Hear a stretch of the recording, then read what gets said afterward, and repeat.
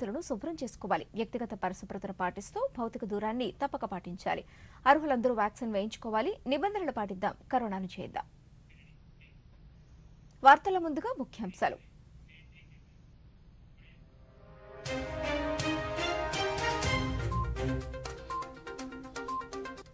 ప్రధానమంత్రి నరేంద్ర మోదీతో ముఖ్యమంత్రి జగన్మోహన్ రెడ్డి భేటీ. రాష్ట్రానికి సంబంధించిన పలు అంశాలపై చర్చ.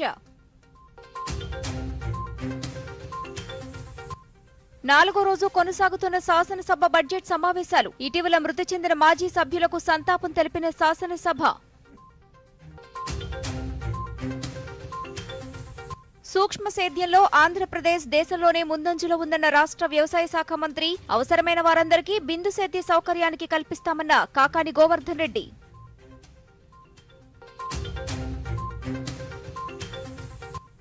రాష్ట్రంలో రోడ్ల నిర్వహణపై ప్రత్యేక శ్రద్ధ చూపిస్తున్నామన్న రోడ్లు భవనాల శాఖ మంత్రి దాడిశెట్టి రాజా.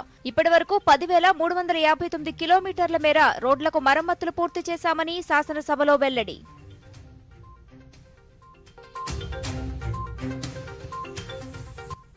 షెడ్యూల్ కులాల సంక్షేమానికి రాష్ట్ర ప్రభుత్వం అధిక ప్రాధాన్యతనిస్తోందన్న రాష్ట్ర సాంఘిక సంక్షేమ శాఖ మంత్రి. ఈ 3.5 ఏళ్లలో వారి సంక్షేమానికి 52,000 కోట్ల రూపాయలు ఖర్చు చేశామన్న మేరుగ నాగార్జున.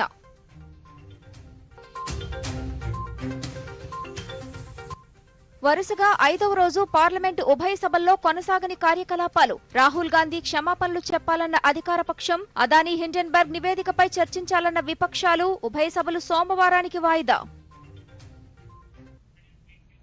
వార్తల్లోని వివరాలు. ప్రధానమంత్రి నరేంద్ర మోదీతో ముఖ్యమంత్రి జగన్మోహన్ రెడ్డి సమావేశమయ్యారు.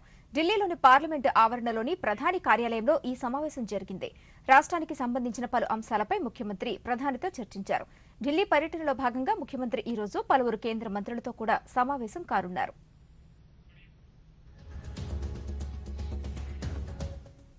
సూక్ష్మ సేద్యంతో రైతులకు ఎంతగానో లబ్ధి చేకూరుతుందని రాష్ట్ర వ్యవసాయ శాఖ మంత్రి కాకాని గోవర్ధన్ రెడ్డి అన్నారు. శాసనసభ ప్రశ్నోత్తరాల సమయంలో సూక్ష్మ సేద్యం పథకం రైతులకు ఉపకరించే అంశంపై పలువురు సభ్యులు అడిగిన ప్రశ్నలకు మంత్రి సమాధానమిచ్చారు. సూక్ష్మ సేద్యానికి సంబంధించి రైతులకు 90% సబ్సిడీ ఇవ్వనున్నట్లు చెప్పారు.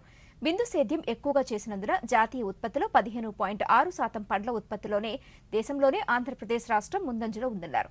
అలాగే కూరగాయలు జాతీయ ఉత్పత్తిలో 7.5% ఆంధ్రప్రదేశ్ భాగస్వామ్యం ఉందన్నారు. సూక్ష్మ సేద్యానికి సంబంధించి గత ప్రభుత్వం రైతులకు పెట్టిన బకాయిలను సైతం తమ ప్రభుత్వం చెల్లించిందన్నారు. 15.6% ఉత్పత్తిలో పండ్లు మొదటి స్థానంలో ఆంధ్ర రాష్ట్రం ఉంది. అదేవిధంగా కూరగాయలు జాతీయ ఉత్పత్తిలో 7.5% ఆంధ్ర రాష్ట్ర భాగస్వామ్యం. దీనికి సంబంధించి గత ప్రభుత్వంలో కూడా గౌరవ సభ్యులు చెప్పినట్టుగా 969 కోట్ల 40 లక్షల రూపాయల బకాయిలు ఉంటే ఆ బకాయిలన్నీ కూడా ఈరోజు పూర్తి చేసి 64,281 మంది రైతులకి 1,75,816 ఎకరాల్లో ఈరోజు మనం సూక్ష్మ సేద్య పరికరాలను అందించడం జరిగింది. రాష్ట్రంలో గత డిసెంబర్లో సంభవించిన మాండూస్ తుఫాను సమయంలో ఉమ్మడి ప్రకాశం, గుంటూరు, నెల్లూరు జిల్లాలో పంట నష్టపోయిన రైతులకు పరిహారం చెల్లించడంలో అవకతవకలు జరిగాయని టీడీపీ కొండేపి ఎమ్మెల్యే డోలాశ్రీ బాలవీరాంజనేయ స్వామి అన్నారు. శాసనసభ ప్రశ్నోత్తరాల సమయంలో పంట నష్టపోయిన రైతులకు పరిహారం చెల్లించే అంశంపై ఆయన మాట్లాడుతూ తుఫాను సమయంలో నష్టపోయిన పంటల ఎమ్యూనరేషన్లో లోపభూయిష్టంగా జరిగిందన్నారు. అధికార పార్టీకి చెందిన వ్యక్తులకు పొలాలు లేకున్నా వారికి పంట నష్టపరిహారం అందించారని, వాస్తవాలు నష్టపోయిన రైతులకు చెల్లింపులు జరగలేదన్నారు. ఏంటంటే 54,750 హెక్టార్లలో ఒకటి, మరి అదేవిధంగా 5,724 హెక్టార్లో ఉద్యానవన పంటలు దెబ్బతిన్నాయని అధ్యక్ష. ఈ పంట నష్టపోయిన దాన్ని ఎన్యూమినేట్ చేయడంలో కొంచెం అవతకలు జరిగినాయి అధ్యక్ష. ఇది ముందే ఈ క్రాప్ బుకింగ్ చేయలేదు, తర్వాత కూడాను ఏదో తాత్కాలికంగా పైన రాసిచ్చారు. అది కూడాను దీనిలో కూడా పక్షపాతం అధ్యక్ష. అధికార పార్టీ చెందిన వాళ్ళకి పంట లేకపోయినా కానీ చేశారు. పంట వేసి నష్టపోయిన రైతులకు మాత్రం ఎన్యూమరేట్ కూడా చేయలేని పరిస్థితిలో కల్పించారు అధ్యక్ష. రెండవది అధ్యక్ష, ఈ నష్టపరిహారంకి వచ్చేసరికి అధ్యక్ష ఇన్పుట్ సబ్సిడీని తుఫానులు సంభవించినప్పుడు పంట నష్టపోయిన రైతులకు పరిహారం సీజన్ ముగిసేలోపే చెల్లించాలని రాష్ట్ర ప్రభుత్వం నిర్ణయించి అలాగే చెల్లిస్తోందని రాష్ట్ర వ్యవసాయ శాఖ మంత్రి కాకాని గోవర్ధన్ రెడ్డి అన్నారు. శాసనసభ ప్రశ్నోత్తరాల సమయంలో పంట నష్టపోయిన రైతులకు పరిహారం చెల్లించే అంశంపై టీడీపీ సభ్యులు అడిగిన ప్రశ్నకు మంత్రి సమాధానమిచ్చారు. రాష్ట్ర చరిత్రలో గతంలో ఎన్నడూ లేని విధంగా పంట నష్టపరిహారం అందిస్తున్నామన్నారు. ఈ క్రాప్ నమోదు చేసి సోషల్ ఆడిట్ జరిగిన తర్వాత అభ్యంతరాలు సేకరించాకే ఎలాంటి పక్షపాతం లేకుండా రైతులకు పరిహారం చెల్లించామని మంత్రి స్పష్టం చేశారు. సీజన్ ముగిసే లోపలే ఆ పంటకు సంబంధించినటువంటి నష్టపరిహారం అందించాలని బహుశా ఆంధ్ర రాష్ట్ర చరిత్రలో సీజన్లో నష్టపోయినటువంటిది ఖరీఫ్ సీజన్ కావచ్చు, రబీ సీజన్ కావచ్చు, ఆ సీజన్ ముగిసే లోపలనే పంట నష్టం రైతుల ఖాతాలో జమ చేయాలనేటువంటి ఒక చారిత్రాత్మకమైనటువంటి నిర్ణయం తీసుకున్నటువంటి వ్యక్తి రాష్ట్ర ముఖ్యమంత్రి జగన్మోహన్ రెడ్డి గారు అధ్యక్ష. అయితే ఈరోజు వీళ్ళు చెప్పినట్టుగా ఈ ప్రొసీజర్ ఏదైతే ఉందో ఈ క్రాప్ బుకింగ్ చేసిన తర్వాత సోషల్ ఆడిట్కి అక్కడ ఆ పేపర్లు ఏదైతే ఎవరైతే నష్టపోయారన్నారో వాళ్ళ వివరాలన్నీ కూడా ప్రకటించాం. సోషల్ ఆడిట్ జరిగిన తర్వాత ఏదన్నా అభ్యంతరాలు వస్తే వాటిని స్వీకరించి వాటిని మరలా విచారించి ఎవరెవరైతే నిజంగా పంట నష్టపోయారో వాళ్ళందరికీ కూడా పక్షపాత వైఖరి అనేటువంటిది లేకుండా, అది గతంలో జరిగి ఉండొచ్చు కాబట్టి అదేవిధంగా ఊహించుకుంటున్నారేమో తెలియదు, కానీ మీ హయాంలో జరిగినట్టుగా ఇక్కడ జరగడం లేదు ఈ ప్రభుత్వంలో, ఈ పరిపాలనలో. కాబట్టి అది ఏమీ లేకుండా రాష్ట్రంలో వైసీపీ ప్రభుత్వ హయాంలో గడిచిన 4 ఏళ్లలో 3,885 కోట్ల రూపాయలతో 7,700 కిలోమీటర్ల రహదారులను రెన్యూల్ చేసినట్లు రాష్ట్ర రహదారుల శాఖ మంత్రి దాడిశెట్టి రామలింగేశ్వరరావు తెలియజేశారు. శాసనసభ ప్రశ్నోత్తరాల సమయంలో రహదారులు, భవనాల శాఖ ద్వారా మరమ్మతులు, నూతన రోడ్ల నిర్మాణాలకైన ఖర్చులపై సభ్యులు అడిగిన ప్రశ్నలకు మంత్రి సమాధానమిచ్చారు. 10,359 కిలోమీటర్ల రహదారులకు మరమ్మతులు చేసినట్లు చెప్పారు.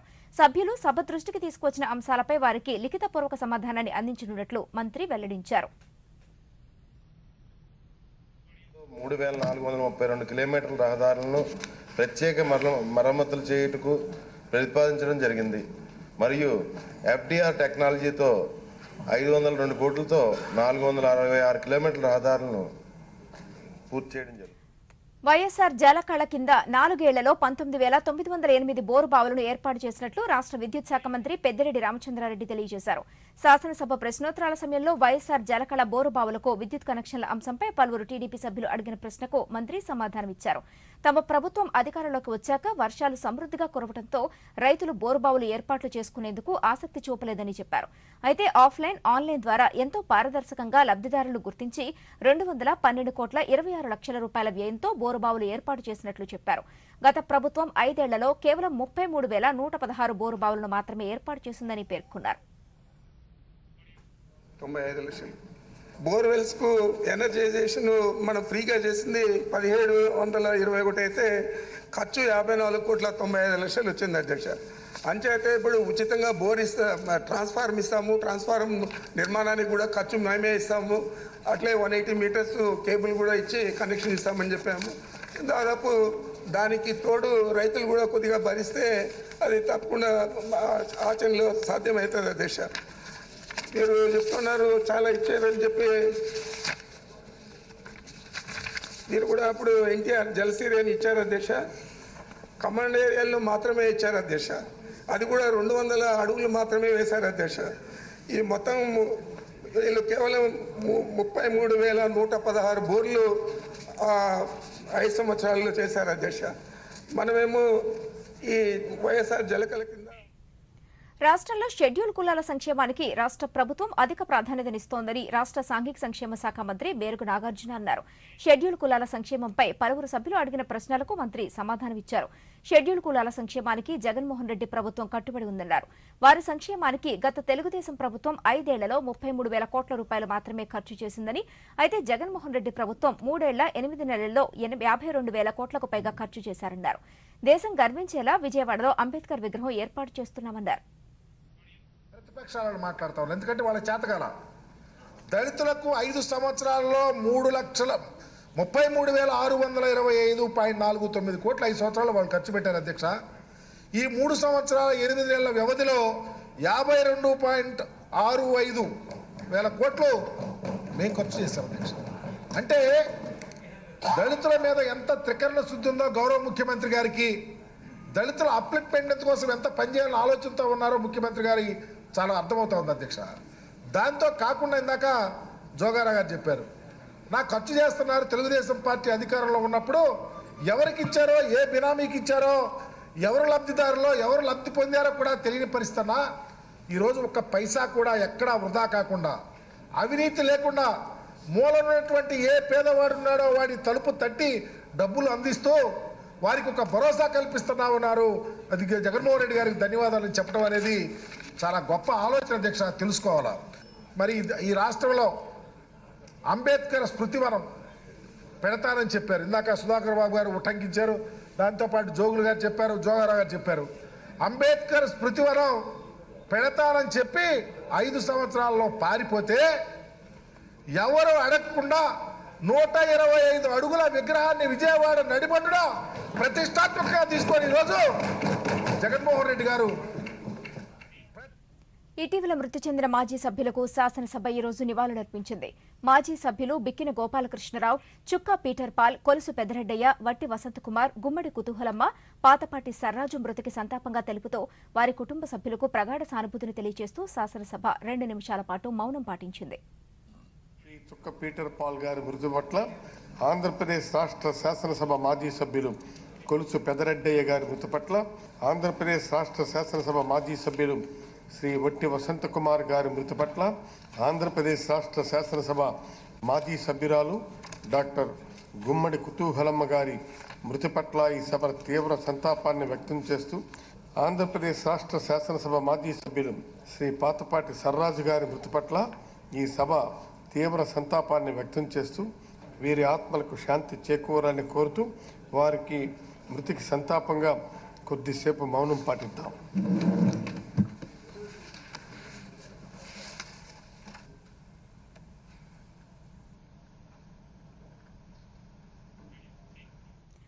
పట్టభద్రుల ఎమ్మెల్సీ ఎన్నికల కౌంటింగ్ కేంద్రాలలో భద్రతను పెంచడంతో పాటు నిబంధనలు అమలయ్యేలా చూడాలని తెలుగుదేశం పార్టీ అధినేత చంద్రబాబు నాయుడు రాష్ట్ర ఎన్నికల ప్రధాన అధికారికి లేఖ రాశారు. అనంతపురం కౌంటింగ్ సెంటర్లో వైసీపీ నేతల చొరబాటు ఘటనను ఆయన లేఖలో ప్రస్తావించారు. కౌంటింగ్ ప్రక్రియలో అధికార వైసీపీ అక్రమాలు, ఉల్లంఘనలకు పాల్పడుతోందన్నారు.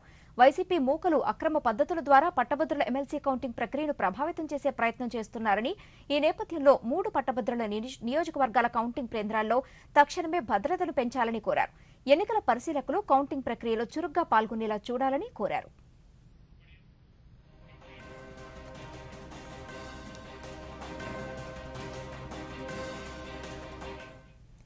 రాహుల్ గాంధీ ఇటీవల లండన్లో చేసిన వ్యాఖ్యలు వరుసగా 5వ రోజు నేడు కూడా రాజ్యసభలో గందరగోళాన్ని సృష్టించాయి. దేశానికి వ్యతిరేకంగా రాహుల్ చేసిన వ్యాఖ్యలు ప్రజాస్వామ్యాన్ని పరిహరించడమే అంటూ అధికార పక్షం సభ్యులు తీవ్ర స్థాయిలో విమర్శించారు. దీనిపై రాహుల్ క్షమాపణలు చెప్పాలని డిమాండ్ చేశారు. ఇరుపక్షాల మధ్య నినాదాలు, ప్రతి నినాదాలతో సభలో గందరగోళం ఏర్పడడంతో సభాధ్యక్షులు సభను ఈ నెల 20వ తేదీకి వాయిదా వేశారు.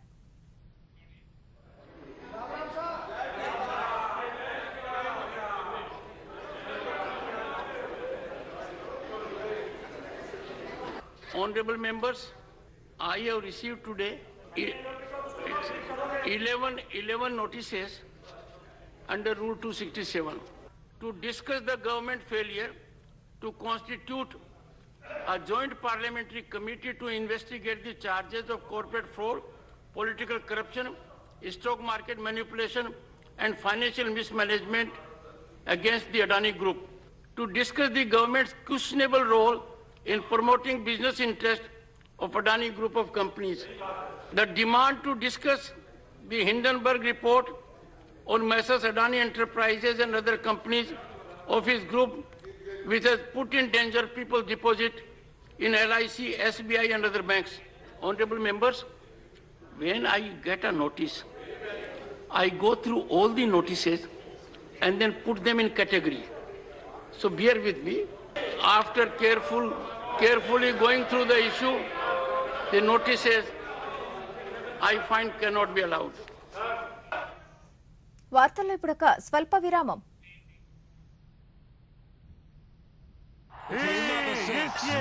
రీఛార్జ్ త్వరగా రీఛార్జ్ చెయ్యి. ఏం చేసావు? మ్యాచ్ అయిపోయింది. చెల్లింపు ఎలా అవుతుంది? టోకనైజ్ కార్డ్ తో. టోకెన్? అవును, ఆన్లైన్ చెల్లింపుల కోసం ఆర్బీఐ టోకనైజేషన్ తెచ్చింది. ఒకసారి కార్డు వివరాలు, ఓటీపీ, సివివి నింపి టోకెన్ తయారు చేయండి. కార్డు సురక్షితంగా ఉంటుంది. పైగా పదే వివరాలు నింపాల్సిన అవసరం లేదు. అదే సౌకర్యం, మెరుగైన భద్రత. All rounder. అదా నేనా? ఆర్బీఐ అంటుంది, విషయాలు తెలుసుకోండి, జాగరూకంగా ఉండండి.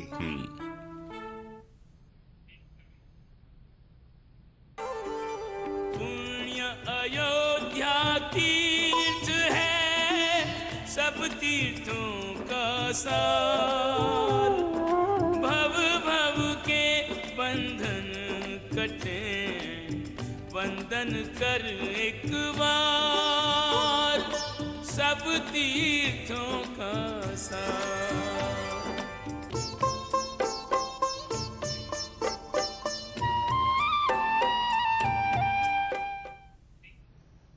తిరిగి స్వాగతం. కనుమరుగవుతున్న ఉత్తరాల సంస్కృతిని నేటి తరాలకు తెలియజేసేలా పశ్చిమ గోదావరి జిల్లా తాడేపల్లిగూడెం డివిజనల్ తపాలా శాఖ వినూత్న కార్యక్రమాన్ని చేపట్టింది. అమ్మమ్మ నానమ్మలకు ఉత్తరాలు రాసే అంశంపై పోటీలు నిర్వహిస్తున్నట్లు పోస్టల్ సూపరింటెండెంట్ సివి రామారెడ్డి తెలియజేశారు. అందరూ మరిచిపోయిన ఉత్తరాలు రాసే ప్రక్రియను గుర్తు చేస్తూ అన్ని వయసుల వారిని 3 విభాగాలుగా చేసి పోటీలు నిర్వహిస్తున్నామన్నారు. ఉత్తరాలను మార్చి 31వ తేదీలోగా తమ కార్యాలయానికి అందేలా పంపించాలన్నారు.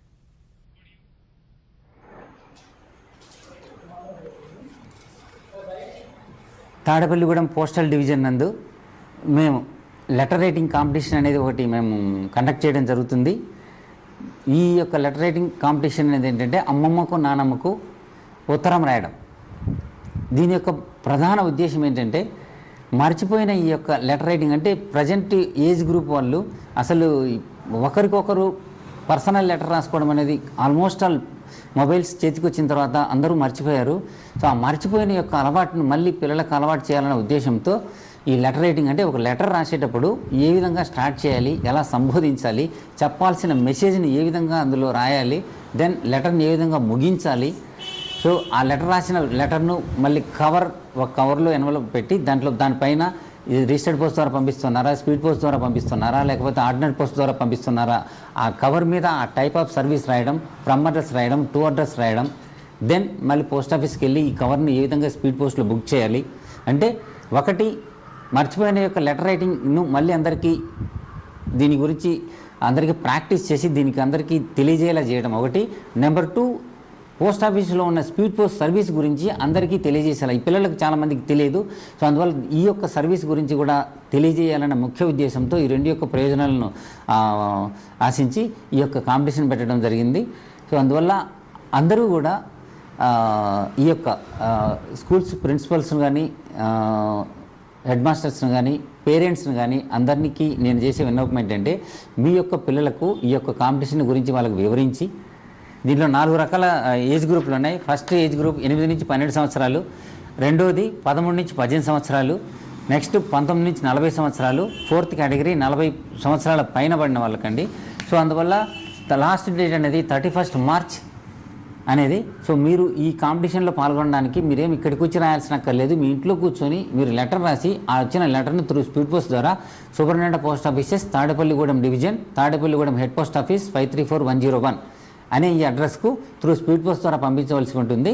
కాబట్టి మీరు రాసిన ఈ కవర్స్ అన్నింటిని కూడా మా దగ్గర జాగ్రత్తగా భద్రపరిచి 31st మార్చ్ రోజున మేము అన్నింటినీ ఓపెన్ చేసి ఒక ప్రొఫెషనల్ మంచి టీచర్ని, దీంట్లో బాగా ఎవాల్యుయేట్ చేయడంలో మంచి ప్రొఫెషనల్ టీచర్ని పిలిపించి వాళ్ళ సమక్షంలో మా అధికారులు మేము వాటిని ఎవాల్యుయేట్ చేసి ప్రతి కేటగిరీలో 4 గ్రూపులు ఉన్నాయి కదా, ప్రతి కేటగిరీలో ప్రథమ, ద్వితీయ, తృతీయ 3 బహుమతులంటూ అనౌన్స్ చేయడం జరుగుతుంది.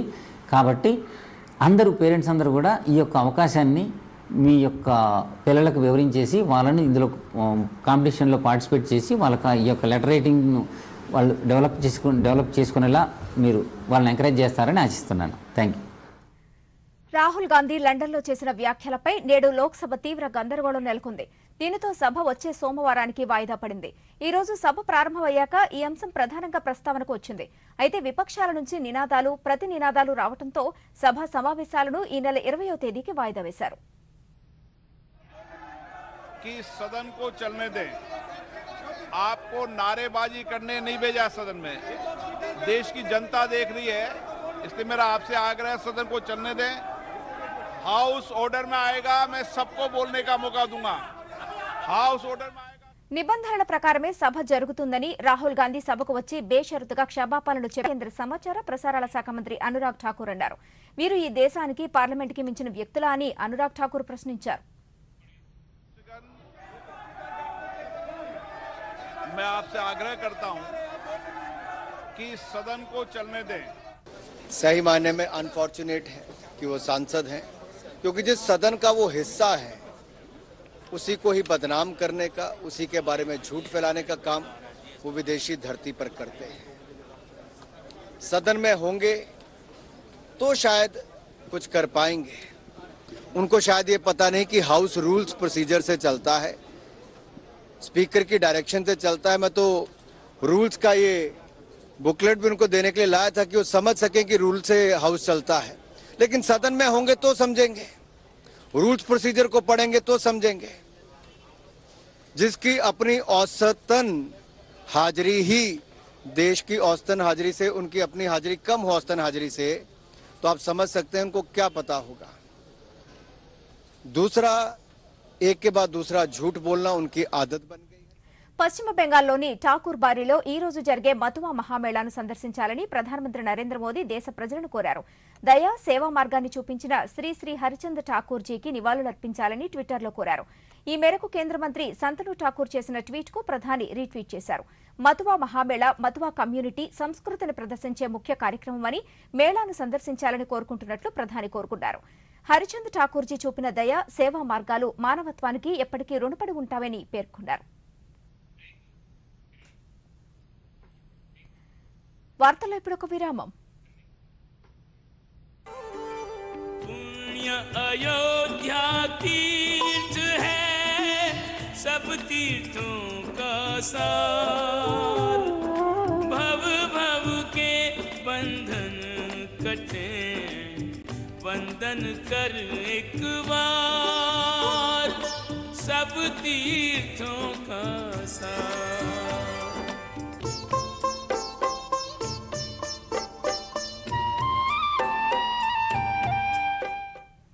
Welcome back. భారత్ పట్ల కాంగ్రెస్ నాయకుడు రాహుల్ గాంధీ లండన్లో చేసిన వ్యాఖ్యల పట్ల బీజేపీ అధ్యక్షుడు జేపీ నడ్డా తీవ్ర స్థాయిలో మండిపడ్డారు. రాహుల్ గాంధీ దేశ వ్యతిరేక టూల్ కిట్ గా వ్యవహరించారని విమర్శించారు. ఈ వ్యాఖ్యలు దేశ ప్రజాస్వామ్య విలువలపైన దాడి అని నడ్డా అభివర్ణించారు. రాహుల్ గాంధీ ఈ దేశానికి బేషరతు క్షమాపణ చెప్పాలని ఆయన డిమాండ్ చేశారు. मामलों में दखल देने के लिए उकसाने के पीछे उनकी मंशा क्या है? विदेशी षड्यंत्रकारियों से मिलीभगत करके आप भारत की आर्थिक घेरेबंदी और सामरिक घेरेबंदी करवाने का प्रयास कर रहे हैं। स्वतंत्र भारत के इतिहास में विषम से विषम स्थिति में भी आज तक देश किसी भी बड़े नेता ने विदेश में जाकर के विदेशी ताकतों से भारत सरकार के खिलाफ మన రాష్ట్రానికి చెందిన విద్యార్థులు ప్రధాని నరేంద్ర మోదీని కలిశారు. సరికొత్త ఆలోచనలు, ఆవిష్కరణలతో ప్రతిభ చూపిన విశాఖపట్నం, విజయనగరం, వైఎస్ఆర్ జిల్లాలకు చెందిన విద్యార్థులు ప్రధానిని కలిశారు. విద్యార్థులకు ఇదొక మధురానుభూతి అని, వారిలో కొత్త ఉత్సాహాన్ని నింపిందని కేంద్ర ఆర్థిక మంత్రి నిర్మలా సీతారామన్ అన్నారు. విద్యార్థులకు అవకాశం కల్పించిన ప్రధానమంత్రి నరేంద్ర మోదీకి ట్విట్టర్లో ఆమె ధన్యవాదాలు తెలియజేశారు.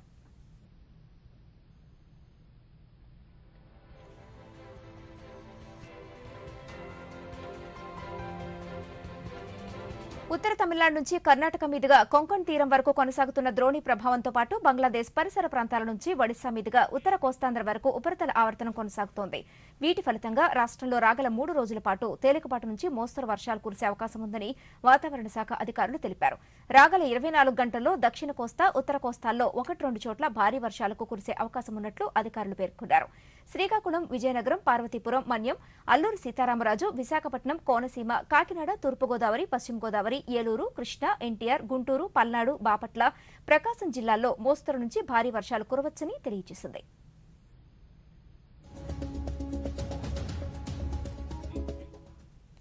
టెస్ట్ సమరం తర్వాత భారత్, ఆస్ట్రేలియా వన్డేల్లో అమీతుమీ తేల్చుకునేందుకు సిద్దమయ్యారు. 3 మ్యాచ్ల సిరీస్లో భాగంగా ఇరు జట్ల మధ్య నేడు వాంఖడే మైదానంలో తొలి వన్డే జరుగుతుంది. ఈ ఫార్మేట్లో వరుస విజయాలతో టీమిండియా నిలకడ ప్రదర్శించగా దాదాపు 4 నెలల విరామం తర్వాత కంగారు బృందం వన్డే బరిలోకి దిగుతోంది. బలాబలాల దృష్ట్యా ఇరు జట్ల సమంగా కనిపిస్తూ ఉండగా అంతిమ విజేత ఎవరో చూడాలి. మరొక వైపు వ్యక్తిగత కారణాలతో రోహిత్ శర్మ తొలి వన్డేకు దూరం కావడంతో హార్దిక్ పాండ్యా తొలిసారి వన్డే కెప్టెన్ బాధ్యతల్ని చేపడుతున్నాడు. భారత్కు వన్డేలో కెప్టెన్గా వ్యవహరించిన 27వ ఆటగాడిగా పాండ్యా నిలుస్తాడు.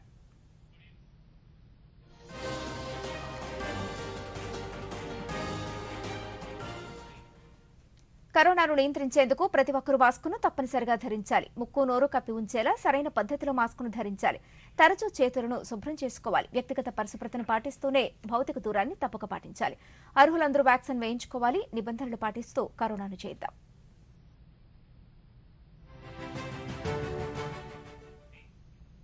ఈ వార్తలు ఇంతటితో సమాప్తం. నమస్కారం.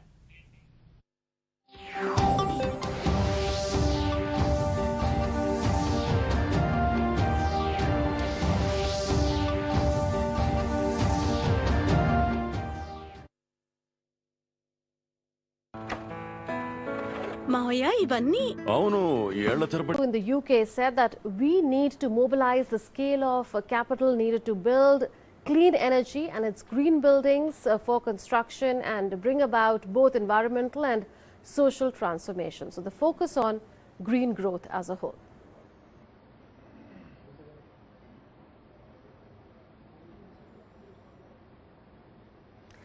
The Global Sovereign Debt Roundtable was launched jointly by the IMF, World Bank and India, which is the president of G20 this year. The aim was to bring together key stakeholders to understand debt restructuring challenges and address debt vulnerabilities. Here's a short take on it by the first Deputy Managing Director of the IMF, Geeta Gopinath. Listen in. High in many countries, several low-income countries and some middle-income countries are in debt distress and require debt restructuring. Now, unlike domestic bankruptcy laws, there are no internationally agreed set of rules on sovereign debt restructuring, which complicates the process. The G20 Common Framework has made important progress in correcting this. However, much more needs to be done. In this context, the IMF, the World Bank, and India's G20 presidency launched the Global Sovereign Debt Roundtable last month. The purpose of this roundtable is to bring together all stakeholders, not just official creditors, but also private creditors and debtor countries to come together to discuss the challenges to the debt restructuring process and, importantly, to come up with agreed solutions on how to move forward. We will continue this discussion during the IMF and World Bank meetings next month. And importantly, we really need to make quick progress to make sure that we can help vulnerable countries. That's all then in this edition of India G20. We leave you with a brief introduction of Sikkim, the state in northeast India that is hosting the 3rd Business 20 conference on opportunities for multilateral partnerships in tourism, hospitality, pharmaceuticals and organic farming. Remember, it is the world's first organic state with its thrilling adventures and spirituality. Namaskar.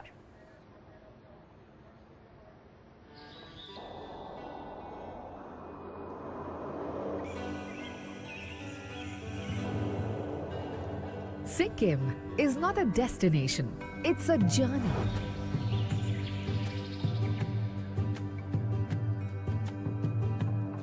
Into spirituality,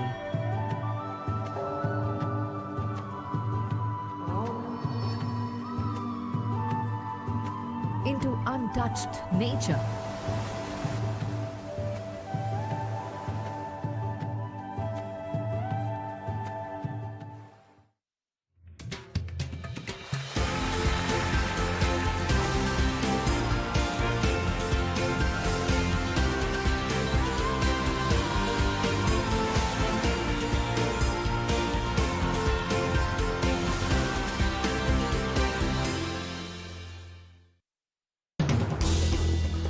As the day unfolds and news and events take shape, we get you complete coverage of every news breaking in, tracking new developments as they happen.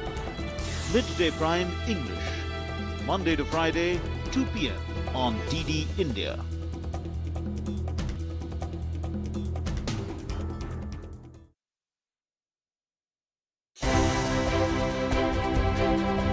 First of all, congratulations for the award. Now, what were your first thoughts when you heard that you're getting the highest honor that the Indian government can give to an Indian living abroad who settled in Israel? Complete shock. I didn't think I deserved something for being a proud Indian. What I did all my life with my family surrounding me, and just being very proud of my heritage, wanting to spread the word around of Indian cuisine, actually culture through Indian cuisine. And that was the go-get from the beginning. And then it just spread all over Israel.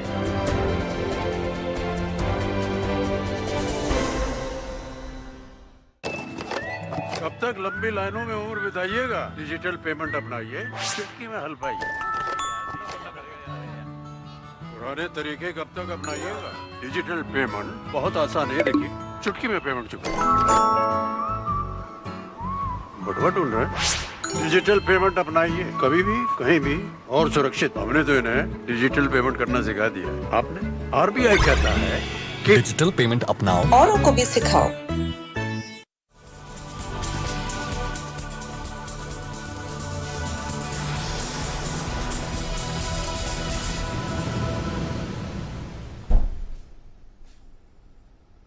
Hello and welcome to the latest edition of India Ideas, your weekly dose of all things science and tech, innovation and entrepreneurship. I'm Gautam Roy. You may call it a black swan event of the tech world or a wake-up call, but the collapse of the Silicon Valley Bank shook up the startup ecosystem worldwide. The damage has now been contained to a large extent, but it still remains our newsmaker of the week.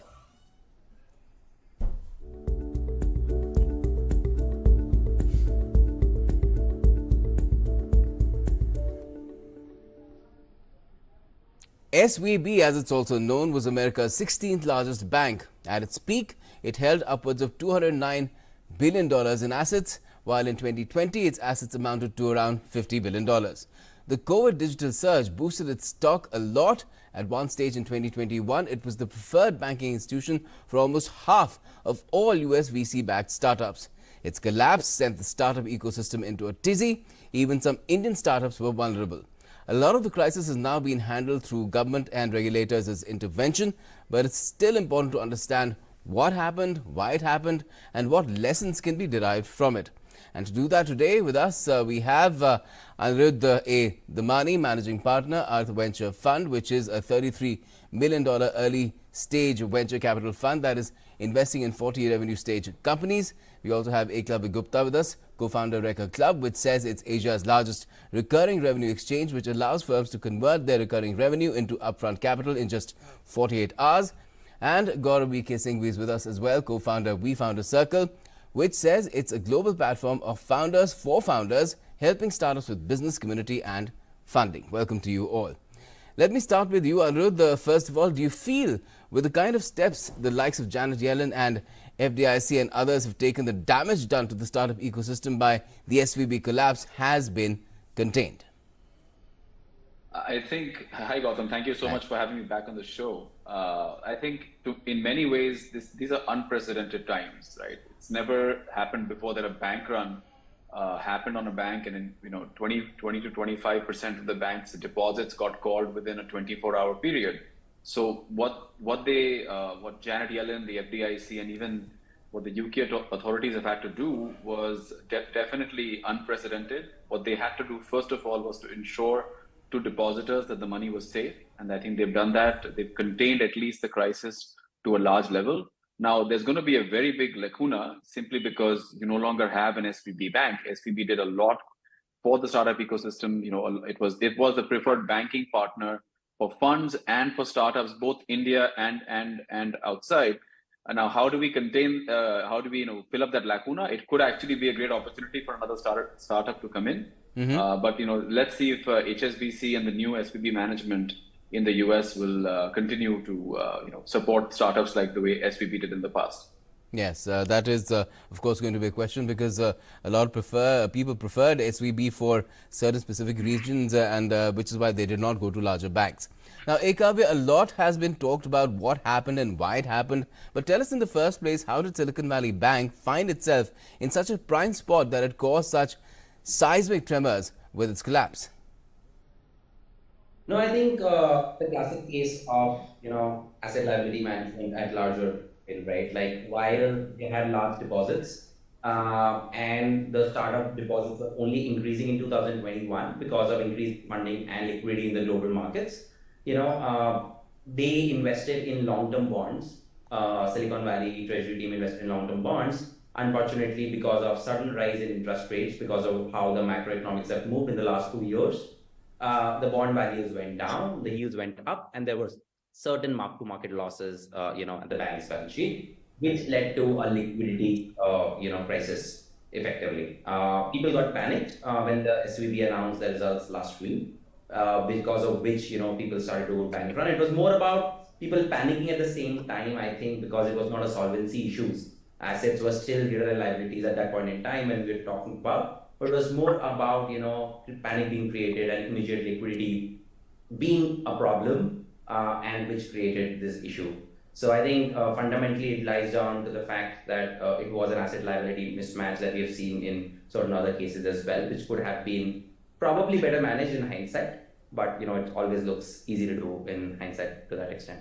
Yes, certainly. And of course, SVB became a fulcrum for the startup ecosystem in Silicon Valley because of A, location, and B, of course, they made it easier to bank basically for these startups because a lot of conventional banks have a lot of compliances and all, which perhaps SVB did not really insist on that much. Now, Gaurav, were some Indian startups and VCs like the many in Silicon Valley also at risk of not being able to make payroll and other commitments, or even laying off employees or shutting shop? Yeah, so hi Gautam, thank you for this. So I think there are a lot of companies, those who are facing this problem, but fortunately, this has taken a very good stand. And I was talking to one of my portfolio company. Fortunately, today I got a mail that they have got their money transferred to a different account, from SVB. So the damage was there. Certainly, there was a damage, in the entire ecosystem. Eventually, it has been controlled by the measures which they have taken. US has taken, measures for this. If you talk of Indian startups, certainly there is an impact because there is nothing like an insulation. No economy is insulated. Whatever happens in India, certainly there is going to be an impact on US. And if anything is happening in US, certainly there is going to be an impact in India. The scale can be different. In a scale of 10, probably if US is impacted at 8 or 9, India will be at a 3 or 4, but certainly there will be an impact because now we are in an economy or in an ecosystem where everything is, transiting from one point to another, and there is a lot of back and forth which is happening. So I think, yes. But to the to my good surprise that now the situation is under control. And the best thing which has happened in this times of difficulty, a lot of funds have come to rescue of the startups. They have said that they wanted to give funds, and a lot of funds have said that they wanted to help startups in these times. So I think the situation is under control. Certainly, it would have been a difficult situation if US and other funds would have not helped. Now the situation is practically under control. Yes, that is a relief, isn't it? Although there is still a question about the banking sector with what's been happening with Credit Suisse and others as well. Now, Anirudh, what do you make of the kind of steps which were taken to tackle the crisis? The depositors were protected, but the investors were left to fend for themselves. A lot of people lost a lot of money. Others had a problem with this entire process and even labeled it a bailout. So, very contrasting views. Yeah, I think, everybody will have an opinion, but let's remember, even if you're investing in any company and the company goes bankrupt, the people that get protected first are the debt holders. The equity holders are the last in line.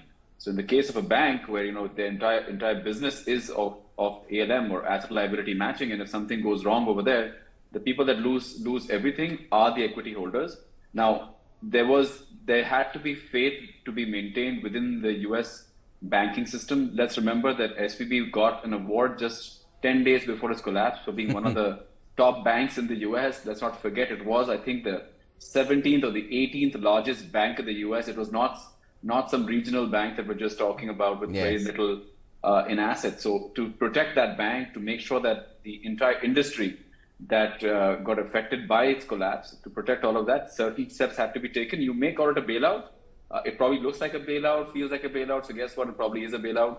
But you know what? At the end of the day, and I'm a firm believer in this, is that there's not going to be. It's not a scam. It's not to the likes of what happened in 2008, where the assets on the balance sheet were completely toxic, right? And you did not know, if it's at $100, was it 1 or was it -10, right? In this case, you've got bonds, you've got MBSs sitting on the balance sheet. So when you go to sell them, if you hold them to maturity, you're going to get your $100 back, right? But if but they couldn't go to sell them was today, the whole problem. Yeah, exactly, because there was such a huge requirement of cash to give out and nothing coming in. You're going and dumping, let's say, $40-50 billion of MBS in a single day. You are going to have a mark-to-market loss, and that's what sunk the bank. And guess who pays for all of it? The equity holder. So you can blame the funding winter as well for SVB sinking, I guess. You can actually blame the funding boom for creating the problem, and the funding winter for definitely basically getting us where we are today. Okay. Now, Eklavya, what do you make of the kind of moves the Indian government made on the matter as well? Startups were advised to trust Indian banks and use their services. Credit lines were assured to tide over any interim difficulties, and more by MOS Rajiv Chandrasekhar when he met the stakeholders online. And even Reka Club came up with its own solution to the emergent situation, didn't it? No, I think it's mind-blowing how fast the Indian government and the banking industry moved, over the weekend. Panic in India started literally Friday afternoon, Friday evening India time. And I think some of the steps by opening, say, bank, or by at least offering to open to, reduce the bank accounts in GIFT City in 24 to 48 hours by taking certain exemptions. That typically takes around 15 to 20 days, right? I think that was mind-boggling. Also the banks, right? Like we were in touch with a lot of banks, NBFCs, and other partners to, salvage the situation that happened. Right. And Reka Club came out with a $15 million credit line to help people manage their payroll expenses, right? Like, because that's very important for a startup founder. Typically, SVB was known to be a startup bank, right? Like there was a lot of startups that were stuck with immediate expenses, that how would they finance them? And that is when, in times like these, we have to back quality companies, and provide them like a lifeline, which is, their payrolls to go on in continuation. So I think speed at which banks and, the Indian government move. Indian government also had a meeting earlier this week, Ministry of Electronics and Information Technology, called in all the founders, a lot of investors in a meet. Around 500 people participated in that meeting. That was too good, I think, right? Like where people saw the views, heard what were the problems, and immediately acted within the same day to open bank accounts and provide credit lines to fund their payroll expenses. So I think extremely impressive by the way everyone has moved in the ecosystem. All right. Now, Gaurav, a lot has also been said about how what happened with SVB was of its own making as well. It doesn't really point any sort of a systemic failure or further risk. Do you agree with that, or do you feel that the situation has been underplayed a bit and there is some element of risk still, left to take care of? So, I will agree to Anirudh that in 2008, when the subprime happened, that was a more of the assets was, the quality of the asset was poor. Whereas this time, the quality of asset was not poor. Rather, there was something very interesting. So in 2022, if you see, 7 times federal has increased the rate of, bonds. So from 0.25, it has gone to almost about 4.75 basic points. So from that, if in the 7 times, if that has happened and the bank could not identify that this is going to be a rising trend and I need to take an action on that, I think it was a failure of a complete risk management. Yes. Because these are the times when you apparently they didn't have their chief risk officer in place as well. That post was khali for a good 10-11 months when these interest rates were being hiked.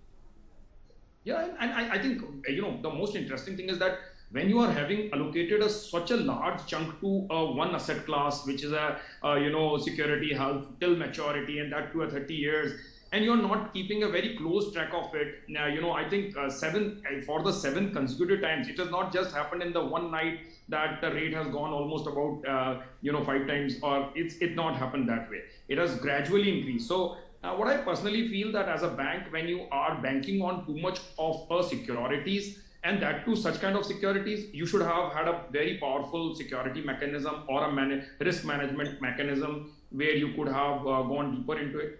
So, but I think their Indian systems are little powerful. Regulatory systems are more powerful, and I think other regulatory bodies and financial system all is very powerful. And as Eklavya also was saying that GIFT City, we have recently got our fund in GIFT City, and the kind of proactiveness we are seeing there, and in this case also what proactiveness we have seen, we are really excited and happy about that. That Indian government is taking note of such things, and they are really making easier for the startups and VC funds to operate in India. Well, yes, the Indian government cherishes its startup ecosystem, is very proud of it. We've heard that so many times from Prime Minister Modi himself. Now, Anirudh, I guess the biggest lesson for VCs and startups is not to put all or most of your eggs in one basket. What else do you think has this entire episode really taught India's startup ecosystem? One of the things that has really started in board meetings that I don't think happened maybe for a few years now iski paisa kahan rakha hai, right? Where is all the money? Because what's happened is we've become very comfortable with the idea that banks are safe. But to be honest, any bank, it doesn't matter if it was SVB or any other bank, if any bank got called 25% of its deposits in 24 hours in a digital world where things are happening at the pace they are, they would probably have some sort of a crisis, right? So what all we have now started doing, at least with all our portfolio companies, is instituting a treasury management plan.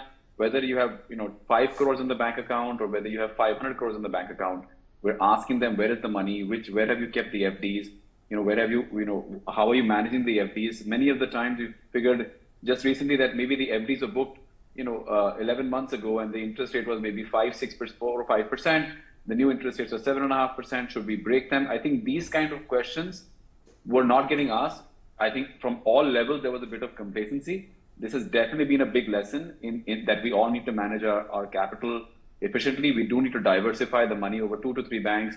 Maybe don't put all your money into one FD or into all into one liquid fund. Do diversify over there. So prudent financial management.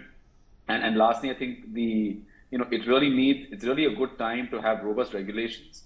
Like Gaurav pointed out, there was no chief risk officer for like 10, 11 months at SVB. We need to make sure fintechs in India, the banks in India, all of them, have this very important position filled in. Remember, this problem was created because of a tech company not thinking as a bank. Let's remember let the banks think as banks, and there can be technology to definitely ease the way we bank, but we cannot have a tech company acting like a bank. I think that's when the problem will really start. Okay, and do you think that there's room for growing deposit or asset insurance of companies as well? Because that is one line of thinking that has definitely emerged, because the insurance level was low on deposits. It was just $250,000, and now there's a need that's being felt that the amount should be more. I think we could make it 10 million, we could make it 100 million, but we're only kicking the can down the road, right? So we're going to find a bigger problem in the future just because we had more insurance. Just because we have more insurance, we can't drive a car 200 kilometers an hour and not get hurt, right? So the point here is, it's really not about the insurance. It really is about diversification, both from the banking level, like Gaurav pointed out. You can't have everything in 30-year FDs or 30-year treasury securities and expecting to pay out on a daily basis or a weekly basis. So we need, there needs to be proper management of your money based on, how you see the money flowing out. All right. Eklavya, do you feel all this turmoil could have been avoided if everyone had just, kept their cool? SVB's management did mess up, but the run on the bank was the real trigger, wasn't it? No, I think you're right. It could have been, a little less impactful, right? Like, because initially when this thing happened, their assets were almost closer to liabilities. The gap wasn't that much. But because of people, it was not a solvency issue, right? It was more, it created as a liquidity issue when people started to take out money out of the bank, and then that started to create a problem. So it could have done it, but that always happens in situations like bank runs, right? Like, I think it's well known and people panic. At first there was a problem, but I think the effect could have been a little lower, and people would have panicked less globally if it could have been managed. But you can never control such situations, right? Like, as an individual also, right? Like, even if you lose 100 rupees, right? Like, sitting in India, you will know what's happening, right? Like, people always run. Bank runs are always tricky. These are situations, and these are startups who have put in all their money, right? Like, who have raised so much money to dilute their equity, and kept all the money in a bank. They don't know what will happen to their company, to the employees that work in the company thereafter. So it's a very binary situation for folks, right? Like, it's a make or break situation where they put in all their life and effort to run a company. It could just shut down the very next time, unfortunately, because of something that was not in their control. Yes. And I think panic, which could have been easier said than done, but it's very difficult, to be honest, to control such situations in bank runs. Oh yeah, a lot of our companies that started to talk to us, right? Like, which have been financed through Reka Club. What should we do? Right? Our advice was, don't panic, but it's easier said than done, right? Like, to be honest, it always sounds easy, but people want to create options, and that was what a choice, right? Like, create options, create buffers, try and work a solution around your money in SVB, but create buffers and create options is what we were focusing on. Okay. And Gaurav, what do you think, what was the role that lack of or poor communication played in this entire fiasco, not just by SVB, but also, the culture in Silicon Valley itself, where you perhaps go down to a Starbucks and then you hear all things floating around, and there was that bro culture as well. Bro, this bank is going down, get your money out. Yeah, so I think crisis is the only time when you test the power and the proactiveness of the corporate communication. I think this has miserably failed in this case because the corporate communication was not right. They were following the books. They were doing everything what was required to intimate or inform to the regulatory bodies. But I think the most important stakeholder is your customer. I don't think that they have connected well with them. They have communicated well, because when you're saying stay calm, it actually means that there is something very fishy and you need to worry. So I think their statement of stay calm, made a little more difficulty to them. So I think SVB failed not only in the quantity, timing, and location of the communication, but it completely failed in terms of quality of communication also.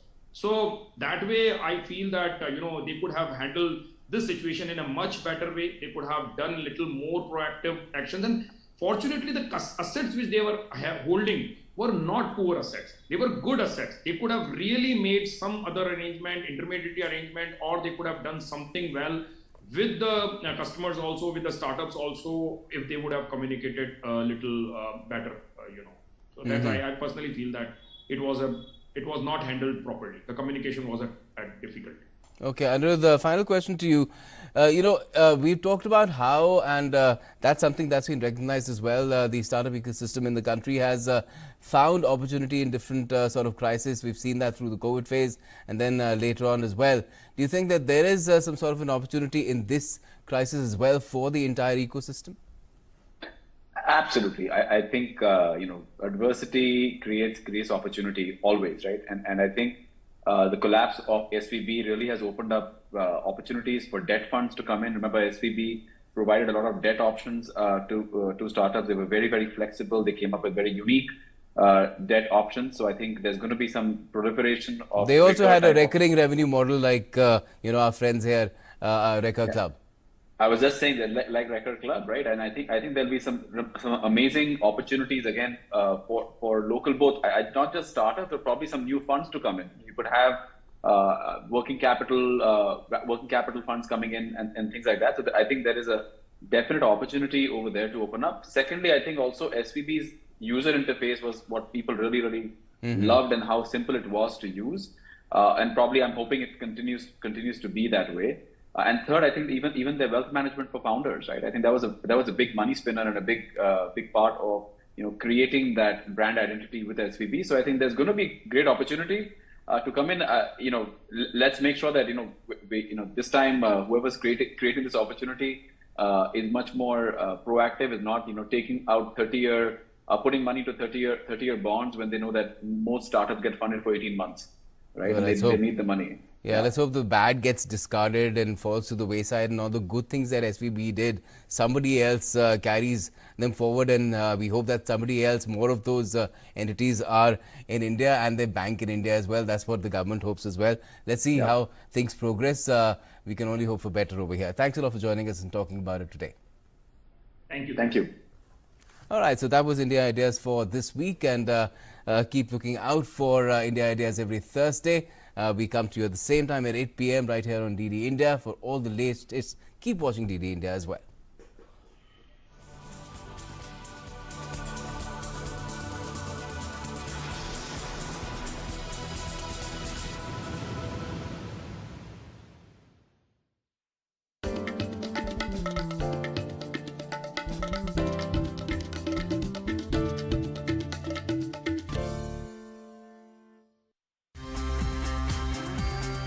Anilji, what kind of a message would you give to those people watching the journey today? Because there are a lot of people who are professionals who absolutely hesitate entering public life. I feel that even if you are a professional, you can contribute to the politics directly or indirectly.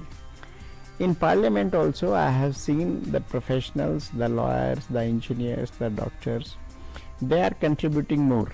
For the overall development of the country, we need that come from every field.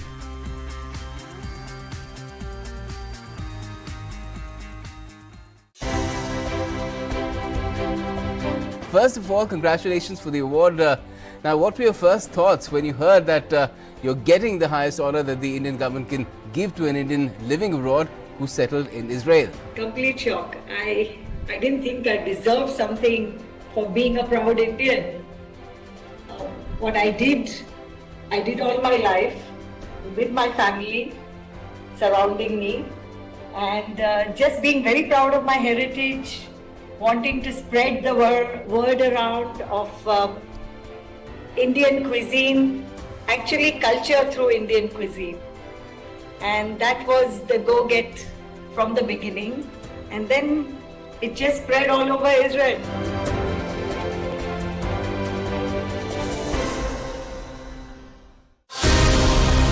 Get in-depth analysis of the important news of the day. Spotlight on day's newsmakers. Expert comments to dissect the news. Get the finer points of the matter. Watch Dateline 5 p.m. on weekdays on DD India.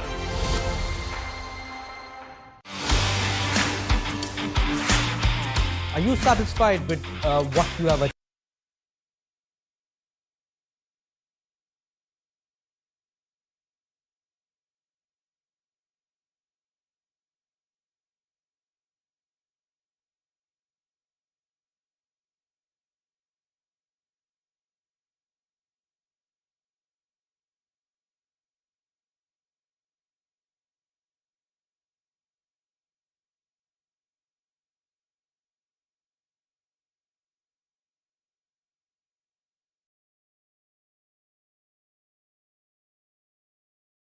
He's learned something new, he's worked harder, he's done something better. So I really respect that about him.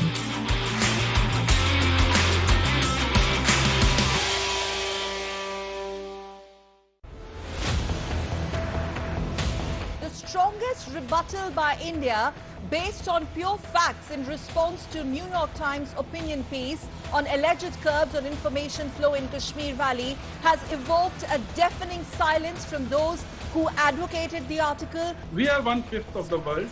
We are the 5th largest economy, and this fact is not being digested nicely by the Western media. I certainly disagree with this categorization of the New York Times coverage as propaganda. Let me just step back for a second. A country as large and consequential and complex as India is necessarily going to generate a range of stories.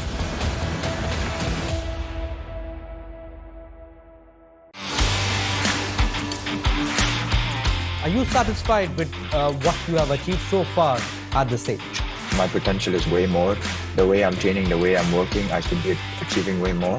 So, it's just a matter of time since my potential kicks in. My short-term goal for this year is to qualify for the Youth Commonwealth, which is held in China, so I want to qualify for that. And my long-term goal is I want to win a medal in the Olympics. So what is the best thing that you like about your father? I get motivated by him to see how he goes every day to his shoot. He makes no excuses. He makes sure that every day he's learned something new, he's worked harder, he's done something better. So I really respect that about him.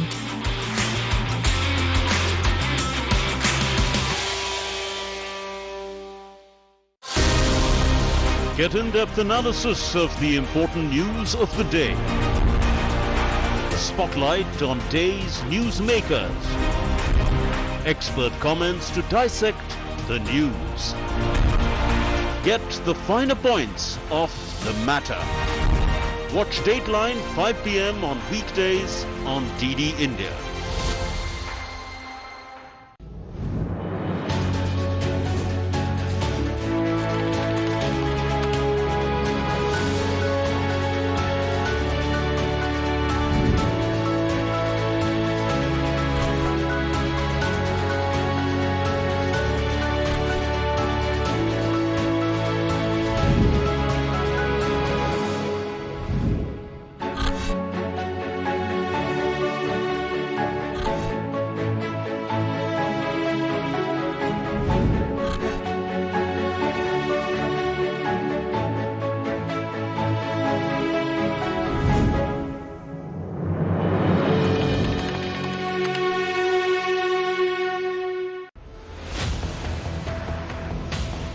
never have I ever been summoned to the police station. Never have I ever been told to shut down my company. I have been openly reporting from the ground. It was always the Indian sovereignty that was being compromised. There is a global cabal, who are trying to spread lies against our country, against the institutions, against our honorable Prime Minister. NYT, we want to tell you that India will always put Indians first, and Indians are there in Kashmir, they are in Jammu, they are in Delhi, and they are across the country. You may think whatever you want to think and you may write whatever you want to write, but the truth is out there and open. We have two Kashmiri journalists speaking the truth.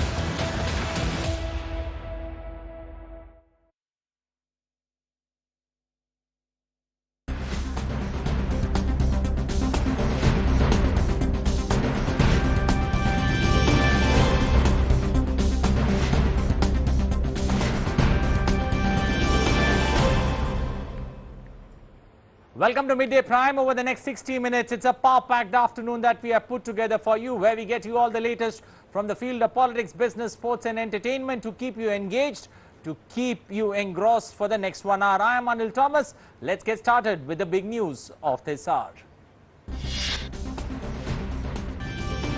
West continues action against TikTok app. New Zealand becomes the latest nation to limit the use of the video sharing app on government-related devices, to ban TikTok on devices with access to the country's parliamentary network due to cybersecurity concerns by the end of March.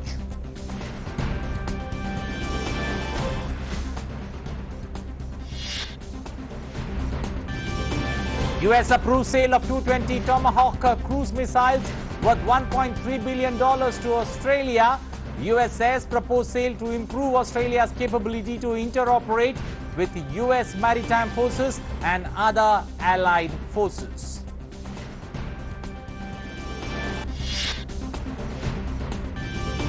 North Korea launches its largest intercontinental ballistic missiles during a drill to demonstrate a tough response posture to ongoing US-South Korea military drills.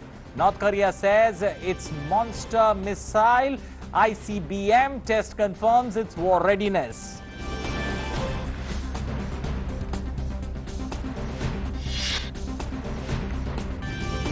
Efforts on to rescue First Republic Bank in the US.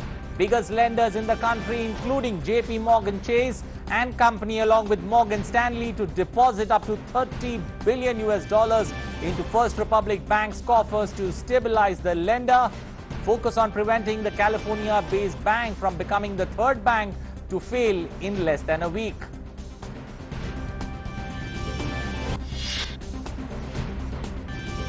Protests flare up in France after government pushes through an unpopular pension bill, raising the retirement age by 2 years to 64.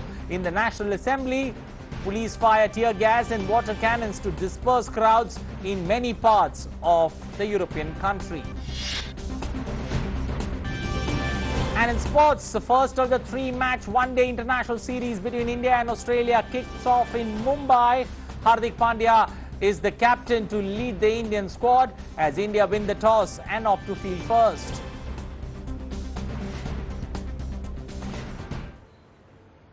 Well, those are the headlines at the top of this hour. Let's begin with the big news.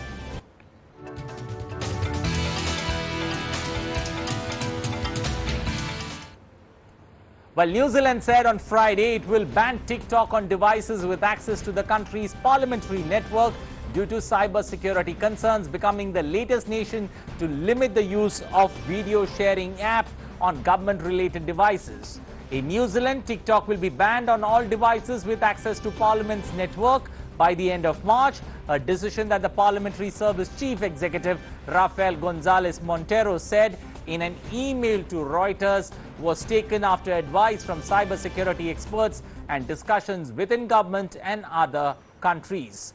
Concerns have mounted globally about the potential for the Chinese government to access users' location and contact data through ByteDance, TikTok's Chinese parent company. New Zealand will become the latest nation to limit the use of the video sharing app on government-related devices, and the depth of those concerns was underscored this week when the Biden administration demanded that TikTok's Chinese owners divest their stakes or the app could face a US ban.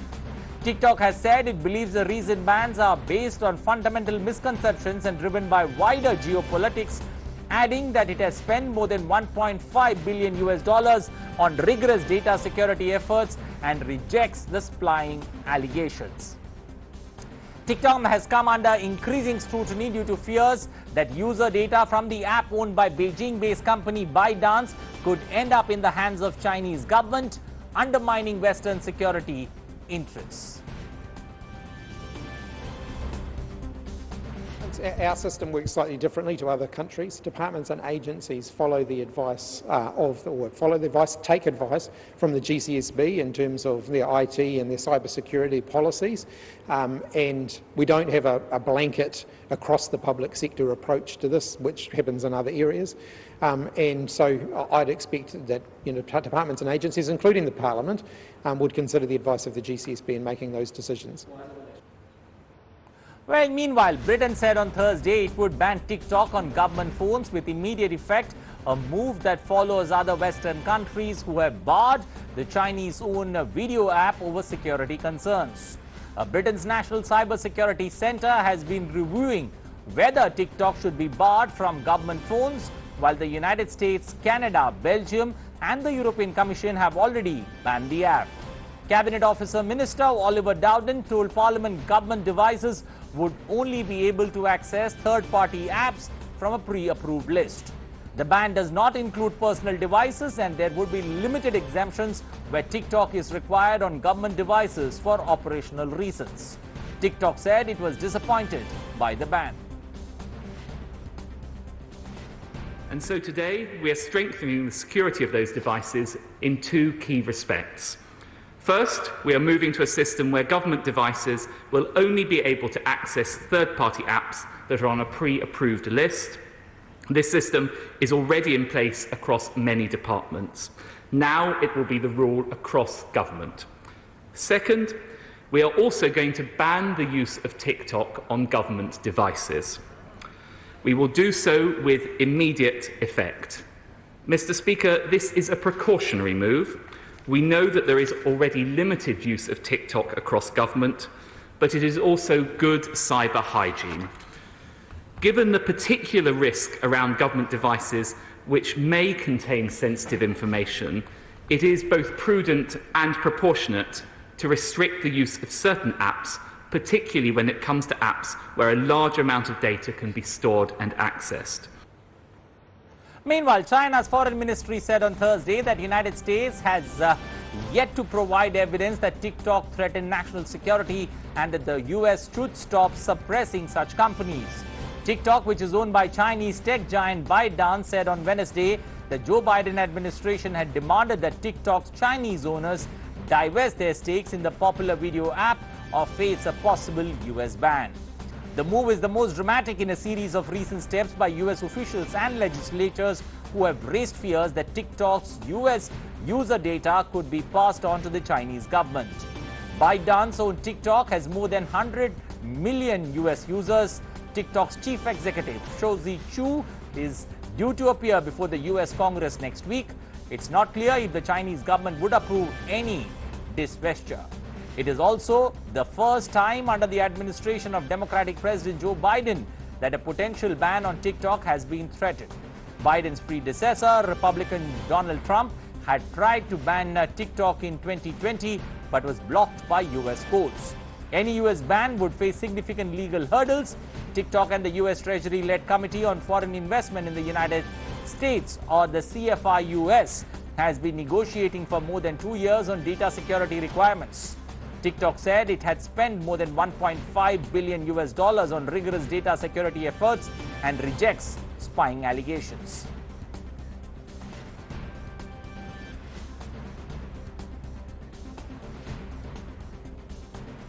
Well, let's now try and understand what exactly is TikTok and why is TikTok the app under a lot of fire. TikTok is a short-form video hosting service that's already a hit with people, especially the youngsters. It hosts user-submitted videos in durations from 3 seconds to 10 minutes. So that's the big advantage, that 5 seconds, 10 seconds video that people have enjoyed putting up. It's also gained popularity world over. It's a hit anywhere and everywhere amongst the teens all across the world. In October 2020, TikTok surpassed 2 billion mobile downloads worldwide. So that's the number that we are talking about. Now, why does TikTok face a possible US ban? That's the question on everyone's head. The first one, concerns over Chinese ownership. That's been the point of deliberations, the point of concern for US and also countries world over. Second, subject to criticism over psychological effects such as addiction, which is seen predominantly across the globe amongst the youth. Next, inappropriate content, misinformation, censorship, moderation, and user privacy being compromised. You know, TikTok has almost been in the limbo for over 3 years now, and the panel on US officials are torn on how to address this particular issue that I will address later in this program. Now, let's also understand why is there an ownership trouble that TikTok faces. First of all, TikTok is owned by a Chinese company, ByteDance. That doesn't stop there. ByteDance runs several apps, but TikTok is their USP or their most downloaded app that they have had in their stable. The ByteDance headquarters is based in Beijing. It's owned by investors from around the globe, but Chinese state-controlled entity holds 1% of the stake in ByteDance. That's the cause of concern. And why is TikTok in the dock is again everybody's now talking point. Chinese government could any day order TikTok to hand over data. That's very crucial. So what kind of, it also gives you inputs into what kind of videos are the Americans watching or world over what people are watching that can be easily accessed. Second, IP addresses and locations can also be shared. Next, the video recommendation algorithm that's called VRA. That's very crucial. The Chinese government can come in and control what the Americans watch. That's the big cause of concern world over. The algorithm that it follows is very crucial. So what's the way out for TikTok in this whole mess that they have been? All US data has been moved to servers, to US-based servers which are managed by Oracle, especially in the United States. Secondly, only members and US data team have access to that data. The data has been the cause of concern. So this is what TikTok has been doing from its end. But backups are still being saved to other non-Oracle servers in the US. This is another point that the ByteDance have been trying to address. Next, since US Oracle servers are handling data, VRA, that's the algorithm that we are talking about on what people watch, is now monitored. And last but not the least, the way out is either divestiture or forced sale. That could be a possibility in the near future. So what is the committee that we are talking about that's trying to work out? It's called CFIUS. It's called the Committee of Foreign Investment in the US. Who does it include? It's an executive committee of US representatives. The panel that is talking to TikTok on a regular level. It has members, especially from 9 US departments and agencies. They have been trying over the last 2 years to somewhere reach an agreement, but things don't seem to be moving, and that's now been the cause of concern, especially for United States and world over. Remember, India was one of the few countries that was the first to move ahead and ban TikTok way back in 2020, and many other countries have followed. Many other countries are contemplating, whether if things don't happen the way they are expecting, they could also push themselves or push TikTok out of their country. But many countries have also been very careful, especially when it comes to, wherever there is parliament. When I mean to say, especially parliamentary data not having access to TikTok as an app, or the apps that have been approved, very much there, and the people or the MPs who are a part and parcel of the government have an option where TikTok does not exist as one of the options that they can download as an app. So clearly steps being taken world over by governments and also by countries, but not much of an headway being made.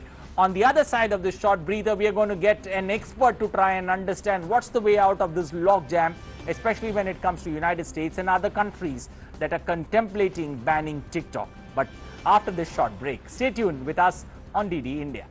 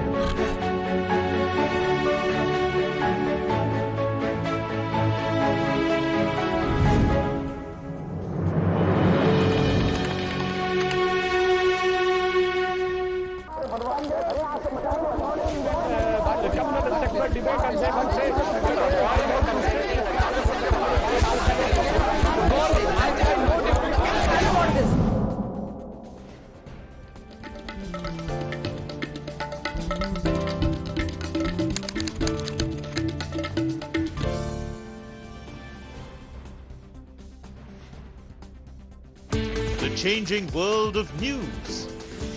Headlines that you wake up to. News that shapes your day.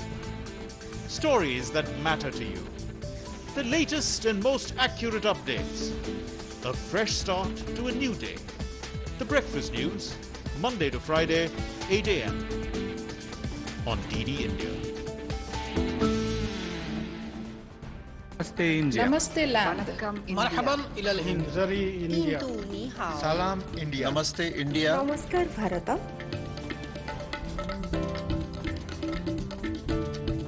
Mui India. Nahnu hunud India. Ma Hindi hasti. Mung Hindiani. Salam Hindustan. We are India.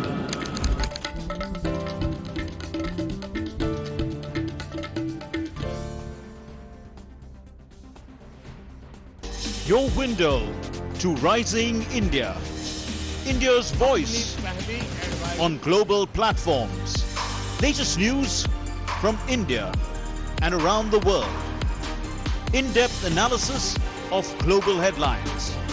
Watch DD India in your country. Available for downlink in Central Asian countries. STTV broadcast is available through the satellite GSAT 17 at 93.5 degrees east. HDTV broadcast is available through the satellite GSAT 10 at 83 degrees east. For technical details, scan here. Switch to DD India now. As the day unfolds and news and events take shape, we get you complete coverage of every news breaking in, tracking new developments as they happen. Midday Prime English, Monday to Friday, 2 p.m. on DD India.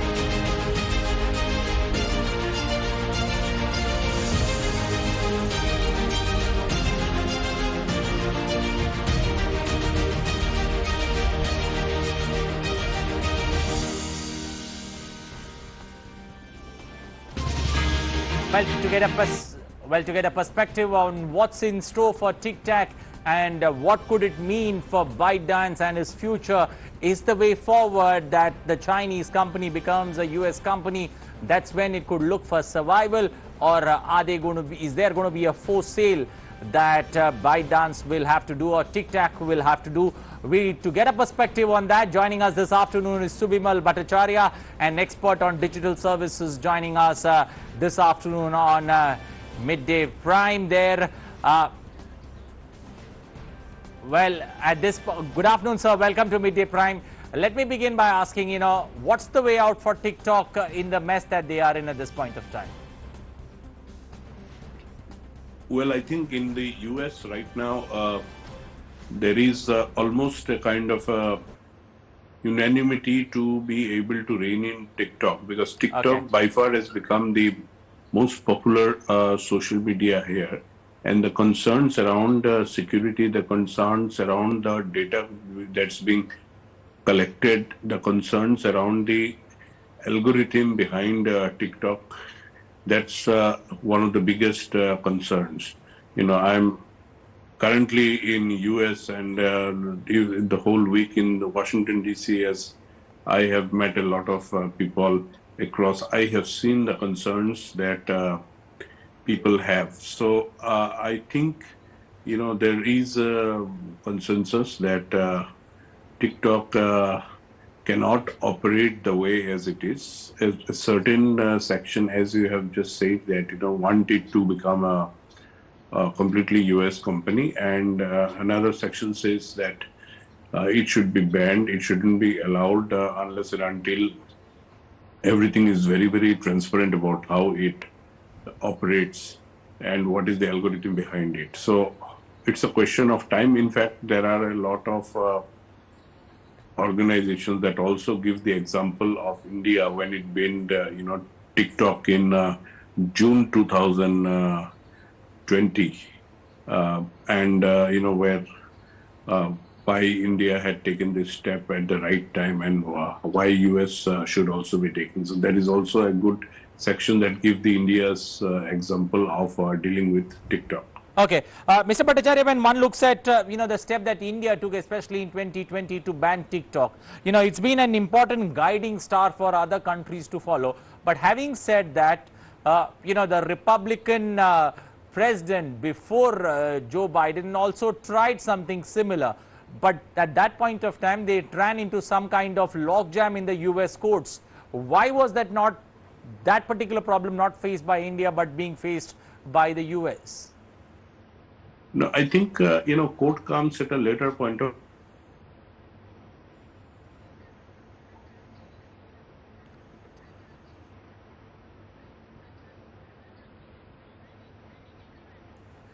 Well, I believe we are having some technical issues, especially with that particular live there. Well, we'll try and patch back to that live, but at this point of time, let's now move on to our next developing story.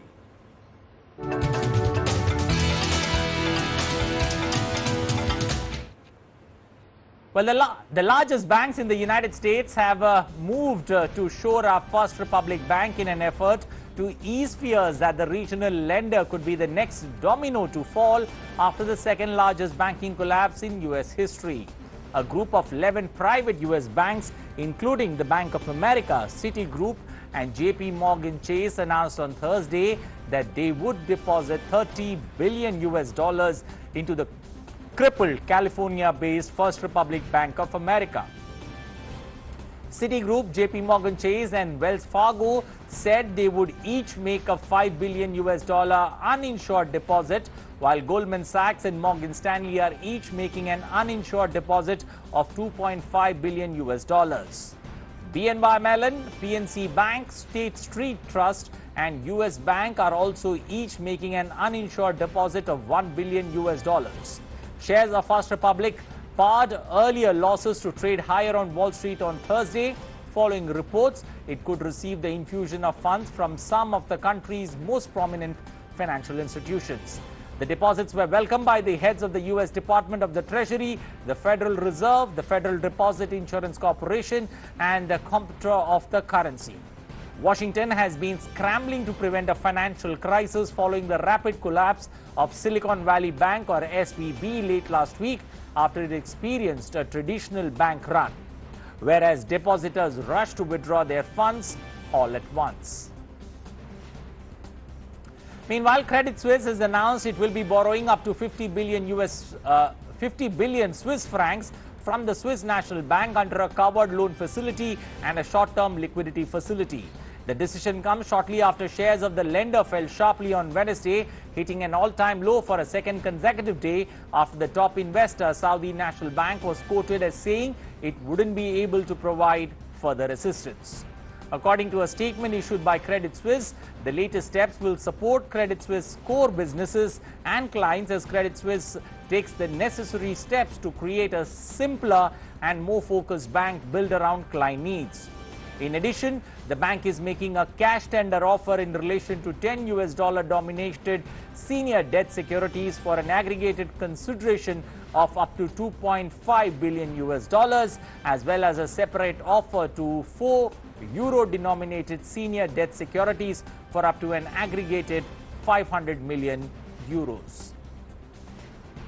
Meanwhile, in another development, US shareholders of Credit Suisse Group AG sued the Swiss bank on Thursday, claiming that the bank defrauded them by concealing problems with its finances. The proposed class action accuses Credit Suisse of deceiving investors by failing to disclose that it was suffering from significant customer outflows and that it had material weaknesses in its internal controls over financial reporting. Shareholders, led by Brandon Turner, said that the truth became known, and Credit Suisse's largest shareholder said it would not put more money into the bank. Investors fled, causing losses as Credit Suisse stock price sank to a record low. The lawsuit appeared to be the first by US investor over recent problems at Credit Suisse, while regained some market confidence on Thursday after securing a lifeline to borrow up to $54 billion from Switzerland's central bank. Credit Suisse declined to comment on the lawsuit, which was filed in federal court in Camden, New Jersey. Chief Executive Ulrich Körner and Chair Alex Lehman are among the other defendants. Turner, the named plaintiff, sued on behalf of holders of Credit Suisse American Depository shares from March 10, 2022 to March 15, 2023. Amid the collapse of the Silicon Valley Bank and its impact on the stock market over the weekend, Switzerland is facing pressure from at least one major government to intervene on Credit Suisse, citing the systemic nature of the bank. The White House has said that the Credit Suisse crisis is not related to the current economic environment, and US shareholders of Credit Suisse Group sued the Swiss bank on Thursday, claiming that the bank defrauded them by concealing problems with its finances. I will say that what we're seeing currently with the Credit Suisse is a distinct issue, and it's a problem. And its problems are not related to the current economic situation, the current economic environment. Again, this is a distinct issue that we're currently seeing, and we're having the Treasury Secretaries, the Treasury, I should say, more broadly, is having conversation with their counterpart. As the President said, Congress and regulators must strengthen those rules for larger banks so that this doesn't happen again. And so, again, there's a legislation that we are encouraged to see, and we'll continue to work with Congress on what else can be done. But as we know, we can't. There's quite a bit that we can do administratively, but without Congress, Without Congress, we can't fully deal with this issue. The European Central Bank has increased the base interest rates by 0.5%, even amid the collapse of the Silicon Valley Bank and considerable pressure on major European lender Credit Suisse. Christine Lagarde, the president of the European Central Bank, said that inflation is projected to remain too high for too long. Inflation is projected to remain too high for too long. Therefore, the Governing Council today decided to increase the three key ECB interest rates by 50 basis points, in line with our determination to ensure the timely return of inflation to our 2% medium-term target. Christine Lagarde further said that the ECB is monitoring the current market tensions closely and stand ready to respond as necessary to preserve price stability and financial stability in euro area.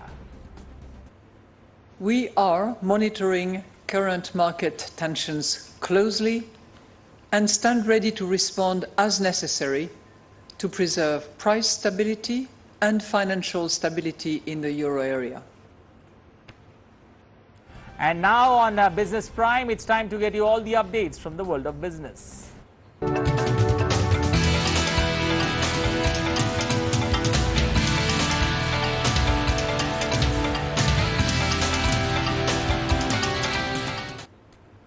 Well, first up on business updates, amid a second round of sweeping layoffs, Meta Platforms Inc. Chief Executive Officer Mark Zuckerberg is now encouraging staff to find more opportunities to work with your colleagues in person. Meta is the latest high-profile company to walk back lenient work-from-home policies and call workers back to the office in 2023, joining others like Amazon.com Inc., Starbucks Corporation and Walt Disney Company. The orders come as office occupancy across the US this year broke 50% for the first time since the pandemic began, and CEOs like JP Morgan Chase and Company, Jamie Dimon, continue to reject remote work. This year's mandates from the likes of Goldman Sachs Group, Apple, and Interactive Inc. Microsoft Corporation on Thursday trumpeted its latest plans to put artificial intelligence or AI into the hands of more users, answering a spate of unveilings this week by its rival Google with upgrades to its widely owned used Office software. The technology company previewed a new AI Copilot for Microsoft 365, its product suite that includes Word documents, Excel spreadsheets, PowerPoint presentations, and Outlook emails. Microsoft said that the first opened to some 20 enterprises for testing, and artificial intelligence will offer a draft in these applications, speeding up content creation and freeing up workers' time. Asian markets, meanwhile, extended a risky rally on Wall Street today to end a tumultuous week that saw a brewing banking crisis and bond yields plunging, while market participants sharply lowered expectations of future interest rate hikes in Western economies. Overnight, the European Central Bank delivered an inflation-fighting 50 basis point rate hike in line with the often repeated guidance, with sentiment buttressed by the Swiss National Bank's massive support for Credit Suisse Group AG, which sent the troubled lender share 20% higher. French Prime Minister Elisabeth Borne used a special procedure to push an unpopular pensions bill through the National Assembly without a vote, amid shouts for left-wing lawmakers brandishing placards against the reform. The move on Thursday, using the so-called Article 49.3 of the Constitution to ensure that the bill raised the retirement age by 2 years to 64 years, is adopted after weeks of protest and fractious debate. But it also shows President Emmanuel Macron and his government failed to garner enough of a majority in parliament, in a blow to the centrist president and his ability to win support from other parties for further reforms. When the session resumed, Borne took the floor, but her speech was largely drowned by the boos and chants from opposition members of parliament and shouts of resignation in rare chaotic scenes in the French parliament. Labour minister, who pushed for the reforms in both chambers of parliament, looked close to years and was comforted by Justice Minister. Resorting to the 49:3 measure is likely to further enrage unions, protesters and left-wing opposition parties that say that the pension overall is unfair and unnecessary.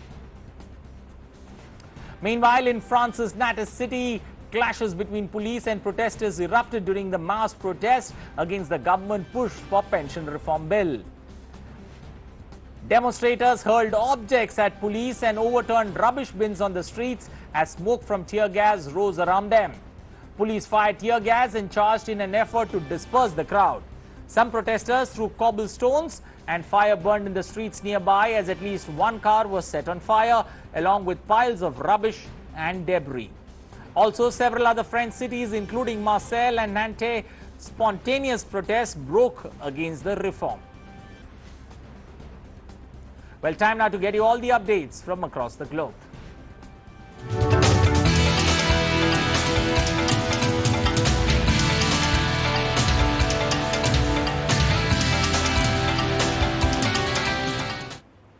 But the US State Department approved the sale of 220 cruise missiles to Australia in a deal valued at $895 million on Thursday. The proposed sale, that still requires a sign-off from Congress, includes the Tomahawk missiles and technical support. And according to media reports, the missiles will be used by the Virginia-class submarines that Australia will acquire from the US under the AUKUS Defence Pact. Earlier on Monday, the AUKUS deal unveiled in San Diego binds together Australia, UK and the US in a far-reaching defence alliance which will confront Chinese military expansion in the region. Australian Defence Minister Richard Marles has said that the missiles would provide an important capability to the Australian forces. Meanwhile, North Korea today said that its latest intercontinental ballistic missile launch was intended to send a stronger warning over combined US military exercises, with South Korea blaming those for creating a most unstable security environment in the region. Thursday's launch from North Korea's capital area came hours after South Korean President Yoon Suk Yeol traveled to Tokyo for a summit with the Japanese Prime Minister Fumio Kishida. The meeting underscored Seoul's urgency to tighten security cooperation with a fellow US ally in the face of North Korean nuclear threats. The ICBM launch was North Korea's fourth missile event in about a week, as it ratcheted to a tit-for-tat response to the US-South Korea military drills, the biggest of their kind in years, which began on Monday and run through 23rd of March. North Korean leader Kim Jong-un guided the launching drill of the ICBM unit on the spot. Leading officials of the WPK Central Committee and commanding officers of the Missile General Bureau watched the launching drill in the presence of respected comrade Kim Jong-un. South Korea and the US troops staged a joint military drill as part of a 11-day bilateral exercise dubbed as the Freedom Shield 23. North Korea fired an intercontinental ballistic missile to demonstrate its displeasure and defiance. It was Pyongyang's fourth missile launch in a week. Much to the chagrin of North Korea, South Korean and US troops staged joint military drills on Thursday and conducted outdoor maneuvers such as air assault operations as part of the 11-day bilateral exercise dubbed Freedom Shield 23. The exercise has not been held at this scale since 2017. The allies say the drills are necessary to deter North Korea, which has launched a record number of missiles over the past year, raising fears of a new nuclear detonation for the first time since 2017. Majority of the training that we've conducted today is always to ensure that we're ready to fight tonight, as we know we have a very important operational mission here, strengthening the alliance between the United States government as well as the South Korean government to ensure that our strength and our capability is able to secure the Korean Peninsula. North Korea has long bristled over US and South Korea drills as they regard it as a rehearsal for invasion. On Thursday, North Korea fired an intercontinental ballistic missile. Japan's defense ministry released a video of what it believes to be a contrail from an ICBM launched by North Korea. The video was filmed from a Japanese F-15 fighter jet at an undisclosed location, according to a statement released by the ministry. Japanese officials confirmed the long-range missile's launch on Thursday. We are still analyzing details. The ballistic missile that was launched flew for about 70 minutes. At 8:19 am, we estimate it fell in the Sea of Japan, about 200 kilometers west of Hokkaido's Oshima, outside of our country's exclusive economic zone. It flew a distance of about 1,000 kilometers and had a maximum altitude of over 6,000 kilometers. The launch came just hours before the meeting between leaders of South Korea and in Japan. It was Pyongyang's fourth missile launch in a week. On Wednesday, North Korea had fired 2 short-range ballistic missiles into the sea off its east coast. The North state-run television KRT released 5 still photographs of missile launches, adding that the missile launches on Tuesday were a military drill designed to train crews to carry out their mission at any time and annihilate the enemy if necessary. DD India. Moving on, after the US released a video that it said provided evidence a Russian fighter jet clipped the propeller of the US spy drone and caused it to crash into the Black Sea this week. Despite Russia's denial, the Pentagon said it had indications that Russia is likely trying to recover debris from the US drone down in the Black Sea. A US official speaking on condition of anonymity said that Russian ships had been seen near the area where the drone had crashed, though they did not appear to have recovered any parts of the drone yet. We do have indications that, and I think you've seen some reporting on this, we do have indications that Russia is likely making an effort to try to recover MQ-9 debris. As you point out, and as General Milley highlighted, however, we assess it's very unlikely that they would be able to recover anything useful, given a couple of factors. One, the fact, and I'm not going to go into details, but that we took steps to protect information aboard that aircraft, and two, the fact that it crashed in extremely deep water. Well, now on to updates on the Russia-Ukraine war as the battle in Bakhmut rages with both Russia and Ukraine putting their might to gain the region. Dozens of shells being fired from Ukrainian positions near Chasiv Yar and Bakhmut on Thursday alone. The impact of each could be heard in the distance seconds later, while the constant boom of outgoing and incoming artillery fire filled the air on Thursday in attrition warfare that has marked the last several months in the area. The crack of small arms fire was also clearly audible, some 1.5 to 2 kilometers from the front lines, not far from a road that leads from Bakhmut west into the next town, Chasiv Yar, a vital exit route for Ukrainian forces who are in danger of being encircled. Whereas Russia's offensive powers seem to peter out across Ukrainian's eastern front, mercenary forces from Russia's Wagner group doubled down on attacks against the Ukrainian defenders of Bakhmut city in the Donetsk region during the 55th week of the war. Ukrainian army said Russian ground attacks had decreased over the past few weeks across the front from a high of up to 100 per day to below 30 per day, while there were between 2 and 9 attacks at night. Ukrainian army believes that Russian forces had suffered significant manpower and equipment losses. Ukrainian President Volodymyr Zelensky paid tribute to the victims of a Russian bombing of a theater in Ukraine's eastern Donetsk region, where women and children were sheltering 1 year after the strike. The Donetsk Regional Academic Drama Theater in Mariupol was destroyed by an airstrike in March 2022. It has been used as a haven for civilians during the Russian siege of the city. Meanwhile, the United Nations backed Turkey and Ukraine on Thursday by calling for a 120-day extension of an agreement showing the safe export of grain from several Ukrainian Black Sea ports after Russia said it would only extend the pact for 60 days. The pact is due to expire on March 18th. It was brokered with Russia and Ukraine by the United Nations and Turkey in July and renewed in November to combat a global food crisis that was fueled in part by the Russia's February 24th, 2022 war with neighboring Ukraine and blockade of its Black Sea grain exports. Turkey said on Wednesday that it would continue talks to extend the deal for 120 days rather than 60 days. Ukraine has meanwhile also said that the agreement should be renewed for 120 days. I am reiterating and reading something that is in a public document. Russia is a party to this deal. Ukraine is a party to this deal. Turkey is a party to this deal. There are discussions ongoing. I was just stating and reading basically a line from the agreement, which talks about the fact the agreement foresees a renewal for 120 days. Meanwhile, as the intense battle continues between Russian and Ukrainian forces, US has once again showed unwavering support to Ukraine. The White House said on Thursday that it believes US has sufficient resources to support Ukraine through the end of this fiscal year.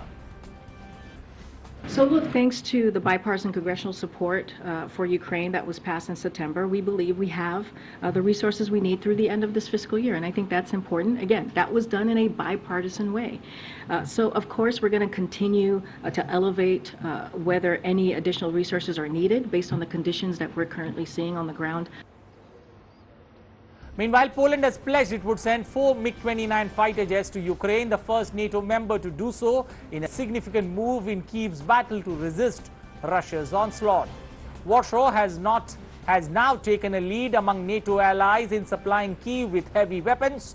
The announcement that Poland would send the Soviet-designed planes marks a step beyond the rest of the alliance commitments and could put pressure on other member states to do the same.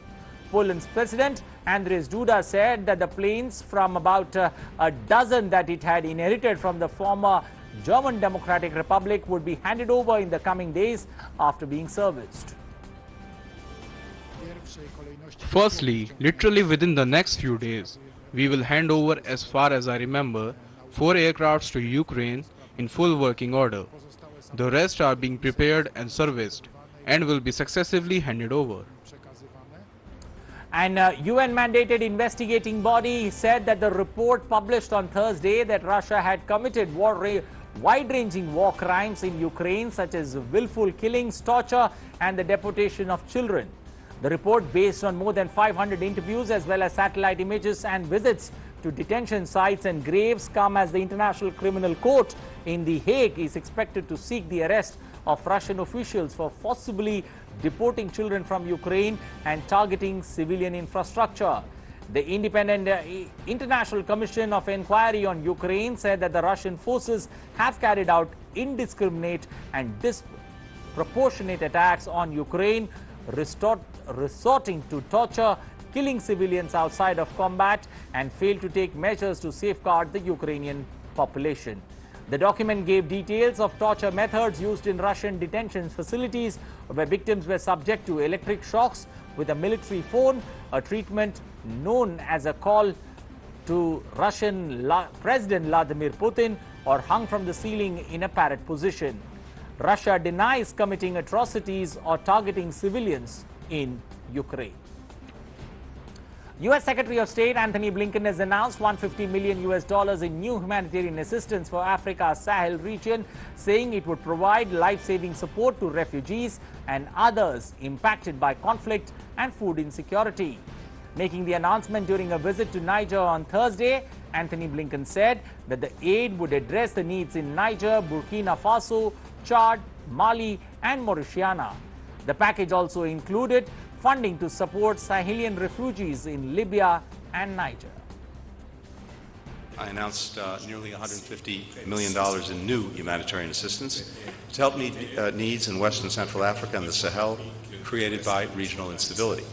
That assistance will support the provision of shelter, essential health care, emergency food, safe drinking water, sanitation, hygiene services, and will also support vulnerable refugees and asylum seekers evacuated to Niger. And I have to say, the generosity of Niger, of its people, to so many refugees, so many displaced persons, is remarkable.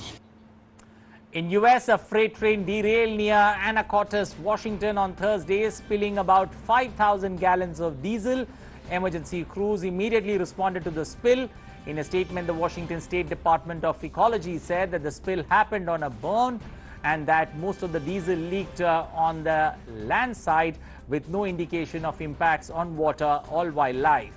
The cause of the incident is under investigation and no immediate injuries were reported.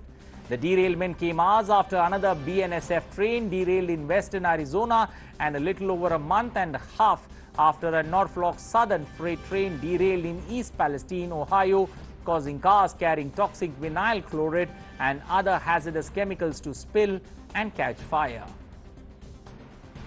The United Nations Security Council on Thursday asked Secretary General Antonio Guterres to provide an independent assessment on how to deal with Afghanistan's Taliban administration and combat challenges, including its crackdown on women and girls' rights. The 15-member council unanimously adopted a resolution that requires Guterres to submit a report to it in mid-November with forward-looking recommendations for an integrated and coherent approach among relevant political, humanitarian and development actors within and outside of United Nations.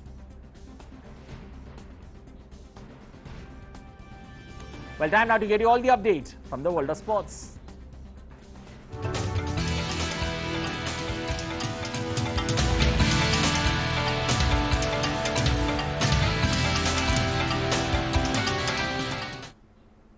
Well, I've got Deepika standing by. Over to you, Deepika. Thanks and good afternoon, Anil. Let's quickly take a look at all that is buzzing in the world of sports. To begin with cricket first, where Australia are 2 wickets down against India in the first ODI at the Wankhede Stadium in Mumbai. Mohammad Siraj got the ball rolling for India with the early wicket of Travis Head, while Smith scored 22 runs before being out by Hardik Pandya. Earlier, Indian captain Hardik Pandya won the toss and opted to bowl at the Wankhede Stadium. And after a 2-1 triumph at the Border Gavaskar Trophy, India India has now shifted its focus towards the 3-match ODI series against Australia that could set the precedent for the World Cup. Now with Rohit Sharma out of the first ODI due to family commitments, Hardik Pandya is currently leading the team. Until the last reports came in, Australia were at 92 for a loss of 2 wickets. Moving on, in a remarkable feat, an accomplished ultra-marathon swimmer, Sucheta Deb Burman, completed a 2-way swim across the Park Straits, covering a distance of 62 kilometers. She completed the swim in 19 hours and 31 minutes, and with this, she has now become the first Indian women swimmer to accomplish this feat. During her swim, the Indian Navy, the Indian Coast Guard ensured Sucheta's safety, and Sri Lankan Navy also provided security in Sri Lankan waters. Born in Agartala and the student of St. Joseph's University in Bangalore, Deb Burman started swimming at the tender age of just 4 years under the tutelage of her father, who has coached several successful swimmers. Now, Sucheta Deb had previously attempted the swim in 2022 but had to quit it at 34 kilometers due to shoulder injury. Moving on to football now, Freiburg crashed out of the UEFA Europa League after losing by 2-0 in the last 16 second leg and 3-0 in aggregate to Juventus on Thursday night. Dusan Vlahovic had an effort ruled out from open play but then converted from the penalty spot just before the break to double Juventus's overall advantage after Manuel had received his second yellow card of the night for handling in the box. Now the hosts assumed control from the start and created chances through Ritsu Doan, who unleashed a dangerous effort in the 5th minute. However, they were reduced to 10 men as Manuel was sent off for his second yellow card after handling the ball inside the area. And in Europa League last 16, Feyenoord equaled the score as they thrashed Shakhtar Donetsk by 7-1 to advance to the last 8 with an 8-2 aggregate victory. In the match, Santiago opened the scoring before Ocon struck twice to make it 3-0 before the break. Osama curled in 2 more after the interval, with Ali Reza and Danilo completing a 4-goal salvo in the space of 18 minutes. Kevin Kelsey had the final word with a late consolation for the pitmen. With this, in their 300th European match, Feyenoord have now won 11 of their last 13 UEFA competition home matches. And Manchester United also cruised into the Europa League quarterfinals with a 5-1 aggregate victory over Real Betis. Marcus Rashford's 27th goal of the season helped seal them victory against Spaniards. Rashford broke the deadlock with a stunning strike from range to kill off the tie and end Betis's hope of a miraculous comeback. The Spanish side had looked the most dangerous up until that point. With this, Manchester United remain unbeaten in their last 7 European away games against Spanish sides, winning 5, and they had now only won 3 of their first 26 such games in all European competition. So that was a quick wrap from the world of sports. Back to you, Anil. Well, thank you, Deepika, for that quick and clear update there from the world of sports, bringing to us all the latest, all the buzz, all the twists and turns from the world of sports. Well, that's all we have time for in this edition of Midday Prime Remembrance. We are hitting a weekend. This weekend, please try and make some kind of headway, staying away from technology, keeping all those phones, laptops, all that away, maybe taking time out to go to the mountains, taking a walk out with your family and loved ones, maybe a drive to out there to the mountains. Well, that's it from me and my team. Thanks for watching. Bye-bye. Take care.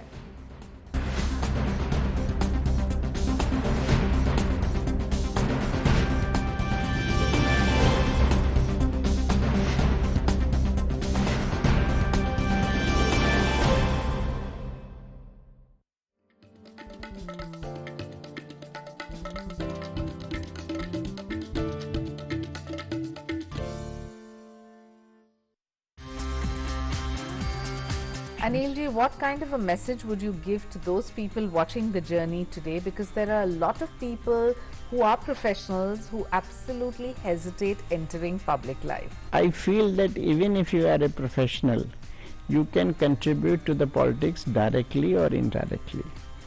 In Parliament also, I have seen the professionals, the lawyers, the engineers, the doctors, they are contributing more. For the overall development of the country, we need that come from every field.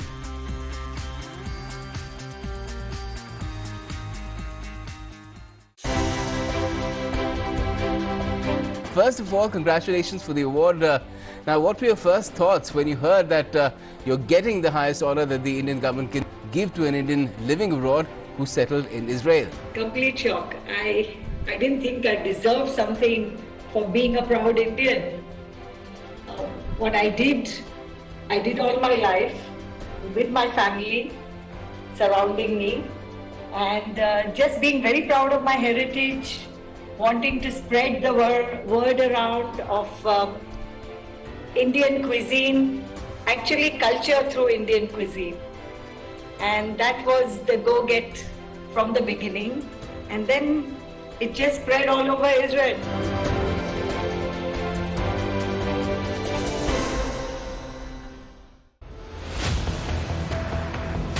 The strongest rebuttal by India based on pure facts in response to New York Times opinion piece on alleged curbs on information flow in Kashmir Valley has evoked a deafening silence from those who advocated the article. We are 1/5 of the world. We are the 5th largest economy, and this fact is not being digested nicely by the Western media. I certainly disagree with this categorization of the New York Times coverage as propaganda. Let me just step back for a second. A country as large and consequential and complex as India is necessarily going to generate a range of stories.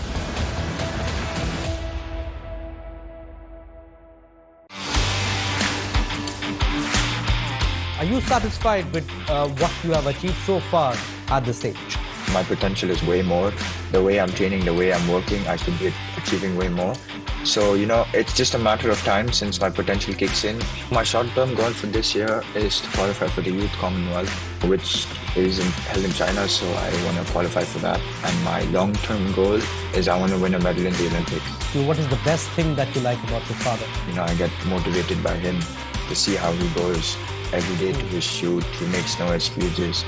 He makes sure that every day he's learned something new, he's worked harder, he's done something better. So I really respect that about him.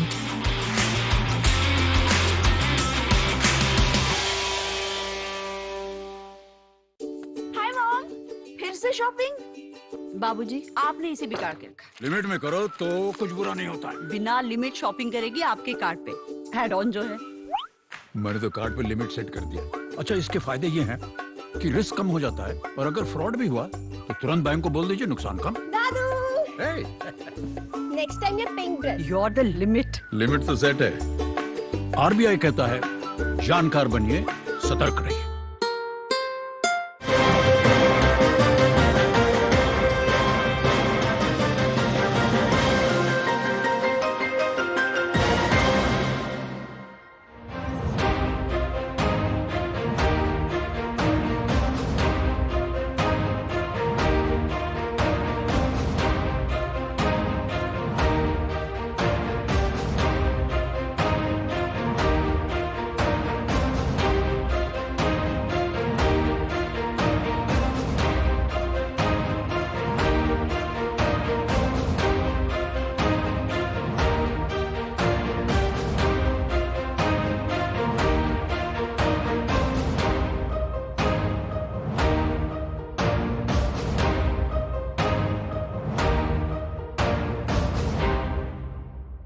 Hello friends, good to see you again on In Conversation. Today we are meeting Kabir Bedi, the man who made a mark with his acting skills, not just in Indian cinema, but also made a career in Hollywood where he was a sensation. And of course, he was a superhero in Europe. दुश्मनी को खत्म करने का एक और भी तरीका है रणधीर। दुश्मन को खत्म कर दो। मीरा कहाँ है? वो क्या है ना काली, मीरा बहुत प्यार करती है तुझसे। यहाँ होती तो तुझे और तेरे बाप को मरते देख नहीं पाती।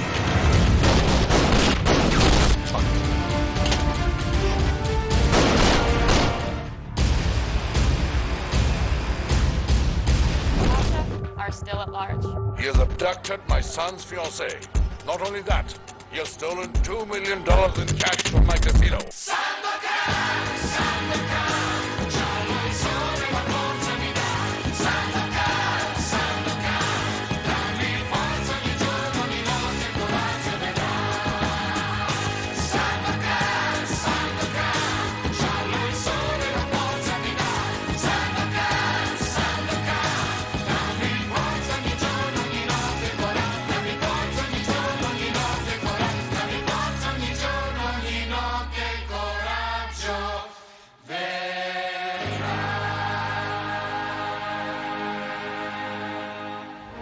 also now an author with this autobiography, Stories I Must Tell, The Emotional Life of an Actor. We also have the Hindi version of his autobiography here with us, Kahi and Kahi.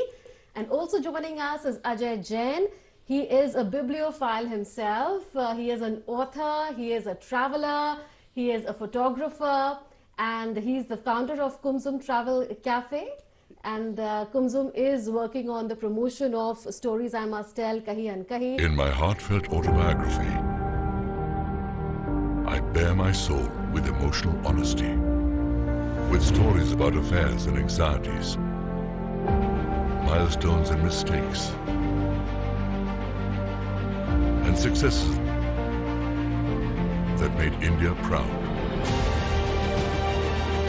Stories of heart-wrenching setbacks, how I survived the roller coaster journey by making, breaking, and remaking as a man. Stories I Must Tell is an emotional experience. I'm pretty sure you'll enjoy Stories I Must Tell, the emotional journey of an actor.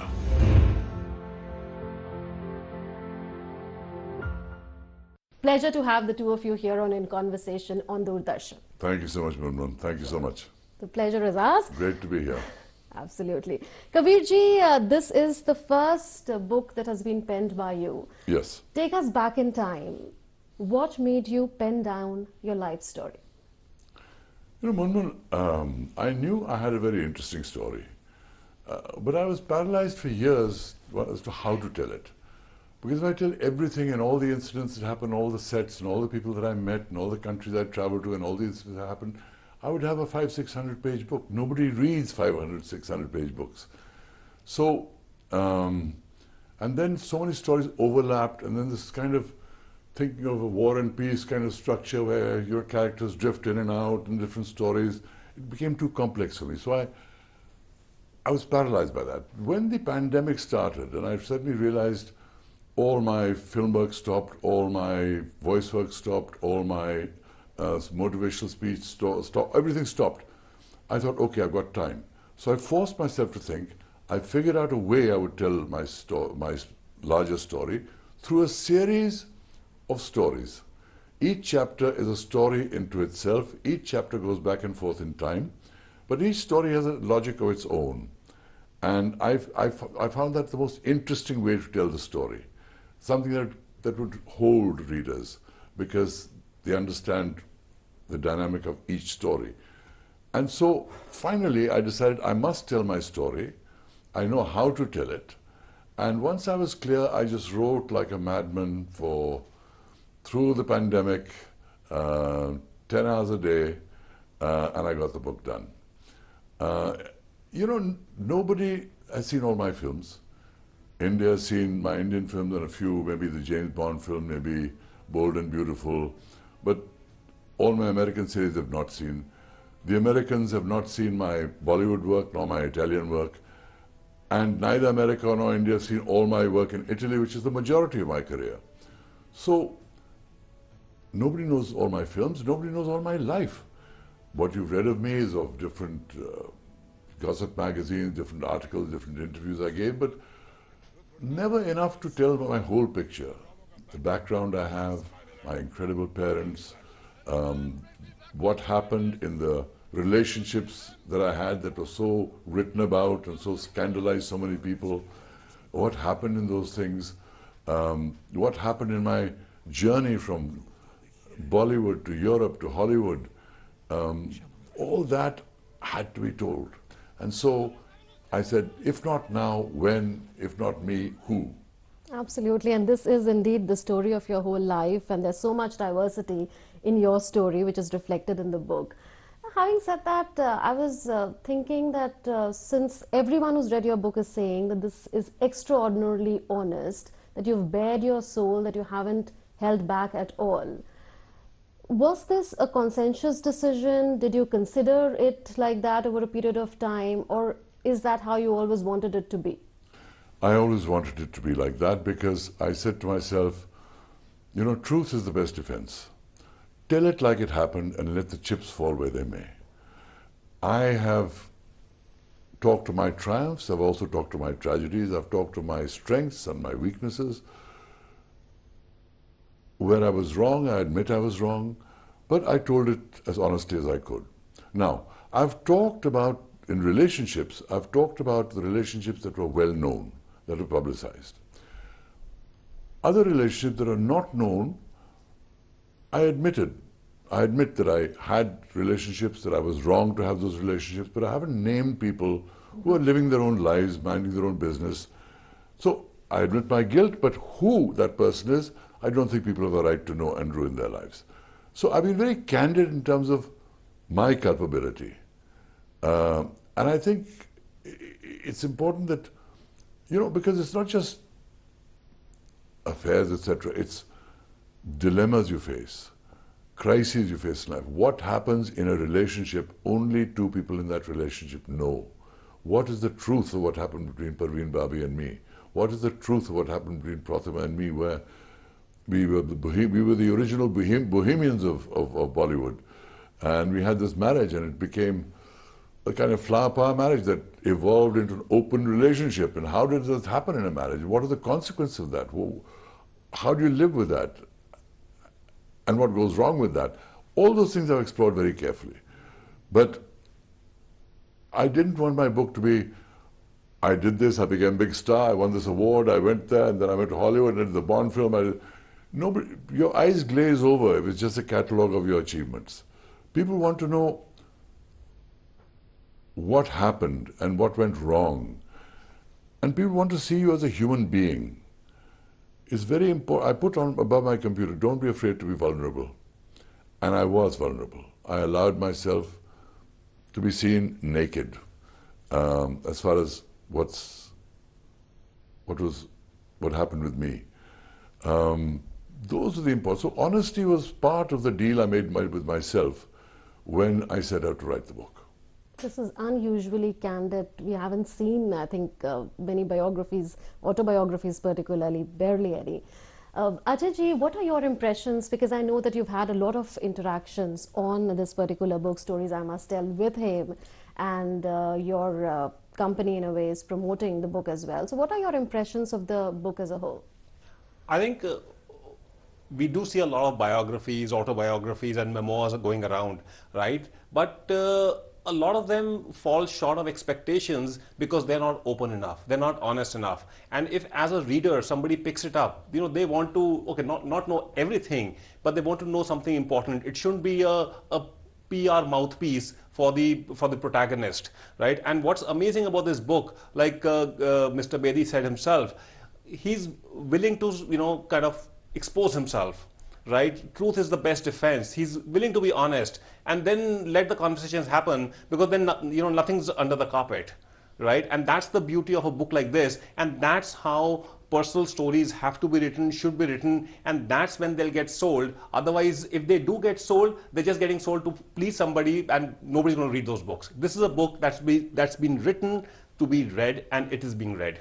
Absolutely. I was struck by the cover, the handsome person that you've always been, and is there a story to this book cover as well? Yes, there is. Yes, there is. This photograph was taken by a photographer called Terry O'Neill. Terry O'Neill was the photographer of royalty, photographer of the biggest rock bands in the 60s and 70s. And I was 30 years old when this picture was taken. And I'd just come off the extraordinary, you know, Beatlemania-like success of Sandokan, which with the series broke every record in Europe. And he agreed to photograph me, a big thing. He was like the Annie Leibovitz of his age. And he took this picture, and he looked at it and he said, you know, and he handed it over to me. He said, you know, Kabir, I've taken a lot of pictures, but this one's really good. So I kept the picture very carefully. And no matter where I traveled and moved homes from Rome to London to LA and back, I kept the picture. And when it came time for to choose the picture, I was thinking of a more contemporary, today kind of picture, me as I am. But my wife, Parveen, said, Parveen Dosanjh, I hasten to add, who I've been with 17 years, she said, no, you must use that picture. And I thought, okay, why not? It was a picture of me at in all my glory, at my best. Let that be the image that defines my book. Oh, I totally agree with that. Terry quote. O'Neill, great, great photographer. Absolutely. Ajayji, you've told us about your impressions of the book, but what have the readers been telling you? I think the best response is, when you see the audiences who have been coming for the interactions, and in today's day and age, for people to step forward, go out in the physical space from the comforts of their homes to attend an event, right? It's just not because of Kabir Bedi, the superstar. They're coming because he has said something, they like the book, and that's why they are there. Because in today's day and age, no disrespect, we are surrounded by stars. Right, there are a lot of stars because of television and so many other media, right? But these people are coming forward for the love of the book. They're carrying copies of the book. They're buying copies of the book. They're getting them signed. It's not just a selfie moment. It's a moment of connecting with Kabir Bedi, the author, the star, and the human being. When one writes a book, one is never sure what the reaction is going to be. I thought hell might break loose. There might be all kinds of unpleasant reactions from people. Fortunately, it wasn't that. In fact, it won the Amazon Most Popular Book Award for 2021, and for biographies. And the Italian edition of my book won the Book of the Year at the Venice Film Festival, and it's been a national bestseller. So its success has been very gratifying. It means, to me, it means somewhere the pain or the trauma that I went through in reliving those scenes that made my life such an emotional cauldron has made it worthwhile. It was worthwhile to do that because the subtitle of my book is The Emotional Life of an Actor. And that's the key. I've told my story in very emotional terms. And there's some very, very emotional scenes in there between the women that I love, between my parents, between my children, and even on the sets. There's people today want to be touched. The digital world is fine. It gives you a lot of information. It gives you a lot of entertainment. Infotainment is the name of the game. But I think there is a need for human interconnection, whether it's meeting people or whether it's reading a book that gives you insight into the life of a person, that some way helps you in your own life because you see either a universal truth or you see things to emulate or things to avoid. My God, he made that mistake. I must never make that mistake. Those are things in my book. It's not written as this is one of the lessons of my life. Never. There's no word of lesson in this book. The lessons are for you to take. Sure. Are for you to take. But I think touching people at a human level worked. And that's why my book has had the success it had. And now it's out in Hindi, it's out in Marathi, and I hope in other languages too. So I hope this communication that I wanted to make with people works in all languages. Kabirji, you mentioned about your parents. You come from a very culturally rich background. Your parents, I understand, graduated from Oxford University and joined the freedom struggle. Yes. You've inherited Sikhism from your father, Buddhist teachings from your mother. You've written about it as well. Yes. What was the kind of influence that they had on you and your writings? My parents were very remarkable people. Like you mentioned, they were in Oxford, and there were students. My mother was English, my father was Indian. And my father, and they were both very deeply concerned about the welfare of people, well-being of people. And my father proposed to my mother saying, I love you, will you marry me? But I can't promise you any security because I'm going back to India to fight the British, your people. You might have to spend all your days waiting outside jails. Are you willing to do that? And she said, I love England, I love my people, but I hate colonialism, and I will join you. Now, when she said that to my father, and he communicated it to his brother, His brother was a sessions judge. His brother was very upset because he thought he's sending his brother to Oxford on a scholarship and he'll come back and join the civil service, etc. He didn't realize this man would become a leftist, communist, freedom fighter, coming back with an English bride. Hello? Tawba, tawba. So, my mother then wrote him a letter, and I want you to read a bit of that letter. Yes, please read it that out she for that us. she wrote him, because it shows the kind of love they had and the kind of thing. She said, writing to my Tayaji, my father's brother, she said, "Dear brother, I know how it must seem to you when your dearly beloved brother makes a decision to marry someone who is a stranger to your land, to your family and your race. I can never be an Indian woman and cannot give him pure new children. Would that alone prejudice you against them?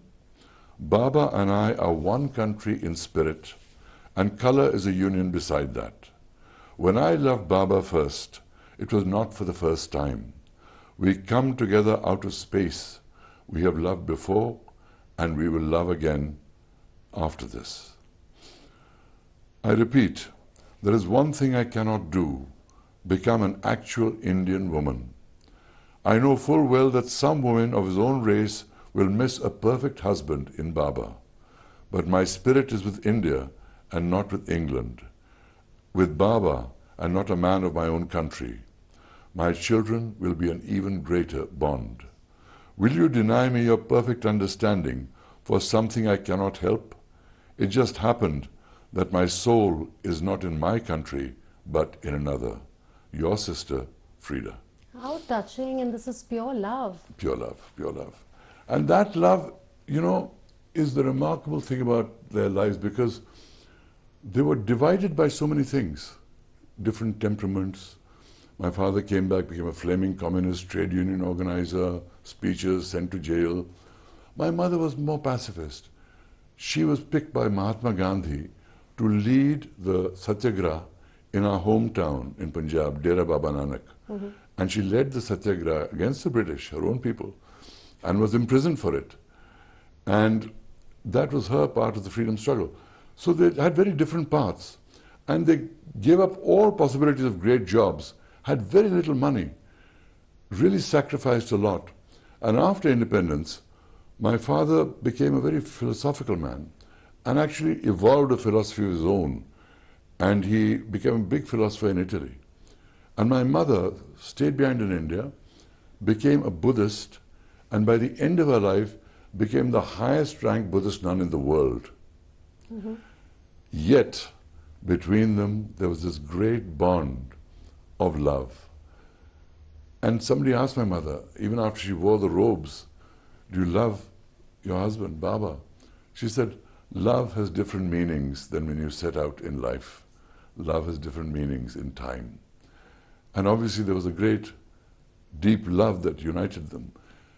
Even after my father remarried, when he went to Italy, in the sofa where he sat in his sitting room, his favorite sofa, opposite that there was a picture of my mother in her robes in front of him always.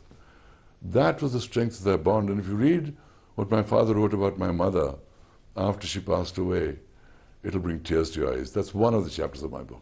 Absolutely. Another compelling reason to read your book. Kabirji, you know, you've written about your continuous search for the meaning of life Yes. in your autobiography. Now, there is one side of you which is full of glamour and another side which is high on spirituality. You became a Buddhist monk. You met Acharya Rajneeshji. You met Dalai Lama, Pope John Paul II, J. Jiddu Krishnamurti. Krishnamurti, Absolutely. many of the great California teachers. Yes, there's always been a very spiritual side to me. And this, again, a lot of people don't realize. Firstly, because of my parents. My father was a descendant of Guru Baba Nanak, being a Bedi from Dera Baba Nanak. And he became a philosopher in his own right with a wonderfully mind-expanding philosophy. I won't get into the details. My mother gave me Buddhism because she was a Sikh all her life. She found her truth in Buddhism. So Buddhism influenced me greatly. I became a Buddhist monk for 3 months of my life. That's also in the book. But I always had this question of what is the origin of it all? How did it all begin? You know, scientists say a little atom exploded and created the whole universe. And I thought to myself, okay, an atom exploded and created the whole universe, but firstly, where does the atom come from? Something can't come out of nothing. Something must have preceded it. And what gave it such force that it created a universe we cannot even begin to imagine the size of? So most people sense this as a higher being. Most people sense there's a God, a creator, something that created the universe. And instinctively they believe that. And for them, religion is an extension of their spiritual side. And I respect that greatly in all religions. But for me, the question was, what is the nature of that God? Because each religion gives them different aspects. There's the wrathful God, there's the kind God, there's the punishing God, there's a God that punishes you for your bad. What kind of... So all this is actually a chapter in my book on my beliefs, and the beliefs that I've arrived at after a lifetime of searching. I won't get into the details of that, but in essence, I say it's all part of the dance of creation, and we are all experiments in consciousness. Absolutely. Can't agree more. The Beatles, how did that happen? You were a cub reporter with AIR, and tell us about your stint with Doordarshan as well. You know, it's very emotional for me doing this interview for Doordarshan, because I began my life with Doordarshan. So it's emotional. Because my parents were freedom fighters, they didn't have much money, but they sacrificed a lot, got us a good education. So I got the marks to get into St. Stephen's, but I didn't have money to pay the fees. So I started freelancing with All India Radio, reading news at night and doing English programs and interviews and commentaries. And I was the biggest fan of the Beatles in the world. And one day I heard that the Beatles had come into town. So I thought, fantastic, I'm going to get them. So I went to them and I said, my bosses, and I said, sir, I want to interview the Beatles. अरे कैसे पहुंचोगे? पूरी press पीछे पड़ी हुई है उनके. तुम कैसे पहुंचोगे बीटल्स के पास? देखिए साहब, आप मुझे टेप रिकॉर्डर दीजिए, बिल्ला दीजिए, मैं कोशिश करता हूँ, देखते क्या होता है. नहीं नहीं कैसे हो सकता है? आपका क्या जाता है? मुझे टेप रिकॉर्डर दीजिए ना. So they finally gave it to me. I went there, and how I managed to get this interview with the Beatles, exclusive interview, beating the entire press corps in Delhi, that's in my book. And what happened in that interview, where I was in the room with the Beatles at the Oberoi Intercontinental, and I was like walking on clouds, because these were the Beatles, man. They weren't just great musicians. They were symbolized the whole 60s, the flower power, the hippies, the freedom of relationships, the psychedelic clothes, the marching against the war in Vietnam. They symbolized all that. So it was a wonderful interview. And actually, eventually, I left Delhi because of the Beatles, because of what happened with that interview on All India Radio after they broadcast it. I won't get into details. You'll have to read the book for that. But it's the opening chapter of my book, and it's very interesting because it tells you a lot about the power of passion in a young cub reporter. It tells you about the setbacks you have to face.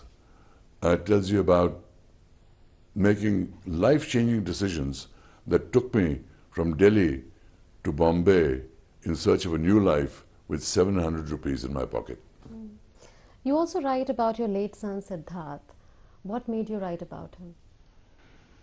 You know, my son was a genius. He was a graduate of Carnegie Mellon University, one of the finest universities of information technology, at the dawn of the computer age in 1995. He was 25 years old, 23 years old when he graduated. And then he was struck with schizophrenia. And how he battled to deal with his schizophrenia. And he was very bright, and he looked at the prospects of schizophrenia, which were far worse in those days than today. Today medicines are much better, so I don't want to give the impression there's no hope. But he realized that he would lead a very crippled kind of existence based on research in those days. And he started talking about suicide. And the battle that I, as a father, had to try and save my son from schizophrenia and save my son from thoughts of suicide, this battle that we had, battle means it was a battle of love, but it's chronicled in my book. And it's very important that people read this because, firstly, they should understand what schizophrenia is. More importantly, they should understand that the people afflicted aren't suffering pain, so they don't realize what's happened to them. People looking after them have to deal with them and have to compensate for what this strange behavior is. Because the person you love is not the person you knew. Something has changed. And dealing with that is very difficult. And yet families have to face the stigma of, "Arey, wo ladka pagal ho gaya unke ghar mein," and all this kind of nonsense. They should be given the greatest sympathy because they suffer the most, more than even the afflicted. So this chapter is really the struggle of a father to save his son from suicide. Ajay, he's spoken about so many chapters. He's spoken about his late son Siddharth as well, and how this book is also an attempt to create awareness around mental illness and to give hope. Yeah. Which portion of the book has influenced you the most? Which is that particular excerpt or that chapter which is closest to your heart?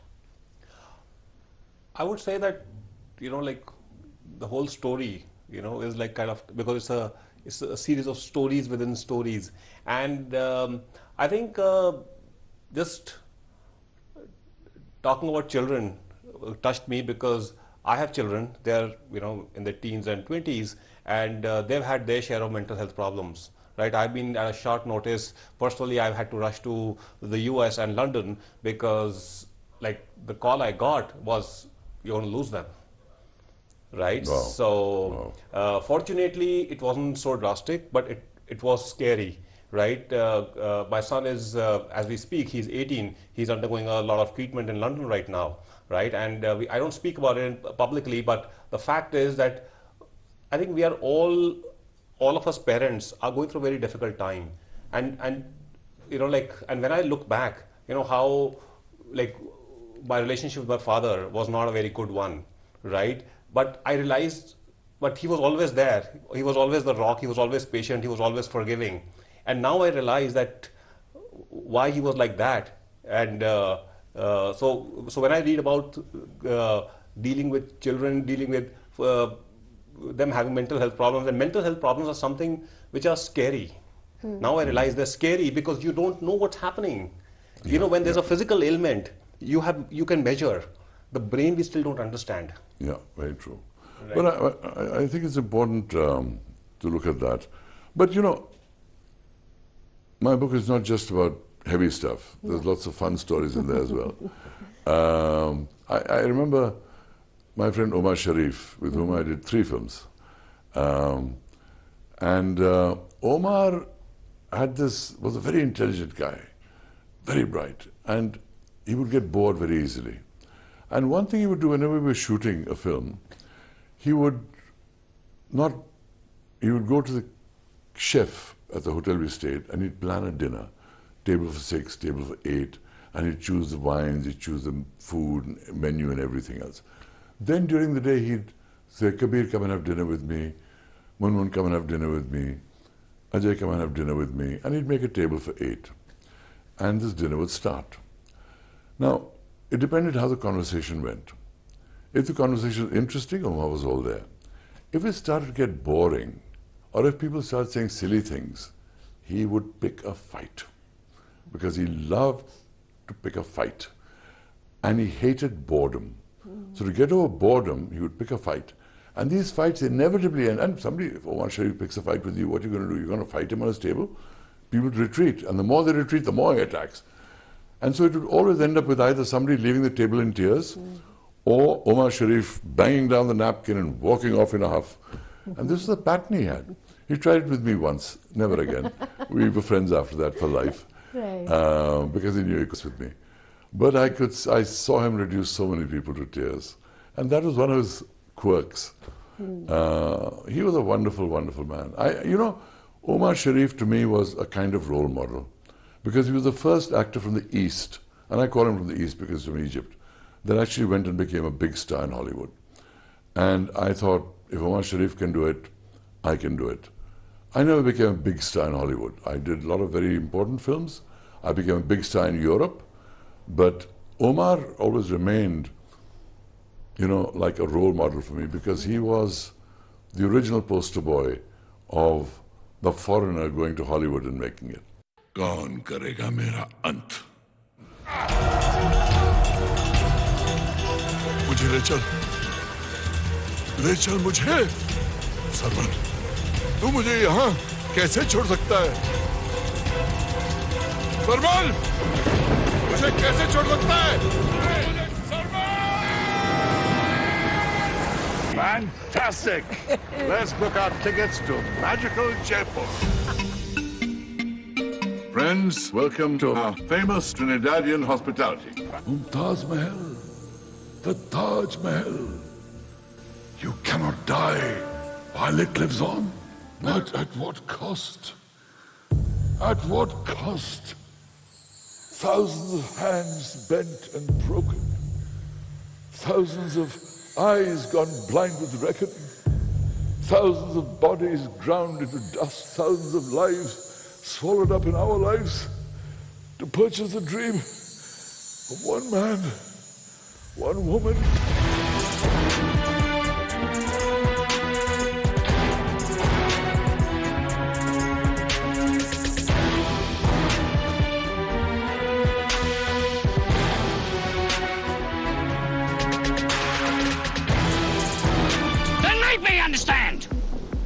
Justify sending those children into slavery. At least the Tuaregs will give them food.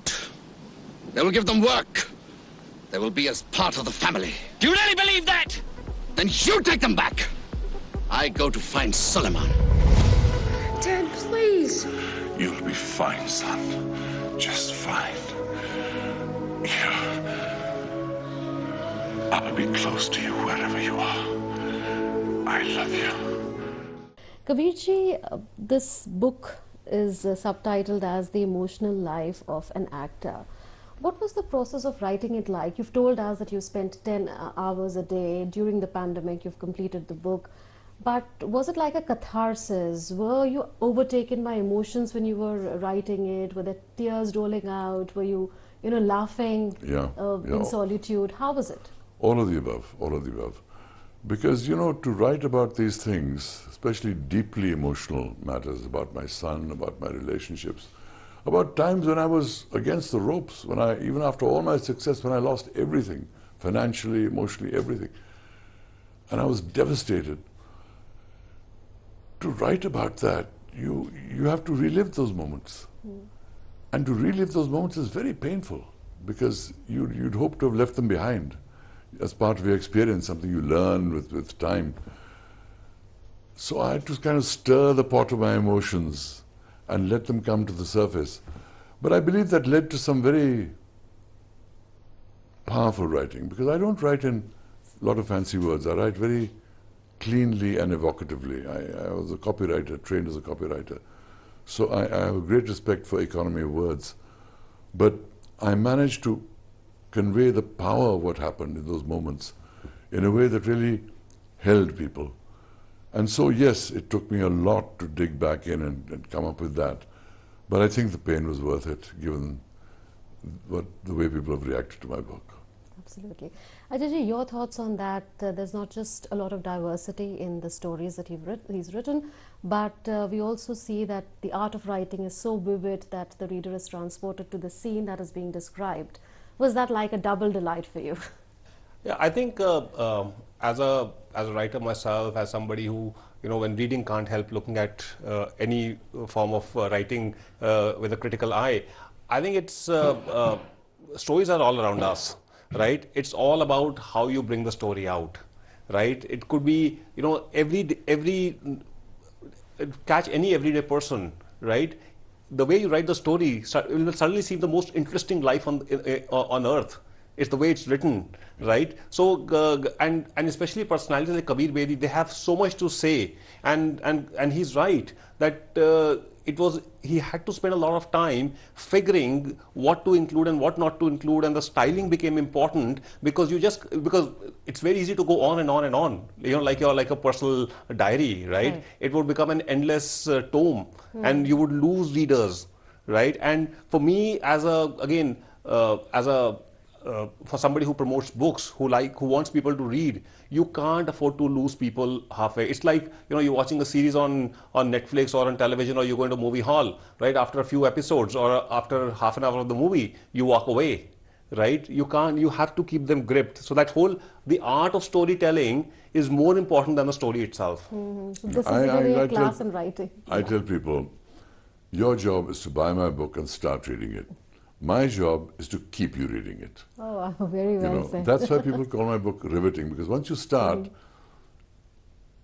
you learn this as an actor in terms of how to hold an audience. It's an unstoppable read. Yeah. How not to let them go. How they want to know what's in the next paragraph, the next page.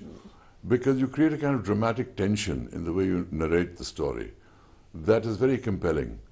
And it's hard to not want to know what happened next. That's part of the art of storytelling, and I studied the short story form, which taught me a lot about the nature of storytelling and the importance of keeping a certain tension alive in the way you tell a story. Otherwise, if people think you're meandering, you lose them. And if you go into too many side streets from the main plot, you lose the main plot, people will lose interest again. How to keep people? So that's why I say, your job is to buy the book, start reading it. My job is to keep you reading it. Absolutely. Unputdownable read. Since you've made your debut as an author and you are a screen person, so can we look forward to seeing a screen adaptation? Well, I have had offers for the book. I haven't decided who I'm going to sell it to. I'm waiting till the end of summer to figure out who of the people that want it I will sell this to. But I'm sure it'll find a home here, in Italy or abroad. And I'm sure a very interesting series will be made out of it, because my life has been a roller coaster of emotions. From financial success, from fame, money, fame, power. I've seen them all come and go. That journey has to be a fascinating journey. But I'm going to leave that to them. I won't interfere in what they choose to do and who they choose to play the roles, etc. Because my job is to tell my story, their job is to interpret it. But I certainly hope to come out with a sequel of some kind at some point, because there were so many stories I had to leave out that those who've read this book would be fascinated to know other aspects of my life which are funny, evocative, thrilling, and stories I had to leave out because of length. So the reaction of people has given me the confidence to say, yes, I'd like to do a sequel at some point. I'm not sure it'll be my next book because I have too many other ideas, but there will be a sequel at some point. This is just the beginning. Absolutely. Thank you so much, Kabirji. It was such a pleasure to have you, and thank you so much, Ajayji, for joining us as well. Thank you, Munmun, and thank you for inviting me on this Doordarshan program, which is where I began my career, from where I went from Delhi to Bollywood, to Hollywood, to Europe. The whole story started in Doordarshan. And I want to thank all the people that gave me the jobs that I got in Doordarshan, that helped pay for my college, that gave me that tape recorder to interview the Beatles, and that led to so many important changes in my life. I have many things to be very grateful to Doordarshan. So thank you, Doordarshan. And thank you so much. Thank you so much. And the world is a small place. You're back to where you started. Quite right. Thank you.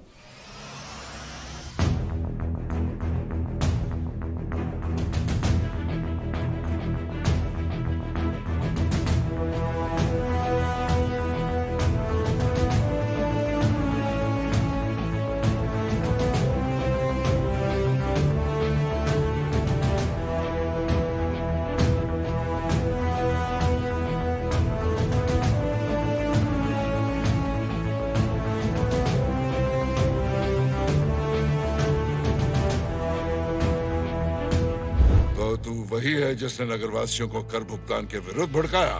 इस युवा को इन अपराधों का दंड इसी समय मिलेगा, मरणदंड। Any man brings me back those traitors, I will give him $1,000. आग ऐसी लगा जिसमें खुद जलने का डर ना हो। इन्होंने मेरी क्रूरता देखी है, अब मेरी क्षमा देखेंगे।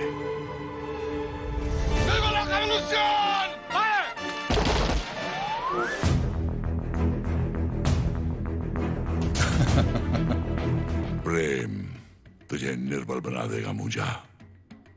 प्रेम नहीं, राज कर। Per restare in piedi, un filo di erba non deve piegarsi né al vento dell'est né al vento dell'ovest. Srujan का बेटा,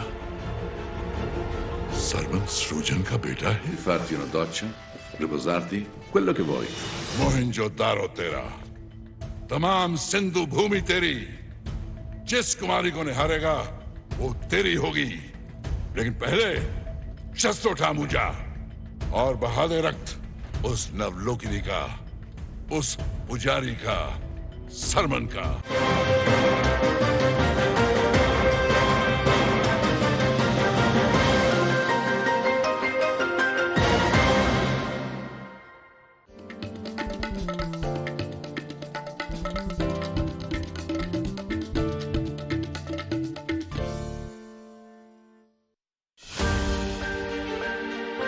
The final day of the second Education Working Group meeting being held here in Amritsar is deliberating on the priority area of how to make education tech-enabled, qualitative and collaborative at every level. There was an exhibition which was organized which had many academic institutions of the state of Punjab also who had presented their innovations there. More than 10,000 school children, faculty etc. of the region have visited the exhibits that are there as well as seen the startups which have put up their products for display there. IIT Ropar, which is organizing that exhibition, is going to announce cash awards of 3 to 1 lakhs for the best 3 pitches that any of the startups are going to show there.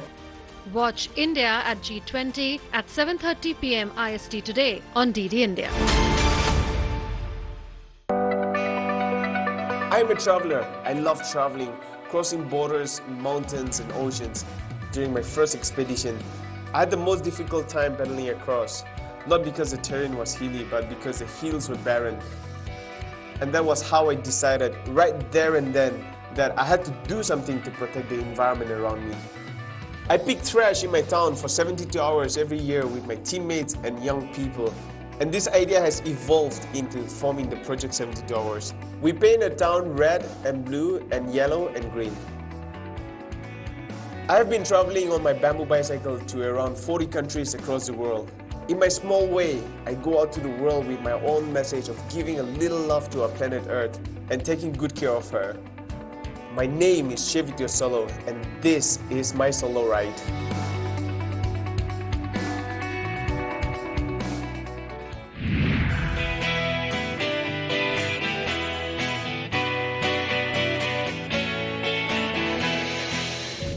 Northeastern region is a mosaic of cultures of many tribes and sub-tribes with distinct dialects as well as customary and traditional practices.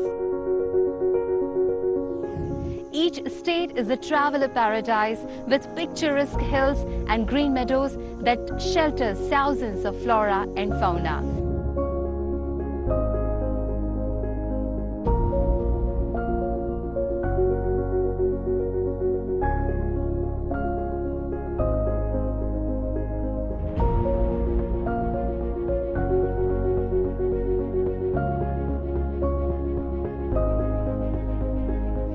It encompasses a wide range of ethnicity, cuisines, and many more speciality.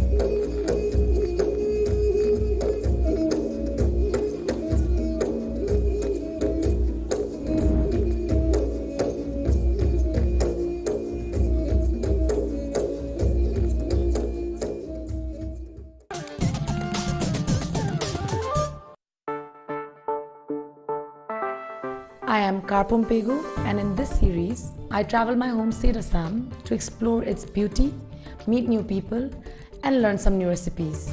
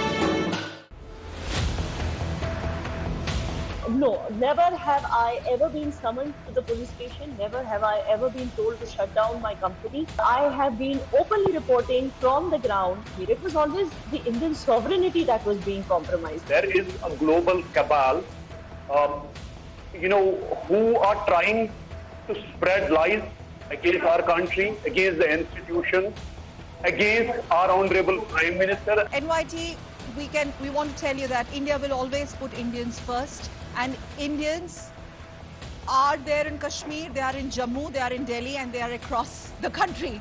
You may think whatever you want to think and you may write whatever you want to write, but the truth is out there in open. We have two Kashmiri journalists speaking the truth.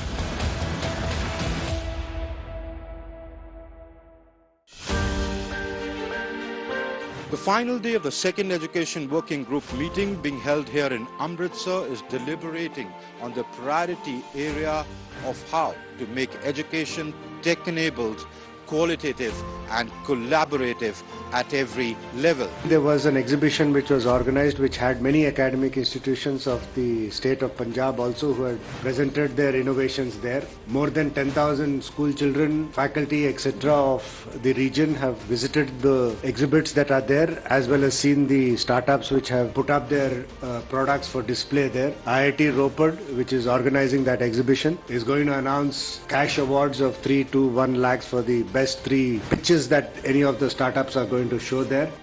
Watch India at G20 at 7:30 p.m. IST today on DD India.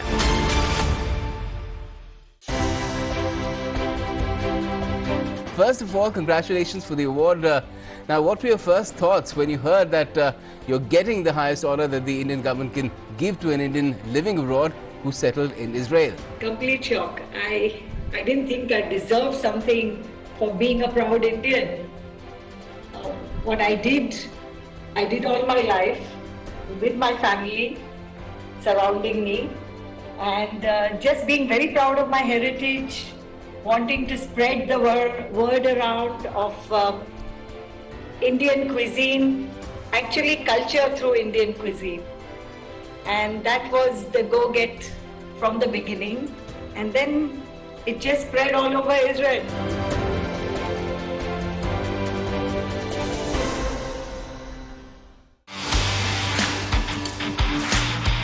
Are you satisfied with what you have achieved so far at the stage?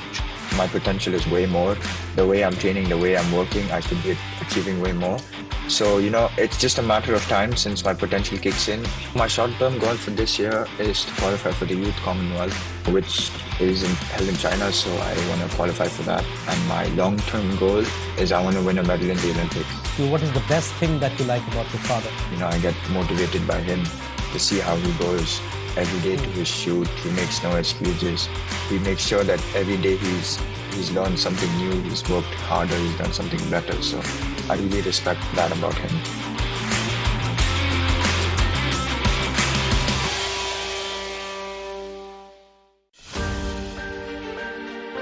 The The final day of the second Education Working Group meeting being held here in Amritsar is deliberating on the priority area of how to make education tech-enabled, qualitative and collaborative at every level. There was an exhibition which was organized which had many academic institutions of the state of Punjab also who had presented their innovations there. More than 10,000 school children, faculty, etc. of the region have visited the exhibits that are there, as well as seen the startups which have put up their products for display there. IIT Ropar, which is organizing that exhibition, is going to announce cash awards of 3 to 1 lakhs for the best 3 pitches that any of the startups are going to show there.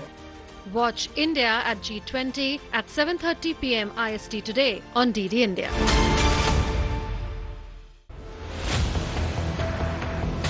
The strongest rebuttal by India based on pure facts in response to New York Times opinion piece on alleged curbs on information flow in Kashmir Valley has evoked a deafening silence from those who advocated the article. We are 1/5 of the world.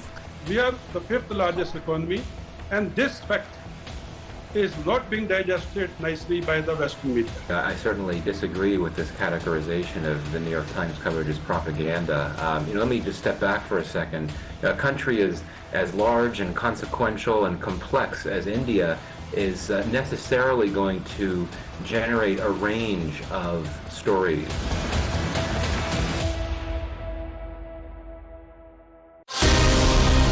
Get in-depth analysis of the important news of the day. Spotlight on day's newsmakers. Expert comments to dissect the news. Get the finer points of the matter. Watch Dateline 5 p.m. on weekdays on DD India.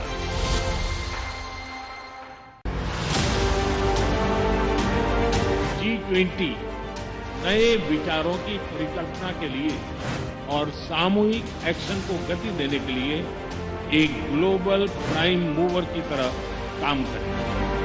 वैश्विक विकास महिलाओं की भागीदारी के बिना संभव नहीं है। भारत की G20 अध्यक्षता की theme one earth, one family, one future में पूर्ण रूप से समाहित है।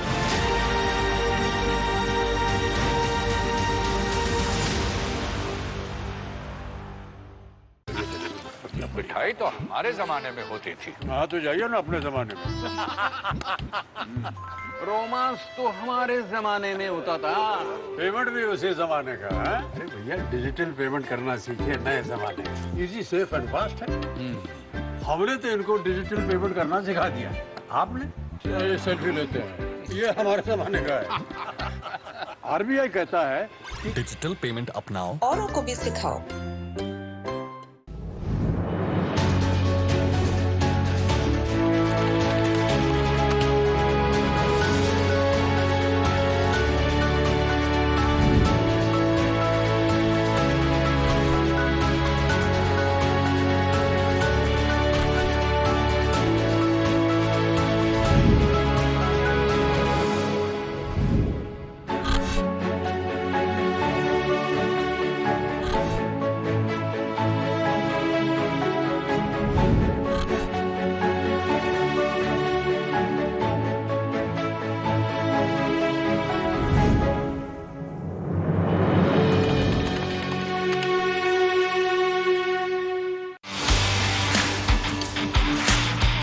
Are you satisfied with what you have achieved so far at this stage? My potential is way more. The way I'm training, the way I'm working, I should be achieving way more. So, it's just a matter of time since my potential kicks in. My short-term goal for this year is to qualify for the Youth Commonwealth, which is held in China, so I want to qualify for that. And my long-term goal is I want to win a medal in the Olympics. So what is the best thing that you like about your father? I get motivated by him to see how he goes every day to his shoot. He makes no excuses. He makes sure that every day he's learned something new, he's worked harder, he's done something better. So I really respect that about him.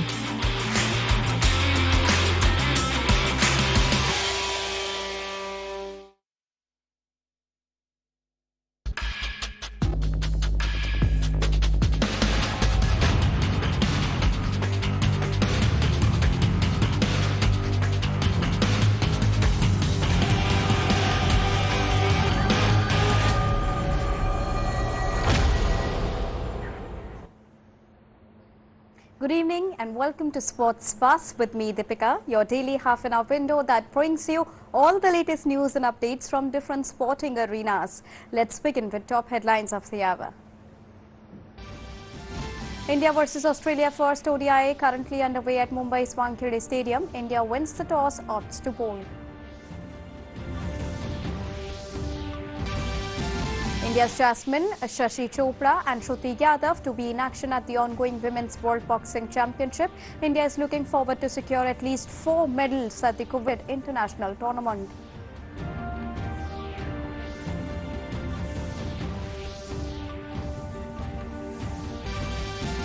Ultra-marathon swimmer Sucheta De becomes first Indian swimmer to complete a two-way swim across Park Straits covering a distance of 62 kilometers. Sucheta completed two-way swim in 19 hours 31 minutes.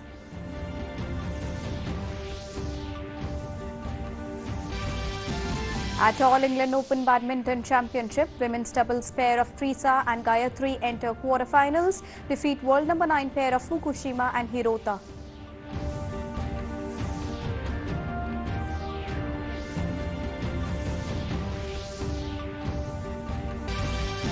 Hockey India First Annual Awards 2022 takes place in New Delhi today. The award ceremony felicitates winners for 2021-22, both the seasons.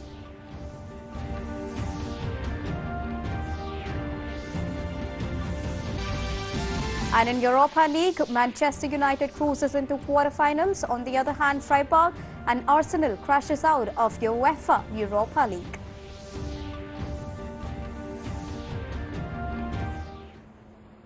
And now let's get you a quick update on cricket first. Well, Australia currently 6 wicket down against India in the first ODI at the Wankhede Stadium in Mumbai. Mohammad Siraj got the ball rolling for India with the early wicket of Travis Head, while Smith scored 22 runs before being out by Hardik Pandya. Earlier, Indian captain Hardik Pandya won the toss and opted to bowl at Wankhede Stadium. Well, after a 2-1 triumph in Border Gavaskar Trophy, India now shift their focus to the 3-match ODI series against Australia that could set the precedent for the World Cup. With Rohit Sharma out of the first ODI due to family commitments, Hardik Pandya is currently leading the team. And in Women's Premier League, Gujarat Giants is back to winning ways as they successfully defended second-place Delhi Capitals for 136 in 18.4 overs. Delhi Capitals won the match by 11 runs. While Delhi Capitals continue to occupy the second spot in Women's Premier League points table, having suffered their second loss in the tournament, Gujarat Giants now stand fourth. Now this is their second match winning game, and with 4 points, Delhi Capitals is above RCB, who are currently at the bottom of the points table.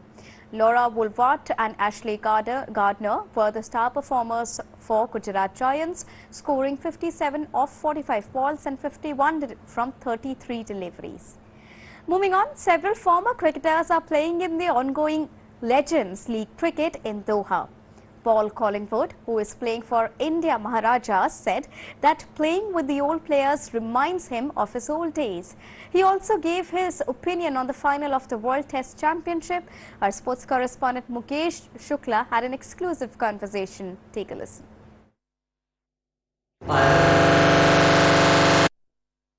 Welcome to DD News. How you see about this Legend League cricket, and are you enjoying again because all stars, former stars, and on the same platform here? Yeah, look, it's been a lot of fun so far.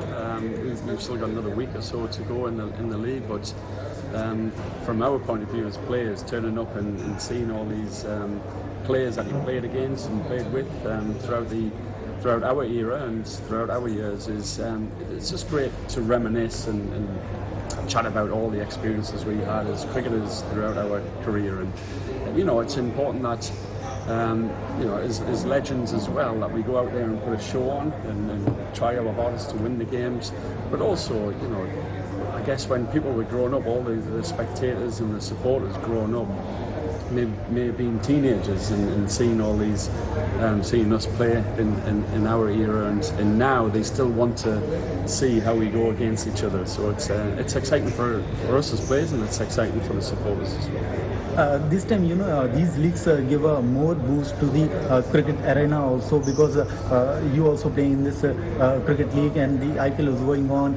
Different leagues in different countries is going on. It's the best thing to play all those players. They were waiting for their time, and they are coming out. Yeah, look, it's great. As I said, you can have a conversation with Shoaib Akhtar, Brett Lee, Shane Watson. You can go. It's like a crash course of memories. It's brilliant. It's like whoever you're playing against, you see someone and you just kind of smile towards them, because it brings back it floods the memories. I guess when you stop playing, you miss all that camaraderie and miss all that, the experiences of playing international sport. So to come back here and have all these memories flooding back, it's great for us. In England, we are going to play against a World Test Championship. So, what is your call? Who's the better? Who will play in the better way in there in England? Oh, that's going to be a really good game. You've got India, Australia, who both deserve to be in that World Test Championship. Have played some great cricket, and two teams that have the ball and attack of Australia. The power of India's batting lineup.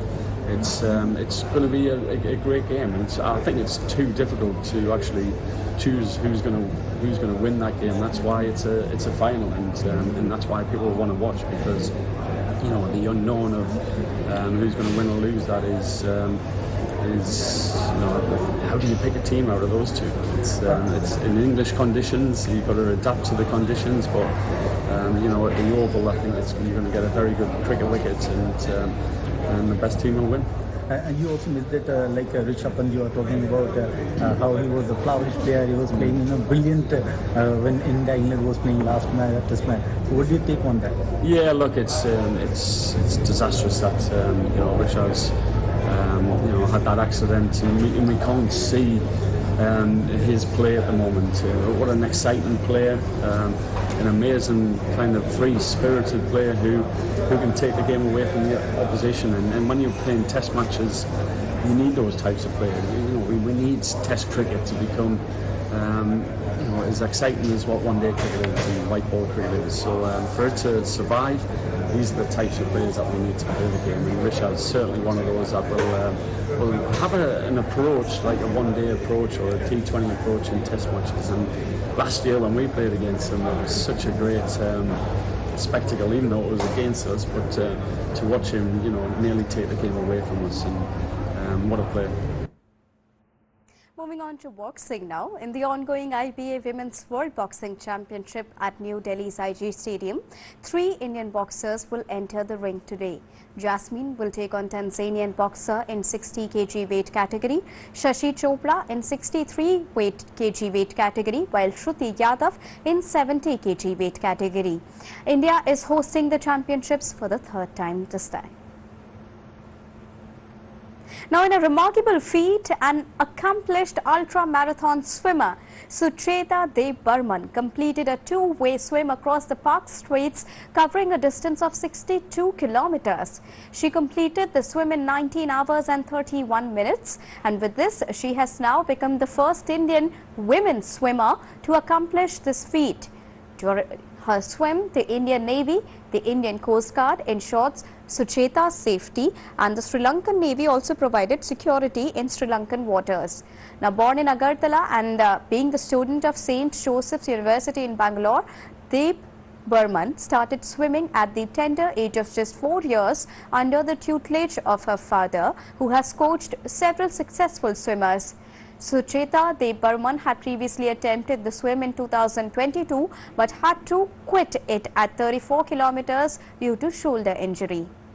Moving on, Commonwealth Games bronze medalist Trisa Joly and Gayatri Gopichand defeated Japanese pair of Sayaka Hirota and Yuki Fukushima by 21-14, 24-22. World number 17 Gayatri Gopichand and Trisa Joly knocked out world number 9 pair of Yuki and Sayaka in 50 minutes in their round of 16 match. In the quarterfinals, the Indian duo will now take on world number 23 women's doubles pair of Liu Zuan and Li Wenmi of China. On the other hand, Commonwealth Games champion Lakshya Sen crashed out of the All England Open men's singles event. In straight games, he lost to Anders Antonsen of Denmark. And men's singles player H.S. Pranoy ranked 9th, and former world number 1 Kidambi Srikanth also lost in their round of 16 matches. Pranoy went down to Indonesian shuttler Anthony Sinisuka Ginting by 22-20, 15-21, 21-17. Kidambi Srikanth, on the other hand, faced a 21-17, 21-15 defeat at the hands of Japanese shuttler Kodai Naroka. In men's doubles, the journey of the pair Satvik Sairaj Ranki Reddy and Chirag Shetty also came to an end in the last 16. The pair was defeated by Chinese pair of Liang Weikeng and Wang Chong by 10-21, 21-17 and 21-19.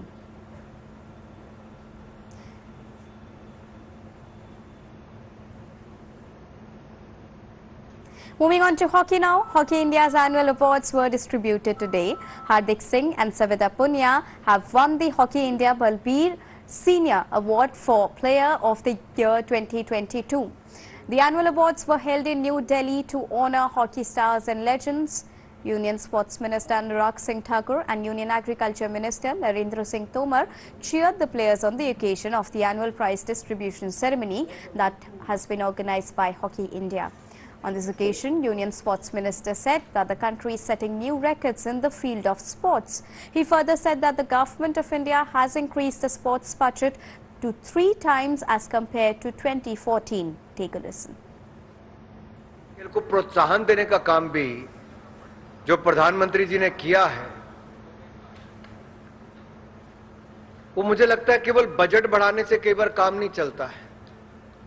ये तो मैं कह सकता हूं कि युवा कार्यक्रम खेल विभाग का बजट अगर 2014 में 964 करोड़ रुपए का था, 964 करोड़ रुपीस बजट था, तो आज बढ़कर वो 3,397 करोड़ रुपया हो गया है। लगभग 3 गुना से ज्यादा करने का काम किया है।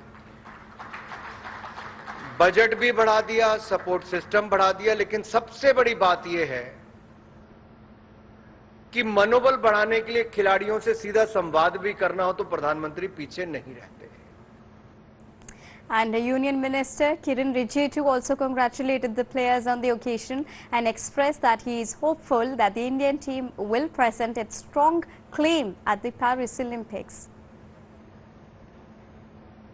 लेकिन उस अवार्ड के पीछे जो इज्जत है और उस अवार्ड प्राप्त करने के लिए जो मेहनत आपने खून पसीना जो बहाया है, उसके लिए जितना खिलाड़ी या जो मैनेजमेंट जो भी अवार्ड विनर्स हैं, सबको मैं एडवांस में अभिनंदन करता हूं, कांग्रेचुलेशंस देना चाहता हूं। और साथ में भविष्य में जैसा अभी बताया, अभी जो प्रो लीग चल रहा है, तो इतना दुनिया के टॉप 3 जो जर्मनी ऑस्ट्रेलिया को इतना अनबीटन रिकॉर्ड जो इंडिया का अभी प्रदर्शन हुआ है, मैं बहुत एकदम कॉन्फिडेंस से मैं पूरा भर गया कि जो पेरिस के ओलंपिक्स में हमारा महिला और पुरुष बड़ा जोरदार से फिर अपना दावेदारी ठोकेगा, मुझे पूरा उम्मीद है। और आगे इंडियन हॉकी को फिर से जो अभी रिवाइवल हो गया है और उस जगह पहुंचाने वाले हैं, तो वो हमारा glorious years of Indian hockey फिर लौटेगा। Moving on to football now, Gianni Infantino has been re-elected as FIFA president during the 73rd Congress in Kigali. He promised record revenues in the next 4-year cycle of $11 billion as he called for more football to be played around the world. Now it is officially his first re-election since he initially took over the remaining term of his suspended predecessor, Joseph Blatter, in 2016. Now this means that he can seek another term in 2027 until 2031. Here's a report. Gianni Infantino has been re-elected as president of FIFA for 4 more years after running unopposed at the Congress of World Football's ruling body. The 52-year-old Swiss-Italian lawyer was confirmed in office by acclamation at the gathering in Kigali, the capital of Rwanda. Infantino's re-election was a formality after no other candidate came forward, even if he is not universally popular among member associations for a range of reasons, including pushing for a failed plan to play World Cup every 2 years. Several European countries, including Germany, Norway, Sweden, have not been happy with his presidency and said they would not actively support him. If the delegates of this Congress are in agreement, we will now proceed to the election of the incumbent FIFA president for the 2023-2027 term of office by acclamation. I'm now calling on the Congress to give a round of applause to elect Gianni Infantino as the FIFA president for the period from 2023 to 2027. Infantino was first elected in an extraordinary Congress in 2016 following the resignation of his predecessor, Sepp Blatter, and retained his position unopposed 3 years later. But this counts as his second term of office, and he will therefore be available for a third term and final term in 4 years' time. I would simply like to assure you of my continued commitment with you as part of your team, and to simply ask you to remember that football is joy, happiness, passion, love, and peace, and that football is here to unite our beautiful world. The Men's World Cup will increase from 32 teams to 48 for the next edition in North America in 2026, while Women's World Cup will feature 32 teams for the first time in Australia and New Zealand later this year. Infantino has also announced a projected income of $11 billion in the 4 years up to 2026, compared with $7.5 billion in the last 4-year cycle ending in 2022. We are promising you new record revenues for the next 4-year cycle of $11 billion. So from 6.4, which became 7.5 in the last cycle, we go to $11 billion. And actually the new Club World Cup is even not included in that. So I think this figure will increase still by at least a couple of billions. We will see. I count on our teams to make that happen. They know that they can count on me as well to make it happen, because it is finally for all of you. And obviously, we need to care about the fans and the new generations and their engagement. And the promise I make here is that we will continue, of course, to organize the best competitions ever, everywhere in the world. Amid the financial success of his 7 years in office, Infantino has also quoted controversy that has made him unpopular with some member associations. He accused critics of host Qatar's human rights record of hypocrisy and racism at the World Cup. FIFA has previously spoken about setting up a legacy fund to assist and compensate migrant workers, but who build up the stadiums. FIFA has previously spoken about setting up a legacy fund to assist and compensate migrant workers who helped build the stadiums and other infrastructure for the World Cup, but as yet no concrete plans have been revealed, and Infantino made no mention of it in his address. Sports Desk, DD India. On to Europa League now. Freiburg crashed out of the UEFA Europa League after losing by 2-0 in the last 16 second leg and 3-0 on aggregate to Juventus. Dusan Vlahovic had an effort ruled out from open play, but then converted from the penalty spot just before the break to double Juventus's overall advantage after Manuel had received his second yellow of the night for handling in the box. Now the hosts assumed control from the start and created chances through Ritsu, who unleashed a dangerous effort in the 5th minute. However, they were reduced to 10 men as Manuel was sent off for his second yellow card after handling the ball inside the area. Manchester United cruised into the Europa League quarter-finals with a 5-1 aggregate win over Real Betis. Marcus Rashford's 27th goal of the season helped them seal the victory in Spain. Rashford broke the deadlock with a stunning strike from range to kill off the tie and end Betis's hope of a miraculous comeback. The Spanish side had looked the more dangerous up until that point. Now with this, Manchester United remain unbeaten in their last 7 European away games against Spanish sides, winning 5. They had only won 3 of their first 26 such games in all European competition. And Arsenal were knocked out of the Europa League at the last 16 stage in a penalty shoot defeat by Sporting Lisbon. Gabriel Martinelli's spot kick was saved by goalkeeper Aden before Nuno Santos netted the winner to spark celebrations among Sporting's players who followed an eventful and entertaining tie. A sensational long-range chip by Pedro Gonçalves from 46 yards forced extra time after Arsenal Granit Xhaka had earlier pounced on a rebound for the opener. Now Arsenal's defender Gabriel came agonizingly close twice in the final minutes of extra time when his header was tipped over the bar and then he had an effort cleared off for the goal line. Now Sporting's Manuel Ugarte was also sent off after a dangerous sliding tackle on Bukayo Saka minutes before their shootout victory, and there were chances throughout in this frenetic second leg as Arsenal substitute Leandro Trossard hit the post in extra time when he was gifted possession and ran through one-on-one with the goalkeeper only for Aden to touch it onto the woodwork. Sporting forward Marcus Edwards, previously at Tottenham, was also denied by goalkeeper Aaron Ramsdale minutes and Gonçalves made it 1-1 in normal time. Moving on, in Europa League last 16, Feyenoord equal the score as they thrashed Shakhtar Donetsk by 7-1 to advance to the last 8 with an 8-2 aggregate victory.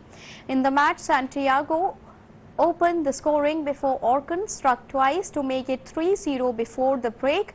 Osasuna curled into 2 or more after the interval with Ali Reza and Danilo completing a 4-goal salvo in the space of 18 minutes.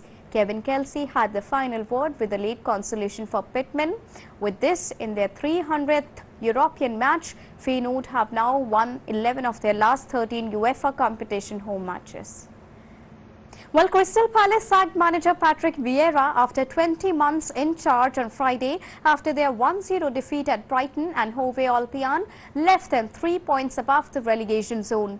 Palace are the only Premier League side without a victory in 2023, having drawn 5 and lost 6 of their games. Their last league victory came on the 31st of December last year at Bournemouth, and they are 12th in the league on 27 points with 11 games to play.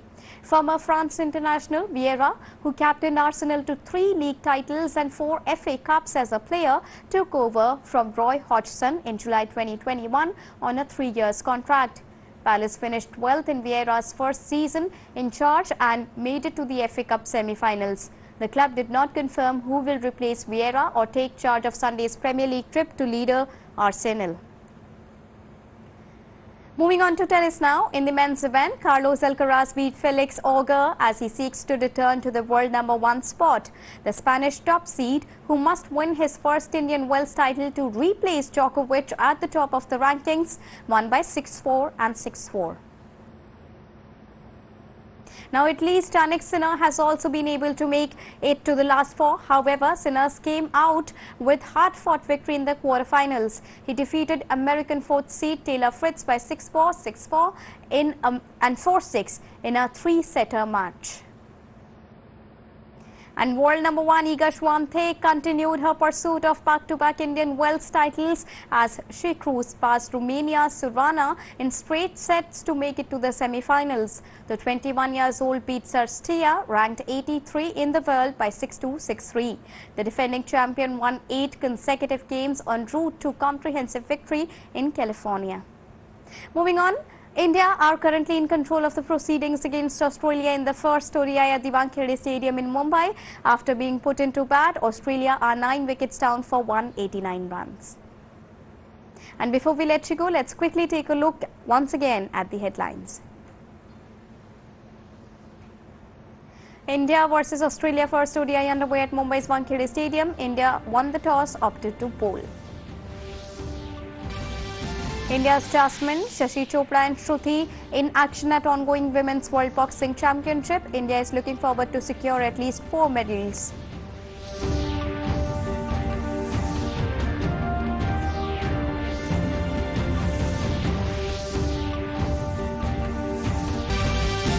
Ultra-marathon swimmer Sucheta Dev Burman becomes first Indian swimmer to complete a 2-way swim across Park Straits, covering a distance of 62 kilometers. Sucheta completed 2-way swim in 19 hours 31 minutes.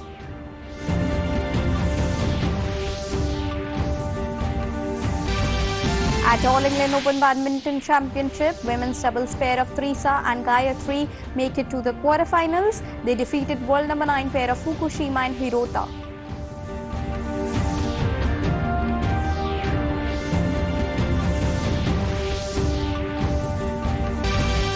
Hockey India 5th Annual Awards takes place in New Delhi today. The award ceremony felicitates winner for year 2021 and 2022.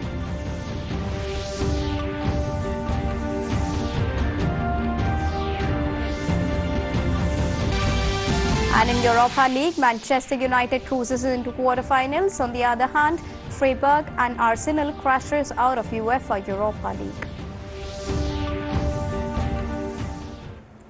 And with this, it's a wrap here on Sports Buzz for now, but news and updates will continue here on DD India. So don't go anywhere, keep watching and keep tracking DD India. Thanks for joining.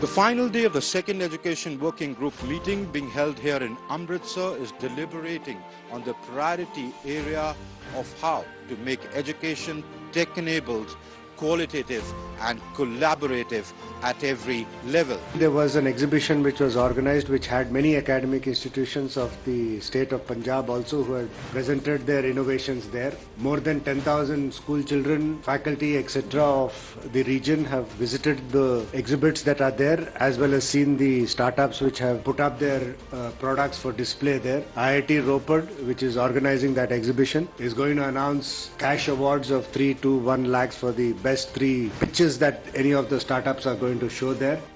Watch India at G20 at 7:30 p.m. IST today on DD India.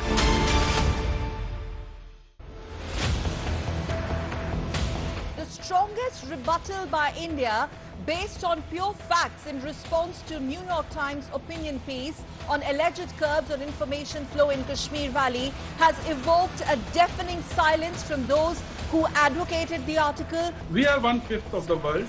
We are the 5th largest economy, and this fact is not being digested nicely by the Western media. I certainly disagree with this categorization of the New York Times coverage as propaganda. Let me just step back for a second. A country as large and consequential and complex as India is necessarily going to generate a range of stories.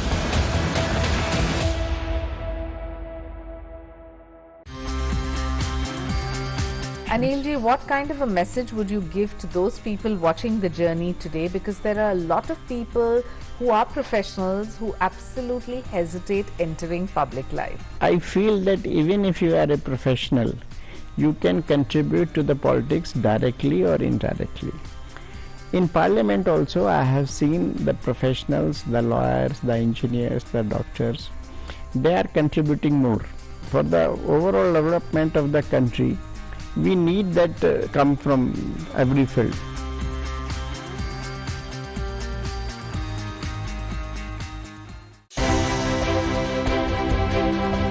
First of all, congratulations for the award. Now, what were your first thoughts when you heard that you're getting the highest honor that the Indian government can give to an Indian living abroad who settled in Israel? Complete shock. I didn't think I deserved something for being a proud Indian. What I did all my life with my family surrounding me, and just being very proud of my heritage, wanting to spread the word around of Indian cuisine, actually culture through Indian cuisine. And that was the go-get from the beginning, and then it just spread all over Israel.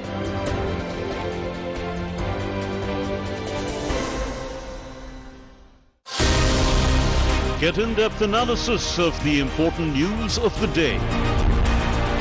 Spotlight on day's newsmakers. Expert comments to dissect the news. Get the finer points of the matter. Watch Dateline 5 p.m. on weekdays on DD India.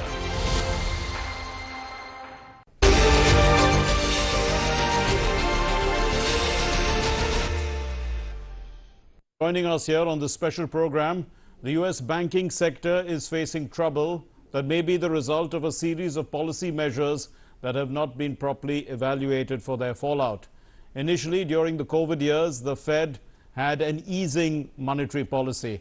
The Fed supplied unlimited liquidity to financial institutions so that they could meet credit drawdowns. And then when inflation went out of control, the Fed went on a policy shift, a policy of monetary tightening, which led to the rise of the value of the US currency and large deposits with banks.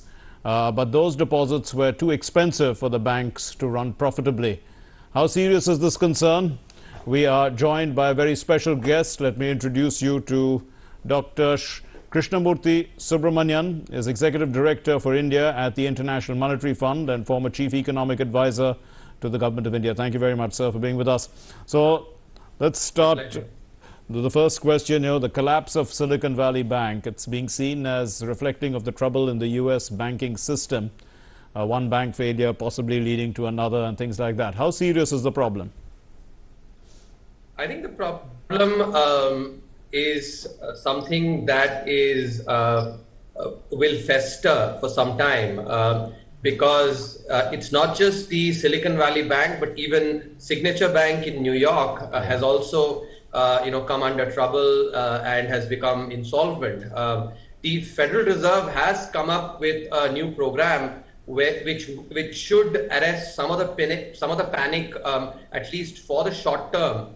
But I don't think the crisis has blown over. The crisis has resulted primarily from the profligate fiscal policy that the United States pursued during the COVID pandemic. And it was combined with monetary policy also that was quite loose. Altogether, a lot of money came into hands, and these were not well directed. As a result, even people who had enough money in their bank accounts also got additional checks, and they did not spend them. They essentially went and saved, which resulted in almost $5 trillion increase in deposits. But because consumption did not increase significantly, demand did not go up. And so lending increased only by 2 trillion. That's only 40% of the increase in deposits of 5 trillion. So that difference of 3 trillion had to go somewhere. Where it went was, investment by commercial banks, the US commercial banks in, US treasuries and agency securities increased by 1.3 trillion. For the purpose of our viewers, it is important to understand that the value of these securities, the market value of these securities goes down when the interest rates go up. And in order to combat the inflation that was the inevitable consequence of the fiscal and monetary policy being very profligate, rates had to be raised. In this last 6 months, rates have been raised by 5%, which has brought down the value of these securities significantly. Banks now are sitting on about $600 billion of unrealized losses. And that is about 30% of the overall banking sector equity, equity of the banking sector in the United States. So it is a significant problem. The Federal Reserve program has kicked the can down the road, but the crisis has not blown over yet fully. Okay, then Dr. Subramanian, is the assurance that the US government given that all deposits are safe good enough then? For not only for depositors within the US, but for offshore entities that have been banking with these banks that have gone under? I think the US government has moved swiftly. The FDIC, the US Treasury, and the Fed together came and announced that they're going to be behind the banks to ensure that there is no further panic resulting in more bank runs. But as I was saying earlier, the program only kicks the trouble essentially down the road, for one more year. Why? Because the program involves banks giving their existing treasury securities, US treasuries and other agency securities as collateral to the Fed to borrow money. And they can do that not at the markdown value of these securities, but at the face value of $100. Okay. And the penal interest they have to pay is only 0.1% higher. So that's the discount window, that's a facility that the Fed has created.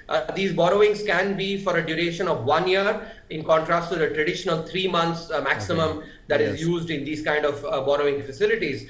So, the hope that the Federal Reserve is punting on is that, by the end of next year, around this time, interest rates will be lower because inflation itself will be lower. That I'm not convinced is, going to be the case. If you look at the latest print, the inflation has been very stubborn, especially core inflation. Therefore, the Federal Reserve will have to increase rates. Even if it basically, undoes, or reduces the amount by which it raises this year, we will still be at the same situation as this year. So I actually would wait and watch. I'm not convinced that the Federal Reserve program is as robust as some of the US policymakers are making out to be. So we've looked at some of the issues of the banks, but let's look at the depositors themselves. In the short term, liquidity will be a problem to run their businesses. Many companies have looked at other sources. Some of the VCs that have invested in startups, they are saying that they will cover the payroll for the time being. How do you view these measures? Of course, they are short term, but how do you view them?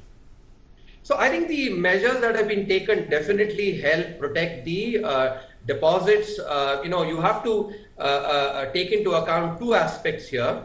First, that the FDIC has deposit insurance up to $250,000, much like in India also we have deposit insurance. So deposits up to $250,000 are insured.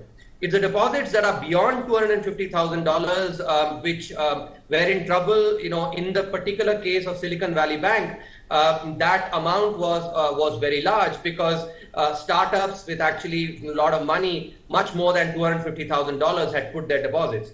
Now, the program that the Fed has come up with actually will enable those deposits to be relatively safe. As I said, it is fully, I'm not yet convinced that the program is fully robust yet. But to the extent that the program is successful, if it is successful, then yes, the deposits will certainly be saved. But if, for instance, the program unravels, and it can, because the US taxpayer, may think how much is enough, how much of depositors are we going to, subsidize? Because eventually it is a transfer of wealth from the Federal Reserve to these banks. There will be, banks, many good banks who will be arbitraging as well, and therefore there is a transfer from the taxpayer. Taxpayer may actually, through the US Congress, say enough is enough, in which case, some of this may unravel.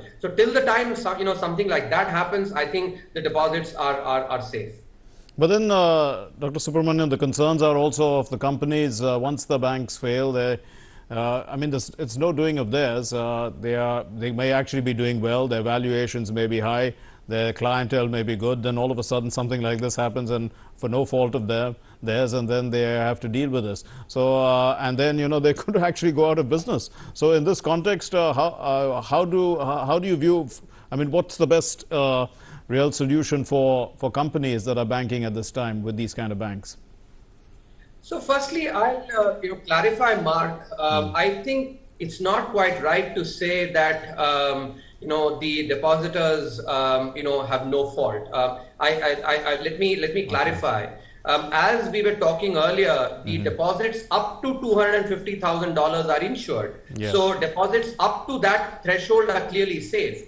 But if there are depositors who actually know very well that deposit insurance is there only till $250,000, and yet for higher return choose to put more than that amount, then they're of course taking a certain risk. And when the risk manifests, and they've taken that risk for higher return, I think that has to basically be taken. In other words, in any capitalist economy, return and risk go together. So I think we cannot say that the investors or the depositors, have no fault. There's a Latin phrase called caveat emptor, which is buyer beware. In this case, the buyers, which is the depositors, did choose to actually go and take that risk. That's the first clarification I would make. Okay. That said, I think with the Federal Reserve having come up with this program, I think the deposits are relatively safe till bank runs don't happen. I wouldn't rule that possibility out, as I said, but I think there will be significant risk aversion among startups because they may decide to actually take out deposits from these banks and try and invest it in maybe directly in US Treasuries or other instruments that they may think are relatively safer than bank deposits. So we'll have to wait and watch how this manifests. My sense is there will be some removal of deposits from these banks, definitely, especially those banks that investors think are more vulnerable. So when something like this happens, people turn and say, what about our banks here in India? Why is the Indian banking system less vulnerable to runs? And how healthy are the Indian banks in general? So here I must mention, Mark, not only Indian banks, but the Indian economy itself is in a very, very robust shape. And that goes down to the fact that, during COVID, India was very, very prudent. Unlike every other economy, whether it was advanced or emerging, which essentially mimicked the profligacy that the United States, adopted, India was the only country that was extremely prudent. We balanced the demand side and supply side measures at that time. We did not therefore go and spend like there was no tomorrow. As a result, some of the problems that manifested, if you would recall, from the 2008-2009 response, after the global financial crisis, when the government then had spent like there was no tomorrow, and a series of accidents much like the ones that are happening in the United States and now, starting today, possibly in Europe as well, manifested in India as well, and it culminated in India becoming part of the Fragile Five.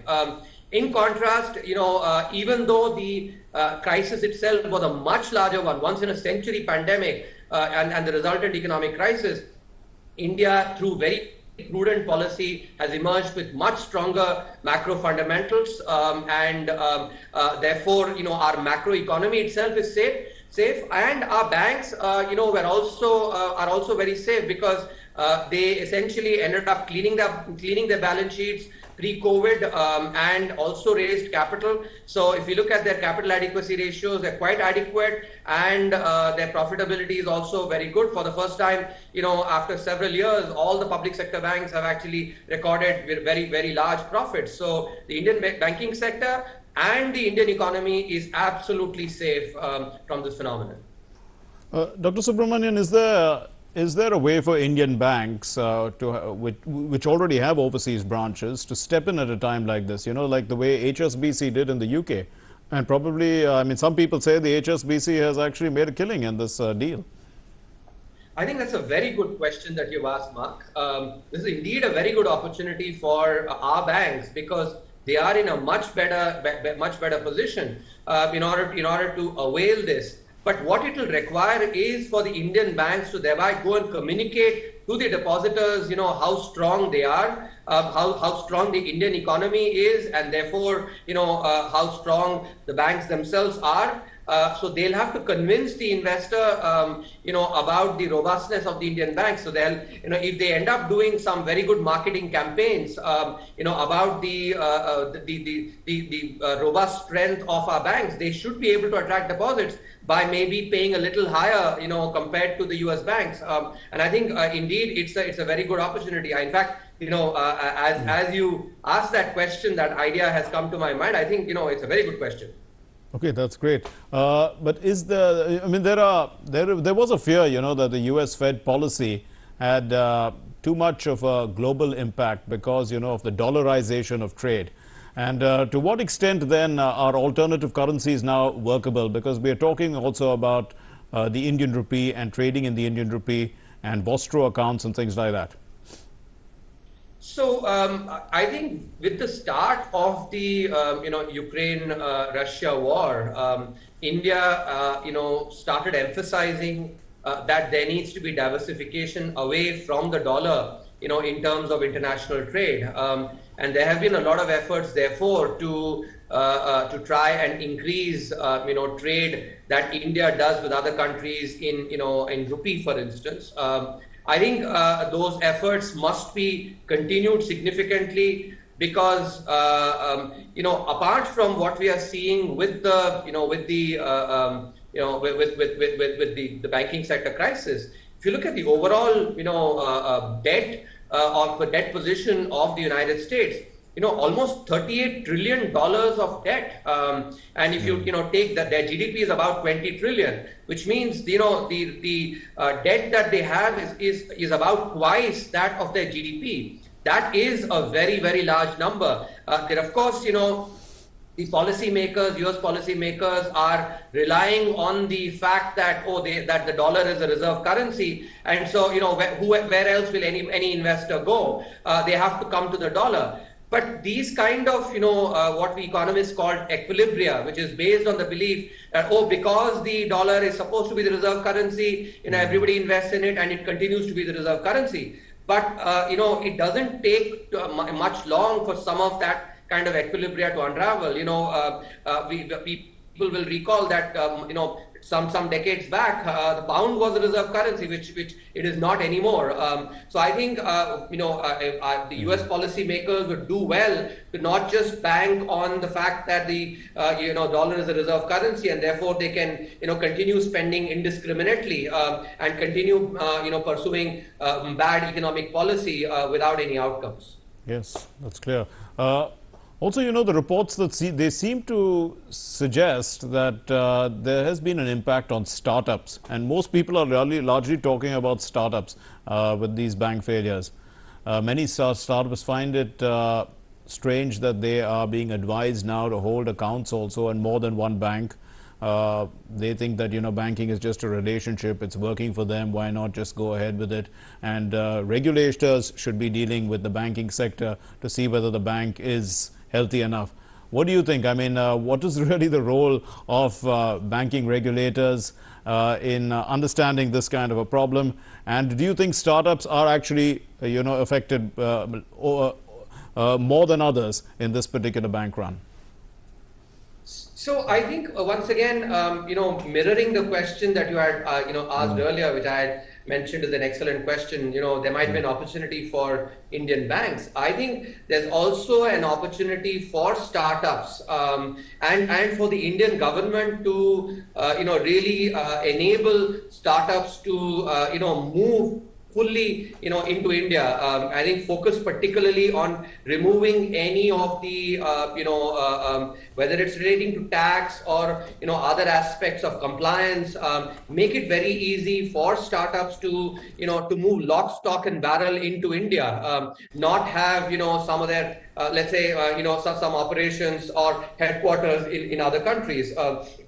Which will also encourage our startups, especially Indian startups, to then bank with Indian banks. Given the the robust strength of the Indian banks. So I think the Indian banks should not only look to accumulate deposits in the United States and in Europe through sound marketing campaigns. They need to equally try and attract some of the startups based here as well. But I think this is an opportunity. But it's an opportunity that will require some good thinking and good work, especially on the part of the bureaucracy. I would say in really easing the compliance and easing some of the taxation aspects for startups. At the same time, I think the Reserve Bank and SEBI have a crucial role to also play here in ensuring that the ecosystem for startups in terms of regulation and compliance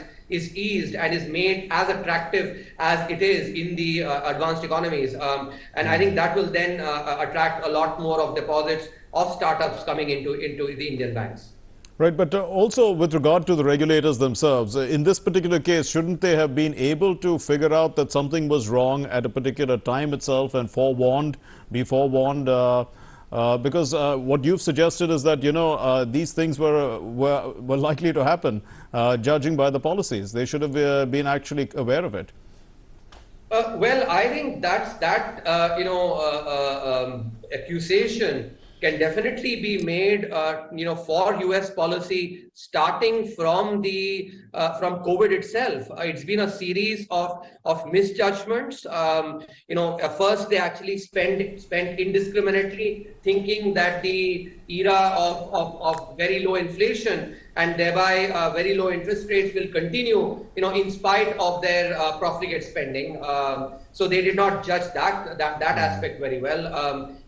Then when the inflation came, there was a very knee-jerk reaction, increase of 5% in the policy rate in 6 months, which is actually the most unprecedented increase, in US policy rates in the last 40 years. Again, they did not consider some of the impact on banking sector balance sheets. Looking at the picture in a more holistic manner, looking at what is happening to banks, what would their policy do? They push a button here, actually, something else starts to sort of unravel. I think it would be, if there is an advice that I would give, having been involved in India's policy making during the very difficult time of COVID, is to actually suggest to them to look at things in a more holistic manner rather than just very partially, so that these series of misjudgments that are happening, don't happen. So I think, I would agree with your contention that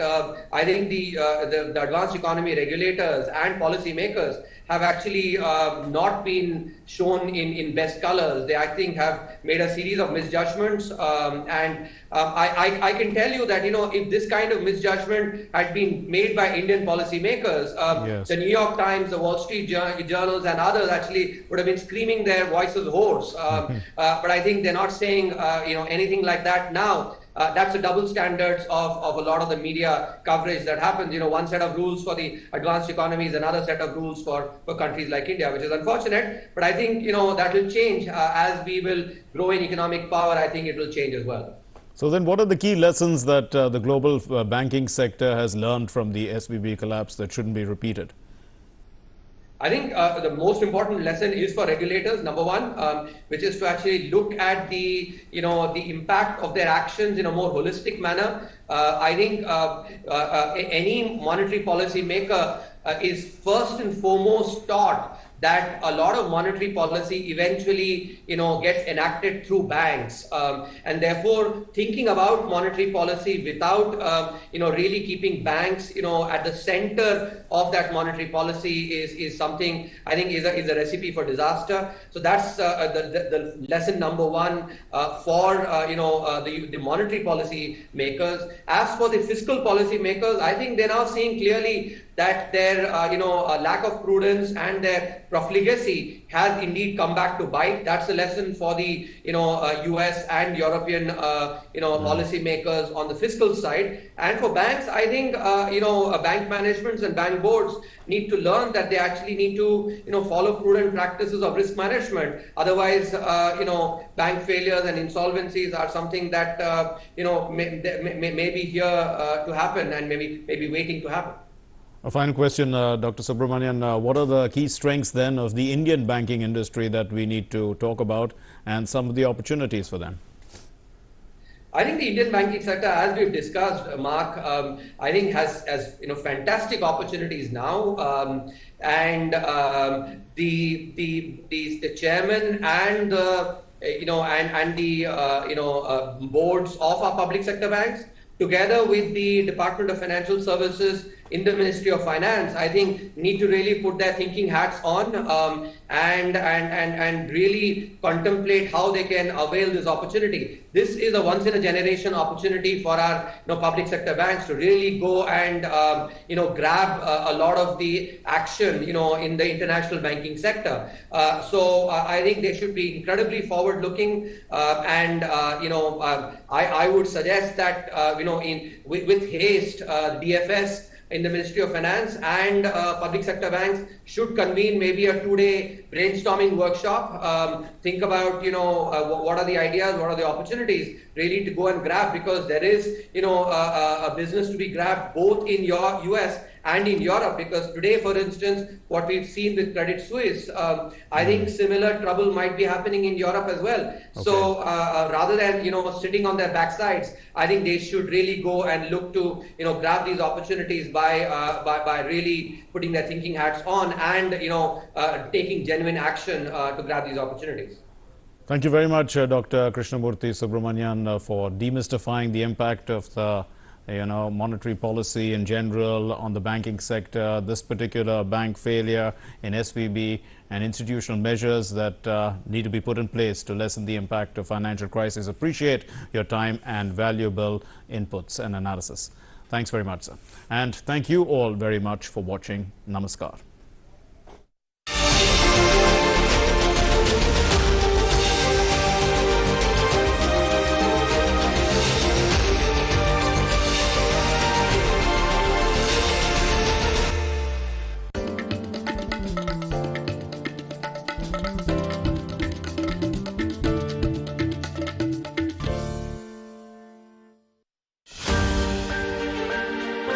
The final day of the second Education Working Group meeting being held here in Amritsar is deliberating on the priority area of how to make education tech-enabled, qualitative and collaborative at every level. There was an exhibition which was organized which had many academic institutions of the state of Punjab also who had presented their innovations there. More than 10,000 school children, faculty etc. of the region have visited the exhibits that are there, as well as seen the startups which have put up their products for display there. IIT Ropar, which is organizing that exhibition, is going to announce cash awards of 3 to 1 lakhs for the best 3 pitches that any of the startups are going to show there.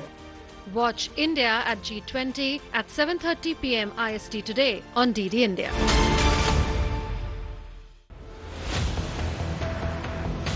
No, never have I ever been summoned to the police station. Never have I ever been told to shut down my company. I have been openly reporting from the ground. It was always the Indian sovereignty that was being compromised. There is a global cabal,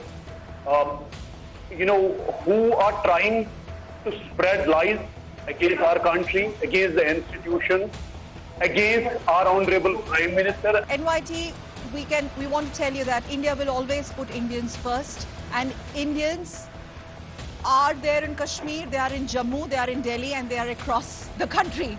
You may think whatever you want to think and you may write whatever you want to write, but the truth is out there in open. We have 2 Kashmiri journalists speaking the truth.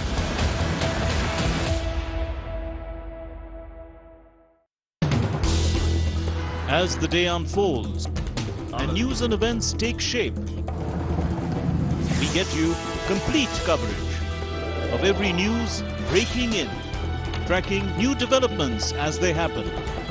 Midday Prime English, Monday to Friday, 2 p.m. on DD India.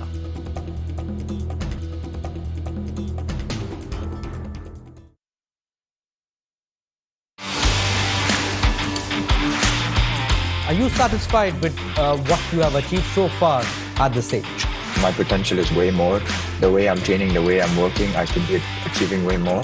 So, it's just a matter of time since my potential kicks in. My short-term goal for this year is to qualify for the Youth Commonwealth, which is held in China, so I want to qualify for that. And my long-term goal is I want to win a medal in the Olympics. What is the best thing that you like about your father? I get motivated by him to see how he goes every day to his shoot. He makes no excuses. He makes sure that every day he's learned something new, he's worked harder, he's done something better. So I really respect that about him.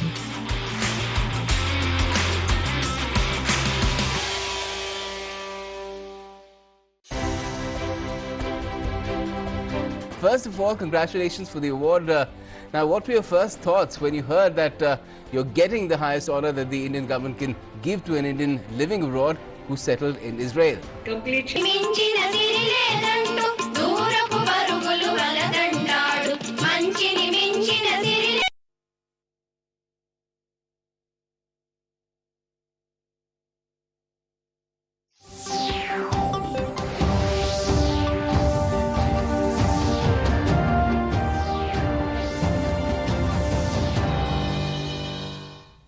నమస్కారం. దూరదర్శన్ వార్తలకు స్వాగతం. నేను శ్రీదేవి. ముందుగా మనం కరోనాను నియంత్రించేందుకు ప్రతి ఒక్కరూ కూడా మాస్క్ను తప్పనిసరిగా ధరించాలి. ముక్కు నోరు కప్పి ఉంచేలా సరైన పద్ధతిలో మాస్క్ను ధరించాలి. తరచూ చేతులను శుభ్రం చేసుకోవాలి. వ్యక్తిగత పరిశుభ్రతను పాటిస్తూ భౌతిక దూరాన్ని తప్పక పాటించాలి. అర్హులందరూ వ్యాక్సిన్ వేయించుకోవాలి. నిబంధనలు ఖచ్చితంగా పాటిద్దాం. కరోనాను జయిద్దాం. ముందుగా ముఖ్యాంశాలు చూద్దాం.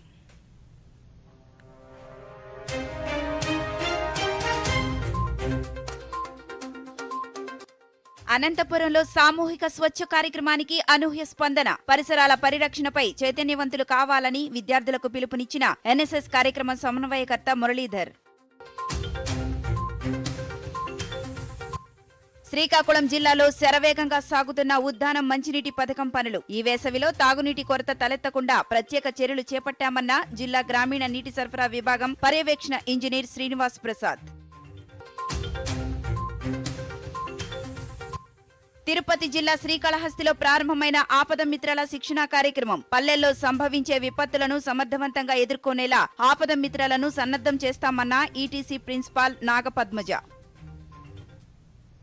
శ్రీకాకుళం జిల్లా ఉద్దానం ప్రాంతంలోని 7 మండలాలకు తాగునీరు అందించేందుకు జల్ జీవన్ మిషన్లో భాగంగా 700 కోట్ల రూపాయలతో చేపట్టిన భారీ మంచినీటి పథకం పనులు శరవేగంగా సాగుతున్నాయని జిల్లా గ్రామీణ నీటి సరఫరా విభాగం పర్యవేక్షణ ఇంజనీర్ టి శ్రీనివాస్ ప్రసాద్ చెప్పారు. ఈ పథకంలో ఇప్పటిదాకా 75% పనులు పూర్తయ్యాయని అన్నారు. ఉద్దానం ప్రాంతాలైన పలాస, సోంపేట, కవిటి, కంచిలి, ఇచ్చాపురం, మందస, వజ్రపు కొత్తూరుతో పాటు అదనంగా నందిగాం మండలాలకు పూర్తిస్థాయిలో మంచినీరు అందించేందుకు చర్యలు చేపట్టామన్నారు. ఇప్పటికే తాగునీటి కొరత తీవ్రంగా ఉన్న సమస్యాత్మక గ్రామాలను గుర్తించామని, ఆయా ప్రాంతాల్లో మంచినీటి కొరతను తీర్చేందుకు 5 కోట్ల రూపాయలను కేటాయించామన్నారు. జిల్లా వ్యాప్తంగా 4037 గ్రామాలు ఉండగా ఇందులో 2519 గ్రామాలకు తాగునీటి సరఫరా జరుగుతోందన్నారు. జల్ జీవన్ మిషన్తో ఇకపై అన్ని ఊళ్లకు దాహార్తిని తీర్చేలా కృషి చేస్తామన్నారు. అవసరం మేరకు సమ్మర్లో వాటర్ ప్రాబ్లం అరైజ్ అయితే వివిధ రకాలుగా ఎలా అంటే ట్రాన్స్పోర్టేషన్ కానీ, బోర్లు ఫ్లషింగ్ చేయడం కానీ, లేకపోతే బోర్లలో ఉన్న పైపులు ఎక్కువ డెప్త్ వెళ్ళిపోతే వాటర్ అక్కడికి పైపులు యాడ్ చేయడం కానీ, ఈ విధంగా మేము కంప్లీట్ చేయడానికి ప్రణాళికలు సిద్ధం చేస్తాం, టెండర్లు తెచ్చాం. అవి ప్రాసెస్లో ఉన్నాయి. అవి ఈ సమ్మర్లోనే అవన్నీ టేకప్ చేయడం జరుగుతుంది.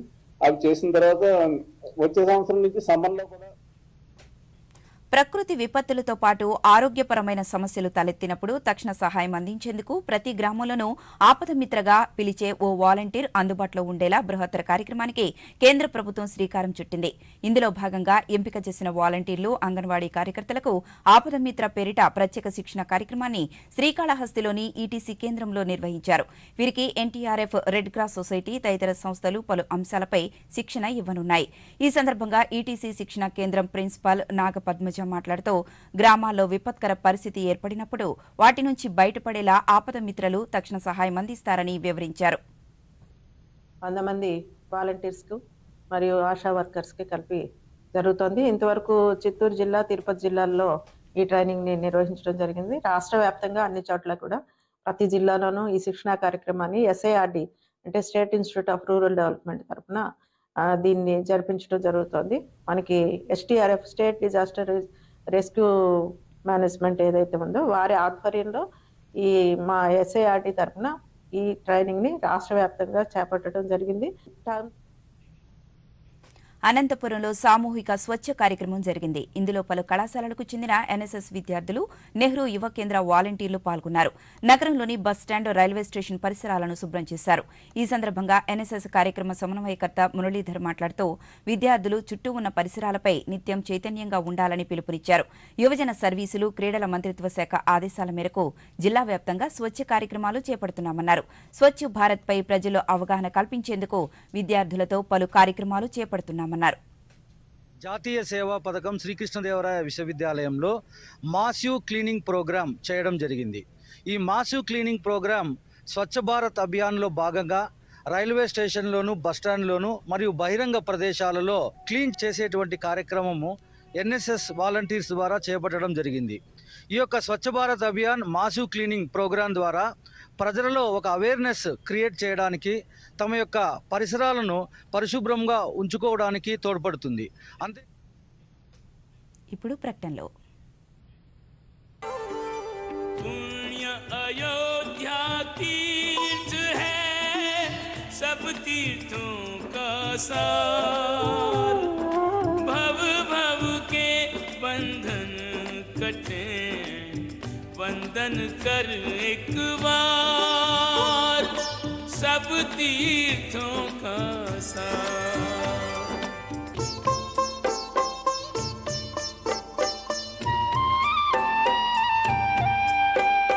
అయోధ్య శ్రీరామ మందిరం శ్రమశక్తి అచంచలమైన భక్తి ఈ ఆదివారం రాత్రి 9 గంటలకు మీ దూరదర్శన్ సప్తగిరిలో.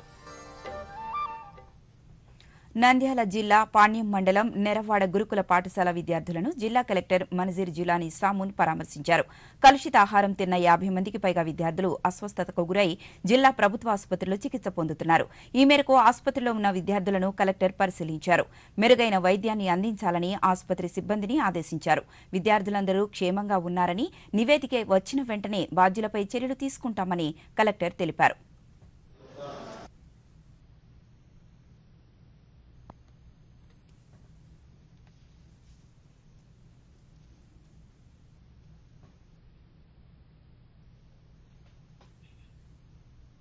అంతర్జాతీయ మహిళా దినోత్సవ వారోత్సవాల్లో భాగంగా శ్రీకాకుళం నగరం సూర్యమహల్ జంక్షన్ ఆవరణలో ఆయుష్ విభాగం ఆధ్వర్యంలో మెగా వైద్య శిబిరం జరిగింది.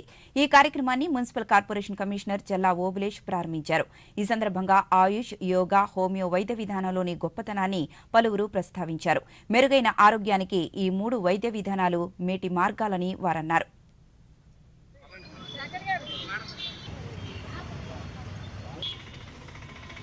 అథారిటీ వాళ్ళకి ఇన్స్ట్రక్షన్స్ ఏంటంటే ఈ నెల 14వ తేదీన మాకు ఆయుష్ విభాగం నుంచి ఆయుర్వేదం, హోమియో, న్యాచురోపతి విభాగాల్లో మాకు మెడికల్ క్యాంప్స్ కండక్ట్ చేయమని ఇన్స్ట్రక్షన్స్ ఇవ్వడం జరిగింది. అనుకూలంగా ఈరోజు మేము మెడికల్ క్యాంపు నిర్వహిస్తున్నాము. New colony Srikakulam petrol bunk దగ్గర సూర్యమహల్ జంక్షన్లో మెడికల్ క్యాంపు నిర్వహించడం జరుగుతుంది. ఇందులో ఈరోజు ముఖ్యంగా ఆయుర్వేదం, హోమియో, యోగా గురించి కూడా అవగాహన కల్పించడం జరుగుతుంది. ఇంకా ఆయుర్వేదం, హోమియో వాళ్ళకి దీర్ఘకాలికమైన వ్యాధులు, అలాగే శ్వాసకోశ వ్యాధులు, కీళ్ళ నొప్పులు, చర్మ వ్యాధులు వాటికి మందులు ఇవ్వడం జరుగుతుంది. అలాగే యోగా అవగాహన ఇండియన్ రెడ్ క్రాస్ వాళ్ళ సహకారంతో సిపిఆర్ పై కూడా అవగాహన కల్పించడం ఈరోజు. కాకినాడలో జిల్లా పరిషత్ కేంద్రం ఆవరణలో అసిస్టెంట్ మోటార్ వెహికల్ ఇన్స్పెక్టర్ చిన్నారావుపై దాడి జరిగింది. ఉదయం తనిఖీలో భాగంగా ఓ వ్యాన్పై కొబ్బరి బొండాలు అమ్ముతున్న వ్యక్తిని ఆపి వ్యాన్ రికార్డుల వివరాలను అడుగ్గా కొబ్బరి బొండాలు విక్రయించే వ్యక్తి కత్తితో చిన్నారావుపై దాడి చేశాడు. ఘటనా స్థలానికి చేరుకున్న పోలీసులు గాయపడిన అధికారిని కాకినాడ ప్రభుత్వ ఆసుపత్రికి తరలించారు. ముద్దాయిని అదుపులోకి తీసుకున్నారు.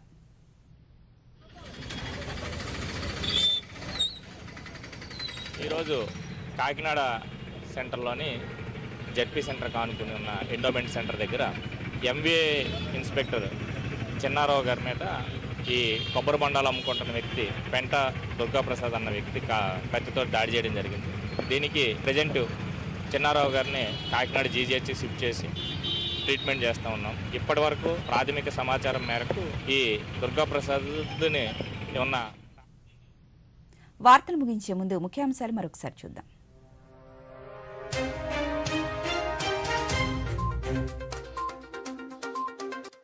అనంతపురంలో సామూహిక స్వచ్ఛ కార్యక్రమానికి అనూహ్య స్పందన. పరిసరాల పరిరక్షణపై చైతన్యవంతులు కావాలని విద్యార్థులకు పిలుపునిచ్చిన ఎన్ఎస్ఎస్ కార్యక్రమ సమన్వయకర్త మురళీధర్.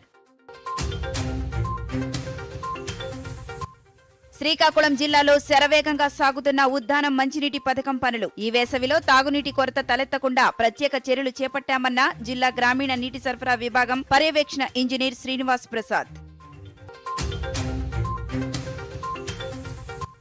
తిరుపతి జిల్లా శ్రీకాళహస్తిలో ప్రారంభమైన ఆపద మిత్రాల శిక్షణా కార్యక్రమం. పల్లెల్లో సంభవించే విపత్తులను సమర్థవంతంగా ఎదుర్కొనేలా ఆపద మిత్రాలను సన్నద్ధం చేస్తామన్న ఈటీసీ ప్రిన్సిపాల్ నాగపద్మజ.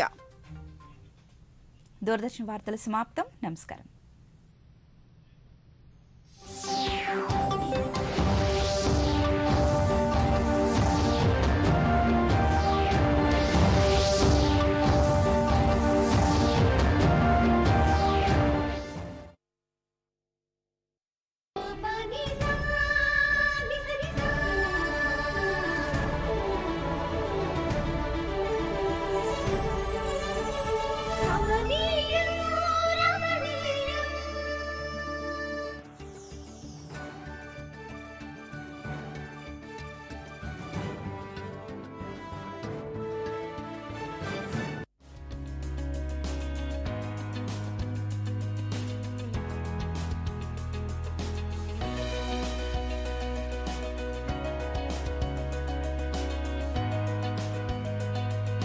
దూరదర్శన్ సప్తగిరి ప్రేక్షకులకు నమస్కారం. అందరికీ ఆరోగ్య కార్యక్రమానికి స్వాగతం.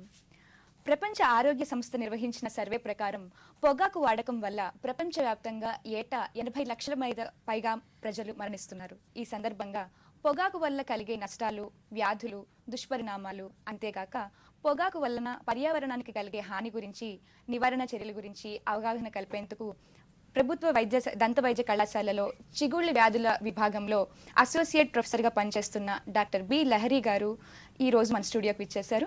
డాక్టర్ బి లహరి గారు 11 సంవత్సరాలుగా ప్రభుత్వ దంత వైద్య కళాశాలలో ఎంతో మంది ప్రజలకు దంత వైద్య సేవలను concealing problems with its finances.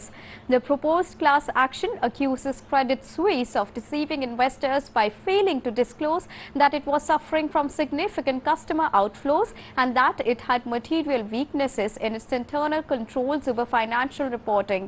Now, shareholders led by Braden Turner said that as the truth became known and Credit Suisse's largest shareholder said it would not put more money into the bank, investors fled, causing losses as Credit Suisse's stock price sank to a record low. The lawsuit appears to be the first by the US investors over recent problems at Credit Suisse that regained some market confidence on Thursday after securing a lifeline to borrow up to $54 billion from Switzerland's central bank. Now, Credit Suisse declined to comment on the lawsuit that was filed in federal court in Camden, New Jersey. Chief Executive Ulrich Körner and Chair Axel Lehmann are among the other defendants. Now, Turner, the named plaintiff, sued on behalf of holders of Credit Suisse's American depository shares from the 10th of March till the 15th of March 2023.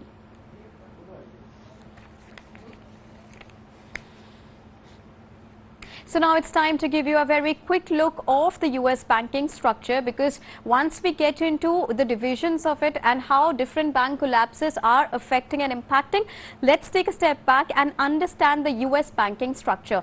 So first of all, let's take a look at the types of the banking structures that are available in the US. So retail banks, commercial banks, credit unions are few of the types. Adding more to this are savings bank accounts, saving banks and loan associations, along with online banks, mutual banks and the most important central banks. So these are few of the types of the banking system there in the US. Now, central bank is the most important one here. Central bank, it manages the monetary systems of the government. Now, it is rather called as the Federal Reserve, that is now responsible for managing economic activity and also supervising the banks. What is the aim of central bank or the Federal Reserve? Its aim is to provide the country with a safe, flexible and stable monetary and financial system. And further to this, the Federal Reserve System is also composed of 12 regional Federal Reserve banks, and the US maintains separate securities, commodities and insurance regulatory agencies as well. Now, these are separate from the bank regulatory agencies at the federal and along with the state level.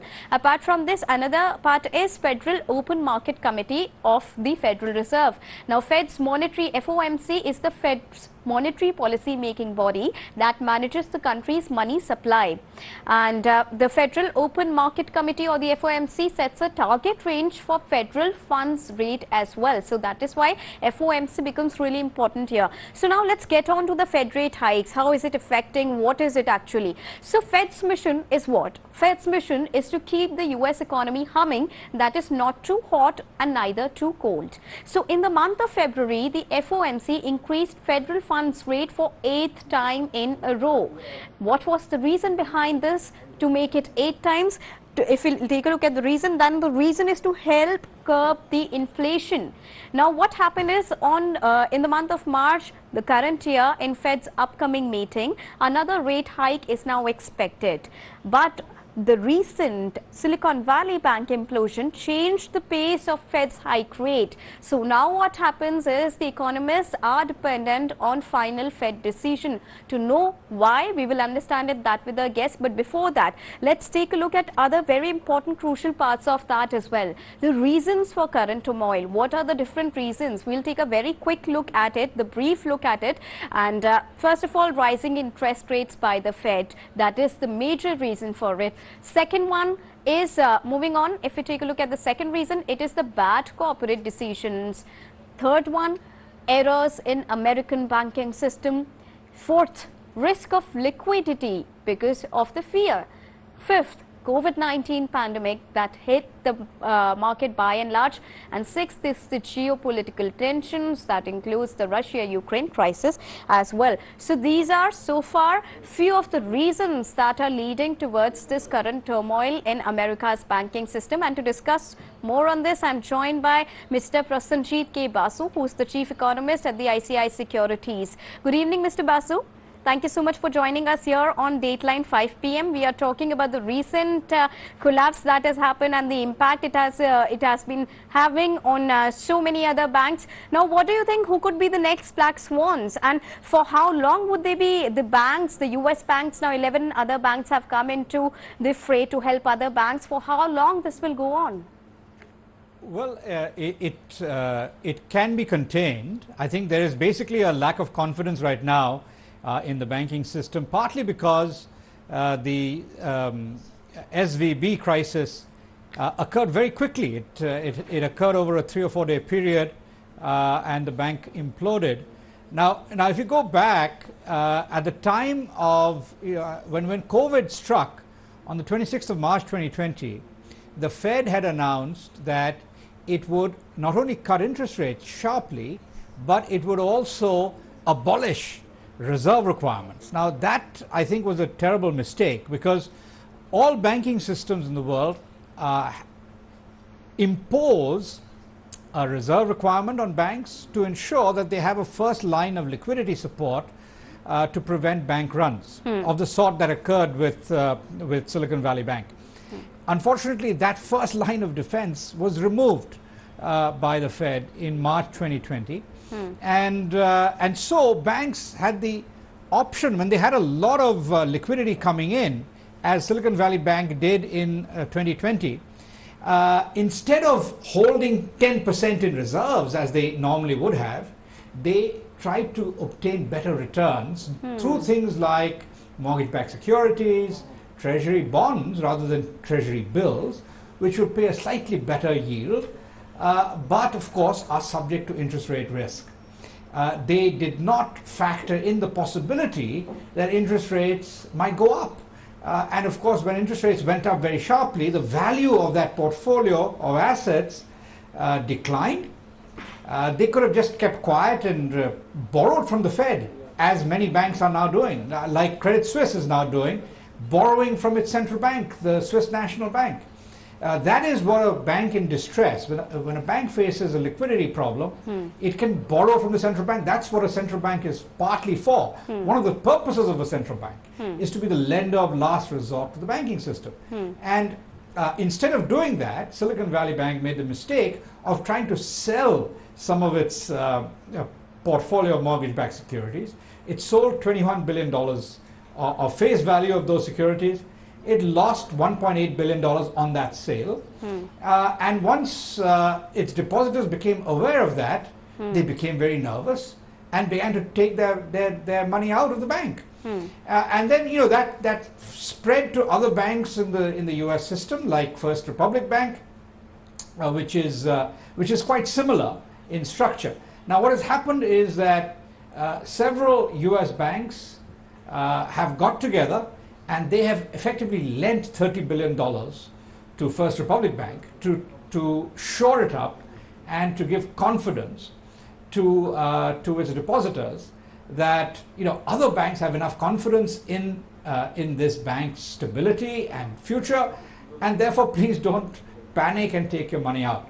There really isn't anything to panic about. It is just that some of the banks, there's been a mismatch between assets and liabilities. They've got short-term liabilities, deposits, and unfortunately many of them have taken on very, very long-term assets like treasury bonds and mortgage-backed securities, etc., which are so-called long duration and therefore very subject to interest rate risk. When interest rates go up, the value of those bonds declines, and as a result, you appear to have a decline in the net worth of the bank. And so in that situation, banks can sometimes face a liquidity crisis. A prudent bank management will keep a substantial amount of reserves. They place money with the central bank, and often in the US since the 2009 crisis, many banks have actually held excess reserves, far in excess of even that 10% that was required. But some banks seem to have got greedy. They didn't adopt the normal prudence that bank managements should be adopting, and so the consequences are now being felt. So this clearly showcases the case of bad corporate management and also internal banking errors. Now coming on to the Credit Suisse case, how is it different and why are people crying it to be a defraud case? Well, Credit Suisse is actually, again, not really in that much trouble. But what has happened with Credit Suisse is that its profitability has deteriorated over time, over the last 5 to 7 years, and Credit Suisse is in the midst of a restructuring. It is trying to restructure and start focusing on its core business, which is private banking or wealth management, and getting away from investment banking. And in that process, that process is half done. It's not yet complete. Unfortunately, amid this global banking crisis, when customers start looking at potential banks that are in trouble, the one bank that stood out as a bank that is trying to restructure but is only halfway through that process and isn't quite done, and therefore potentially in a lot of trouble, is Credit Suisse. And so there's been a loss of confidence. Now, if a bank like Credit Suisse, which is one of the world's largest wealth managers, if that gets into trouble, and there's a loss of confidence among its depositor base, that can really shake the stability of the Western world's banking system. And so the Swiss National Bank, which is the central bank of Switzerland, has offered a $54 billion line of credit to shore up Credit Suisse, which is essentially the central bank acting as lender of last resort, which is essentially what central banks should be doing. So it's done that, and it has helped to stabilize the situation somewhat. But the longer term problems of Credit Suisse remain. They were trying to spin off the investment bank. They were about to revive the old name, Credit Suisse First Boston, which had been removed about 10 or 12 years. They would restore that old name and probably spin off the bank.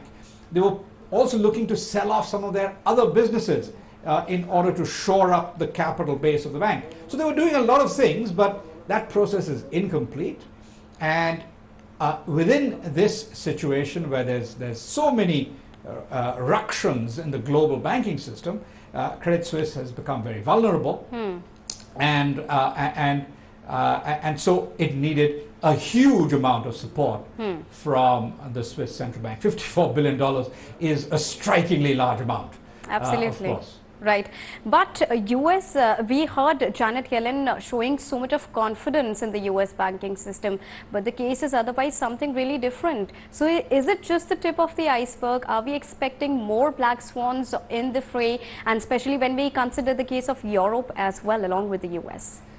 Well, a black swan by definition is a rarity. If you have two black swans, that's no longer, they are white. So this, to some degree, we have to assume that Silicon Valley Bank was a bit of a black swan. But what has happened really is worth understanding.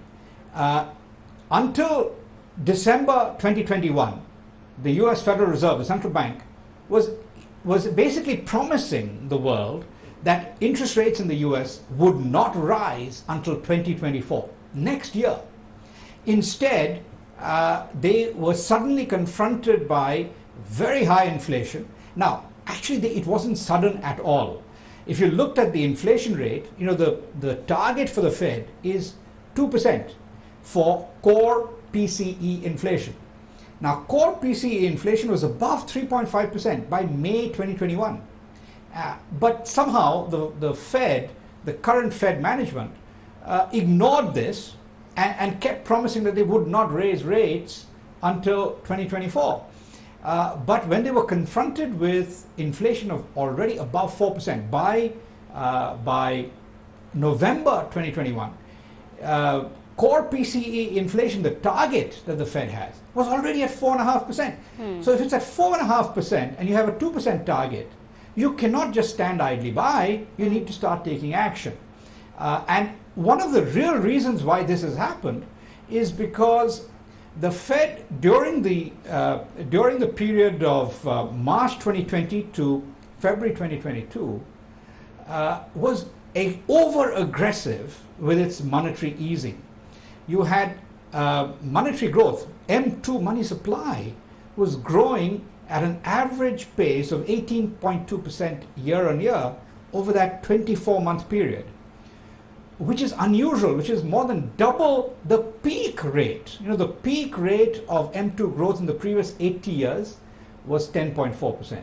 So they were at more or less double that pace for 2 full years. And so that has generated a lot of inflation.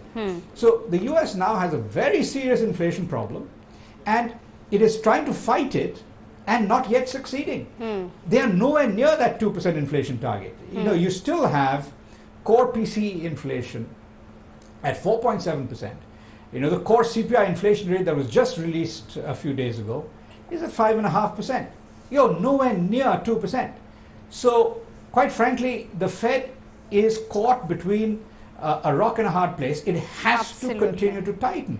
It has to continue. And at the same time, you know, banks, those banks that made the mistake of believing the Fed's promise that they wouldn't raise rates, made some decisions with regard to their asset portfolio that are now coming back to haunt them. Absolutely. Thank you so much, Mr. Prasenjit Basu, for joining us and bringing us that rounded perspective on the current banking system of the US. However, in a latest move, they have now introduced the CBDC as well. But then let's see how much of a help is it going to extend and how much of the improvement is it going to bring in the sentiments of the depositors. Thank you so much for joining us for that. And that's all the time we have in Dateline 5 p.m. for now. But news and updates will continue here on DD India. So don't go anywhere. Keep watching and keep tracking DD India. Thanks for joining.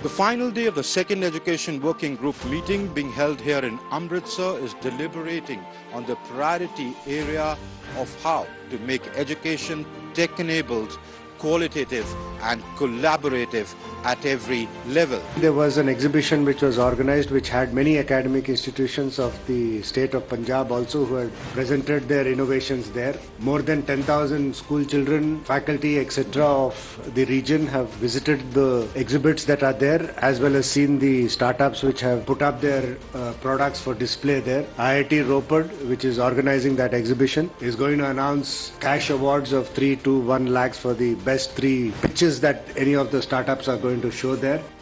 Watch India at G20 at 7:30 p.m. IST today on DD India.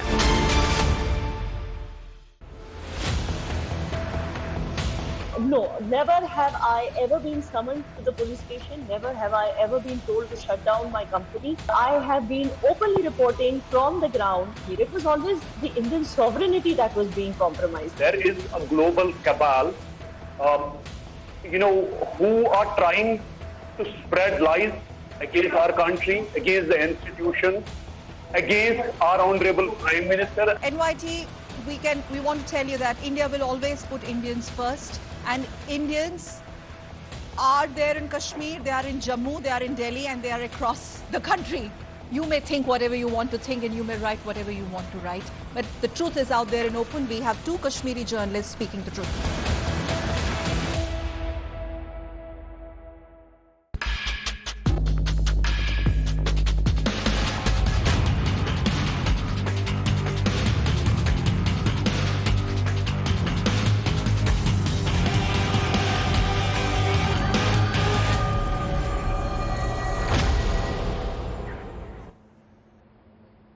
Good evening and welcome to Sports Fast with me, Deepika, your daily half-an-hour window that brings you all the latest news and updates from different sporting arenas. Let's begin with top headlines of the hour. India versus Australia first ODI currently underway at Mumbai's Wankhede Stadium. India wins the toss, opts to bowl. India's Jasmine, Shashi Chopra and Shruti Yadav to be in action at the ongoing Women's World Boxing Championship. India is looking forward to secure at least 4 medals at the coveted international tournament.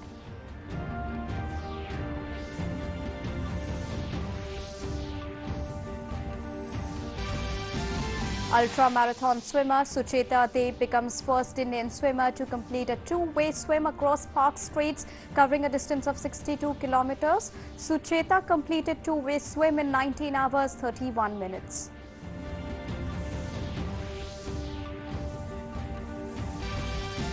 At All England Open Badminton Championship, women's doubles pair of Teresa and Gayatri enter quarterfinals, defeat world number 9 pair of Fukushima and Hirota.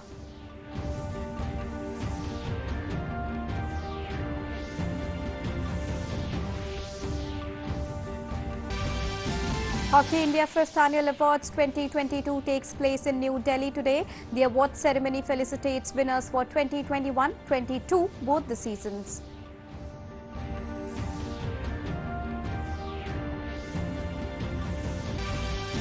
And in Europa League, Manchester United cruises into quarterfinals. On the other hand, Freiburg and Arsenal crashes out of UEFA Europa League.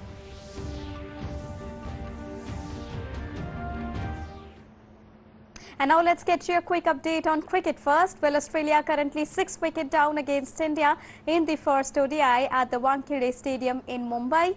Mohammad Siraj got the ball rolling for India with the early wicket of Travis Head, while Smith scored 22 runs before being out by Hardik Pandya. Earlier, Indian captain Hardik Pandya won the toss and opted to bowl at Wankhede Stadium. Well, after a 2-1 triumph in Border Gavaskar Trophy, India now shift their focus to the 3-match ODI series against Australia that could set the precedent for the World Cup. With Rohit Sharma out of the first ODI due to family commitments, Hardik Pandya is currently leading the team. And in Women's Premier League, Gujarat Giants is back to winning ways as they successfully defended second place Delhi Capitals for 136 in 18.4 overs. Delhi Capitals won the match by 11 runs. While Delhi Capitals continue to occupy the second spot in Women's Premier League points table, having suffered their second loss in the tournament, Gujarat Giants now stand fourth. Now this is their second match winning game, and with 4 points, Delhi Capitals is above RCB, who are currently at the bottom of the points table. Laura Woolwart and Ashley Gardner were the star performers for Gujarat Giants, scoring 57 off 45 balls and 51 from 33 deliveries. Moving on, several former cricketers are playing in the ongoing Legends League cricket in Doha. Paul Collingwood, who is playing for India Maharajas, said that playing with the old players reminds him of his old days. He also gave his opinion on the final of the World Test Championship. Our sports correspondent Mukesh Shukla had an exclusive conversation. Take a listen.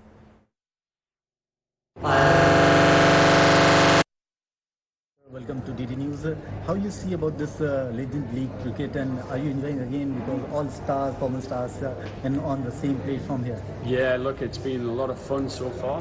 We've still got another week or so to go in the league, but from our point of view as players, turning up and seeing all these players that you played against and played with throughout our era and throughout our years is it's just great to reminisce and chat about all the experiences we had as cricketers throughout our career. And you know, it's important that you know, as legends as well, that we go out there and put a show on and try our hardest to win the games.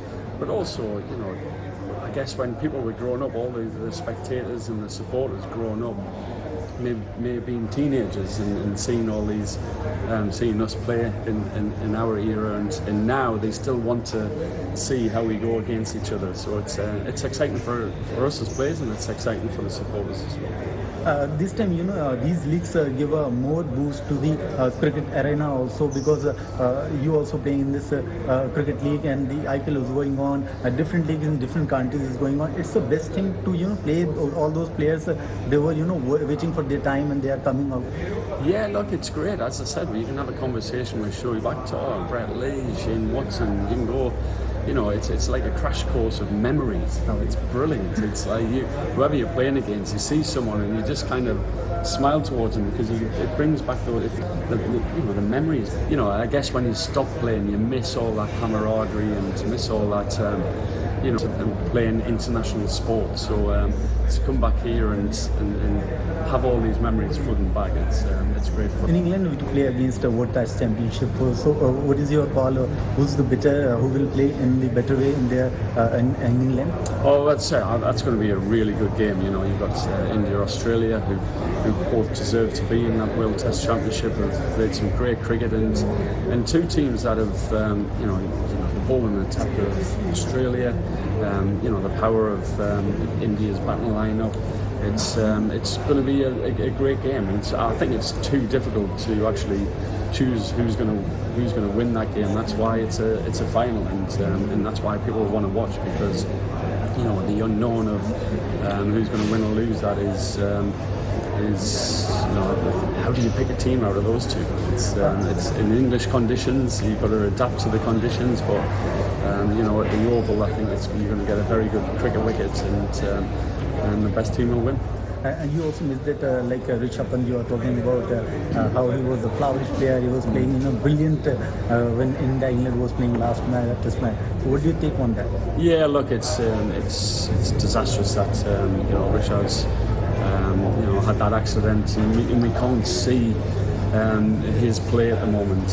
What an exciting player, an amazing kind of free-spirited player who can take the game away from the opposition. And when you're playing test matches, you need those types of players.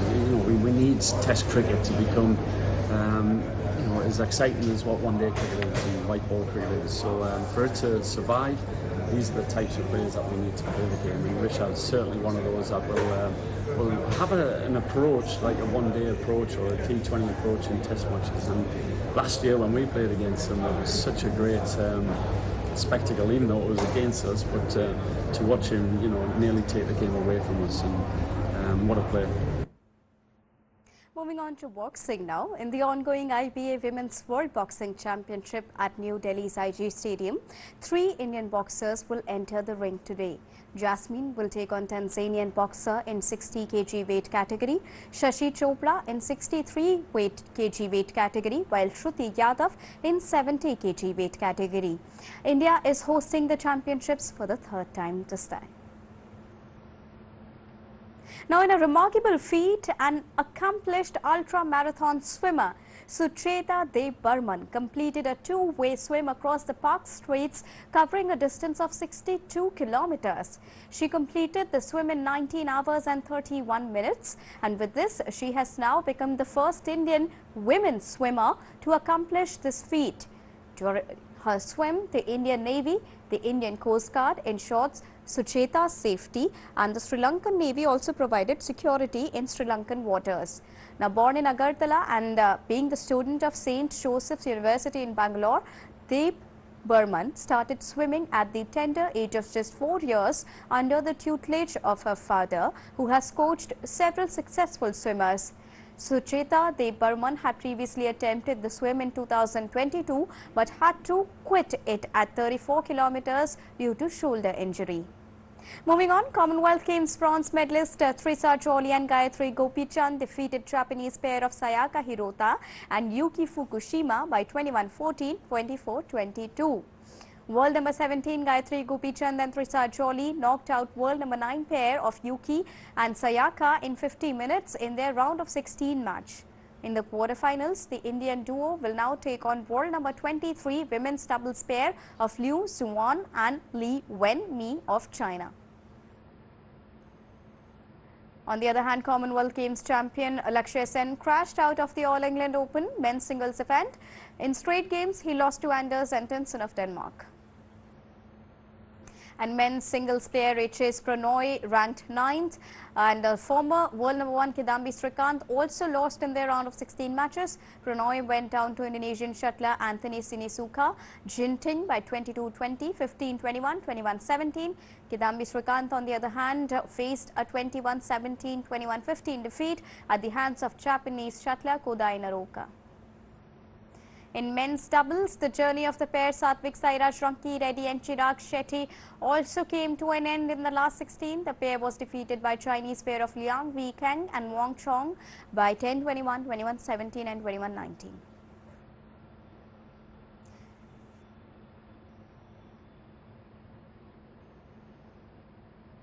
Moving on to hockey now. Hockey India's annual awards were distributed today.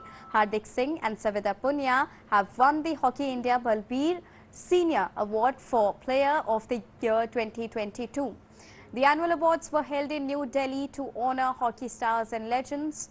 Union Sports Minister Anurag Singh Thakur and Union Agriculture Minister Narendra Singh Tomar cheered the players on the occasion of the annual prize distribution ceremony that has been organized by Hockey India. On this occasion, Union Sports Minister said that the country is setting new records in the field of sports. He further said that the government of India has increased the sports budget to 3 times as compared to 2014. Take a listen. खेल को प्रोत्साहन देने का काम भी जो प्रधानमंत्री जी ने किया है, वो मुझे लगता है केवल बजट बढ़ाने से कई बार काम नहीं चलता है। ये तो मैं कह सकता हूं कि युवा कार्यक्रम खेल विभाग का बजट अगर 2014 में 964 करोड़ रुपए का था, 964 करोड़ रुपीस बजट था, तो आज बढ़कर वो 3,397 करोड़ रुपया हो गया है। लगभग 3 गुना से ज्यादा करने का काम किया है। बजट भी बढ़ा दिया, सपोर्ट सिस्टम बढ़ा दिया, लेकिन सबसे बड़ी बात यह है कि मनोबल बढ़ाने के लिए खिलाड़ियों से सीधा संवाद भी करना हो तो प्रधानमंत्री पीछे नहीं रहते। And the Union Minister Kiran Rijiju also congratulated the players on the occasion and expressed that he is hopeful that the Indian team will present its strong claim at the Paris Olympics. लेकिन उस award के पीछे जो इज्जत है और उस award प्राप्त करने के लिए जो मेहनत आपने खून पसीना जो बहाया है, उसके लिए जितना खिलाड़ी या जो मैनेजमेंट जो भी अवार्ड विनर्स हैं, सबको मैं एडवांस में अभिनंदन करता हूं, कांग्रेचुलेशंस देना चाहता हूं। और साथ में भविष्य में जैसा अभी बताया, अभी जो प्रो लीग चल रहा है, तो इतना दुनिया के टॉप 3 जो जर्मनी ऑस्ट्रेलिया को इतना अनबीटन रिकॉर्ड जो इंडिया का अभी प्रदर्शन हुआ है, मैं बहुत एकदम कॉन्फिडेंस से मैं पूरा भर गया कि जो पेरिस के ओलंपिक्स में हमारा महिला और पुरुष बड़ा जोरदार से फिर अपना दावेदारी ठोकेगा, मुझे पूरा उम्मीद है। और आगे इंडियन हॉकी को फिर से जो अभी रिवाइवल हो गया है और उस जगह पहुंचाने वाले हैं, तो वो हमारा glorious years of Indian hockey फिर लौटेगा। Moving on to football now, Gianni Infantino has been re-elected as FIFA president during the 73rd Congress in Kigali. He promised record revenues in the next 4-year cycle of $11 billion as he called for more football to be played around the world. Now it is officially his first re-election since he initially took over the remaining term of his suspended predecessor, Joseph Blatter, in 2016. Now this means that he can seek another term in 2027 until 2031. Here's a report. Gianni Infantino has been re-elected as president of FIFA for 4 more years after running unopposed at the Congress of World Football's ruling body. The 52-year-old Swiss-Italian lawyer was confirmed in office by acclamation at the gathering in Kigali, the capital of Rwanda. Infantino's re-election was a formality after no other candidate came forward, even if he is not universally popular among member associations for a range of reasons, including pushing for a failed plan to play World Cup every 2 years. Several European countries, including Germany, Norway, Sweden, have not been happy with his presidency and said they would not actively support him. If the delegates of this Congress are in agreement, we will now proceed to the election of the incumbent FIFA president for the 2023-2027 term of office by acclamation. I'm now calling on the Congress to give a round of applause to elect Gianni Infantino as the FIFA president for the period from 2023 to 2027. Infantino was first elected in an extraordinary Congress in 2016 following the resignation of his predecessor, Sepp Blatter, and retained his position unopposed 3 years later. But this counts as his second term of office, and he will therefore be available for a third term and final term in 4 years' time. I would simply like to assure you of my continued commitment with you as part of your team, and to simply ask you to remember that football is joy, happiness, passion, love, and peace, and that football is here to unite our beautiful world. The Men's World Cup will increase from 32 teams to 48. Feature 32 teams for the first time in Australia. Indirectly, in 7 textile mega parts के माध्यम से नए रोजगार के साधन बनेंगे और लगभग 70,000 करोड़ का इंफ्रास्ट्रक्चर इन पार्क्स में आने की संभावना है। धन्यवाद। Thank you, sir. I'll take some questions on this topic, and I would request you to introduce yourself and your organization before asking your question. Yes, Madam.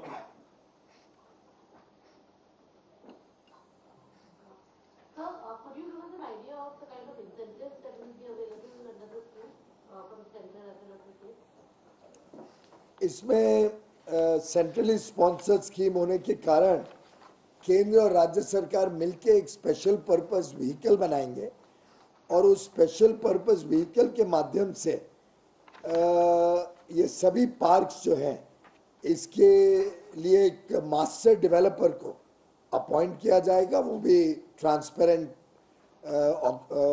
Process run करके master developer को finalise किया जाएगा और उसके बाद हम 3-4 प्रकार के सपोर्ट एक पार्क को देंगे। जो नए पार्क हैं उनको 500 करोड़ रुपए डेवलपमेंट कैपिटल सपोर्ट के रूप में दिया जाएगा और जो ब्राउनफील्ड पार्क्स हैं उनको 200 करोड़ रुपए। इसके अलावा कंपेटिटिव इंसेंटिव सपोर्ट CIS लगभग 300 करोड़ रुपए तक का हर पार्क में उन यूनिट्स को दिया जाएगा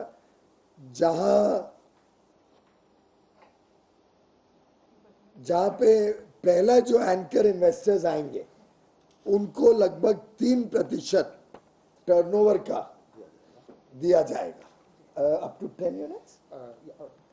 अभी details first come first serve में जो लोग पहले एंकर इन्वेस्टर्स आएंगे उनको अप टू 3% ऑफ टर्नओवर, अगर वो और कोई स्कीम में बेनिफिट ना ले रहे हो PLI वगैरह में तो उनको इस स्कीम के तहत मिलेगा।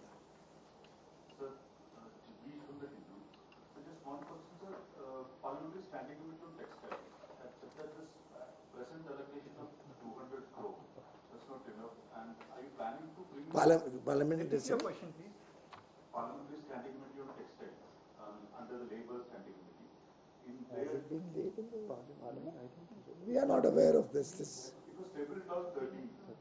Okay. They said that the PM Mitra scheme at the moment it's allocated this 200 crore rupees. Okay, this is for this financial year. No, that is for this financial year. Abhi to now these parks have been finalized. They will all appoint master developers. They'll get into the details of the infrastructure required. So it's basically the line item has been created. 200 crores have been allotted to make sure that all the master developers' expenses and the initial requirements can be met. And then as and when the parks take greater shape, additional funds can always be provided either through supplementaries, demands, as and when required.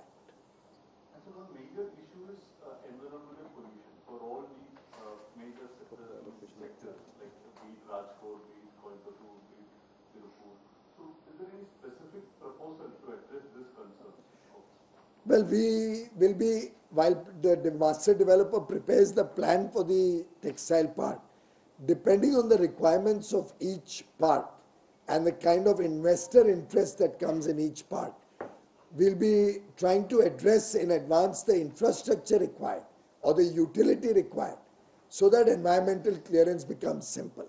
As I said earlier, for example, if the park will have water discharge and it requires a water treatment plant, that will be built into the infrastructure that will be planned by the master developer.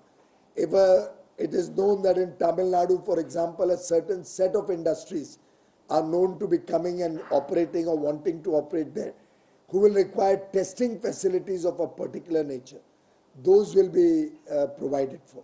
So different elements to make all the approvals easier will be considered. We will also see if we can look for renewable energy in a big way to be encouraged for the source of energy in these parks. There is no provision right now for a blanket environmental approval under the environmental laws, but we'll try to make it easier and enable the faster approval of environment in consultation with the state government.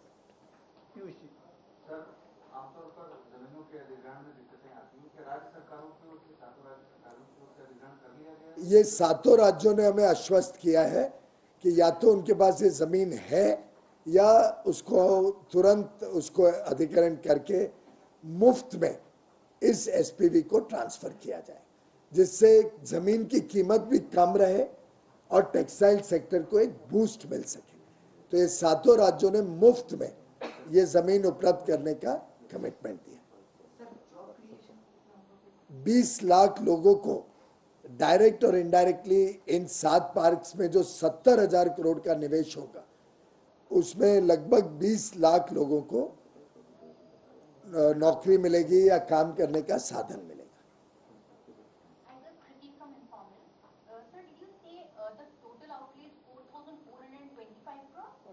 4425 crores.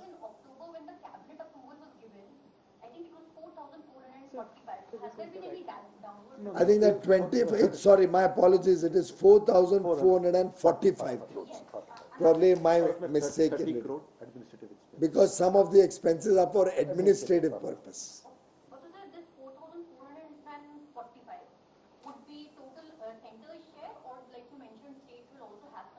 It's a centrally sponsored scheme, so both do the sharing. And that will be budgeted for whole of Green Finance Commission till FY26 or?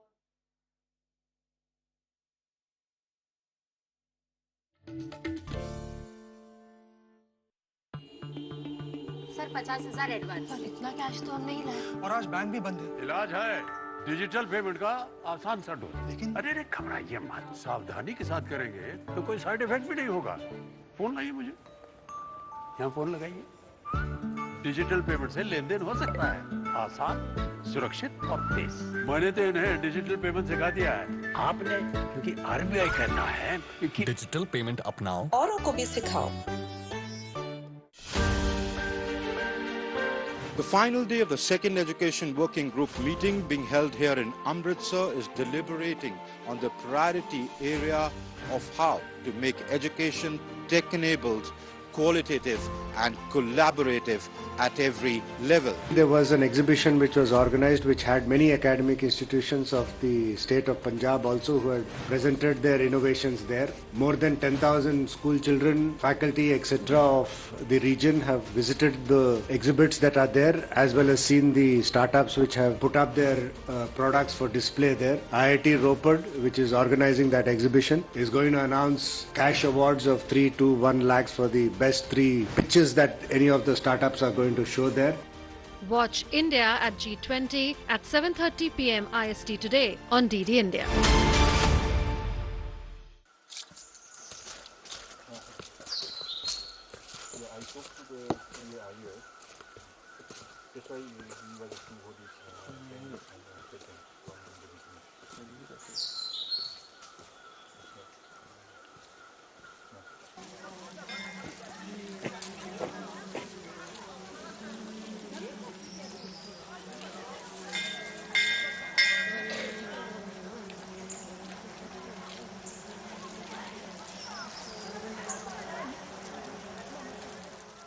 The most appealing lake of Sikkim is the Khetio-Palri Lake, located at a height of 38,710 feet, which makes it the highest lake in Sikkim.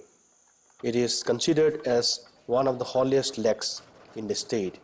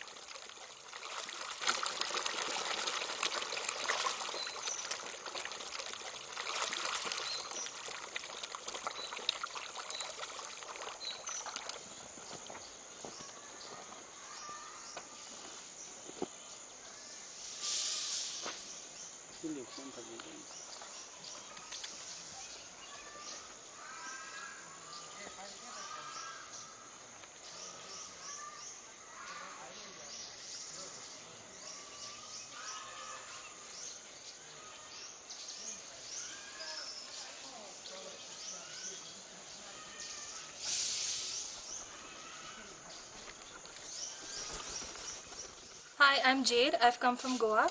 This is my second trip to Sikkim, but my first trip to this particular holy place. It is completely empty. The weather is really beautiful and it's a very relaxing place to visit. Scenically, it's very beautiful. Not a lot of people here, so it's nice to relax and explore this place. It's completely different. This is a nice place for slow travelers. In Goa, it's all about food, parties, beaches, a lot of noise. Over here, it's very peaceful. It's just for people who like to, relax. Just some kind of break from your daily schedule, where you don't want to do a lot of things. You don't want to pack your day with so many things. It's a nice place to visit for that. Worshipped by both Buddhists and Hindus, it attracts many visitors and pilgrims from all around the world. Legends has it that the birds around this natural lake safeguard this celestial lake from any intruder, be it a leaf on the surface of the lake or anything. Wonders always do come in small packages, traveling through this picturesque landscape tucked away in the lap of the mighty Himalayas.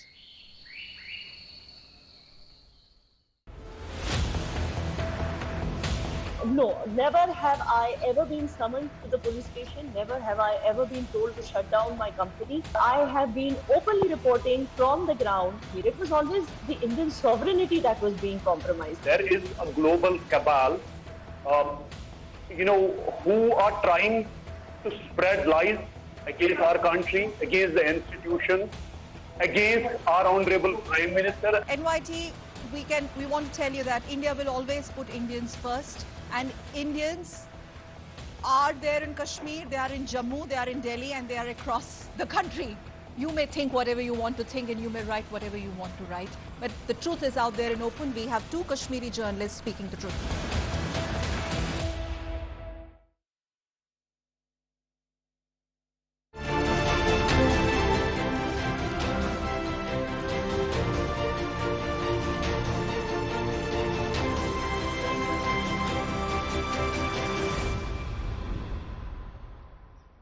Good evening. Welcome to another edition of World Today. Over the next 60 minutes, it's a power-packed evening that we have put together for you, where we get you all the stories that matter to India and the world. Our big focus tonight is going to be on TikTok and the ban it's likely to face if things don't change in the United States of America. That's not all. Taking a look at a meeting that's expected very much to take place next week between Chinese President and also the Russian President Vladimir Putin in Moscow. It's going to be, the world is going to be watching with keen interest on what developments take place. Is there a silver lining, especially to the Russia-Ukraine war that's now past a year? All this and lots more over the next 60 minutes with me, Anil Thomas. Let's get started this Friday evening with the top stories. West continues action against TikTok app. New Zealand becomes the latest nation to limit the use of video sharing app on government-related devices, to ban TikTok on devices with access to the country's parliamentary network due to cybersecurity concerns by the end of March.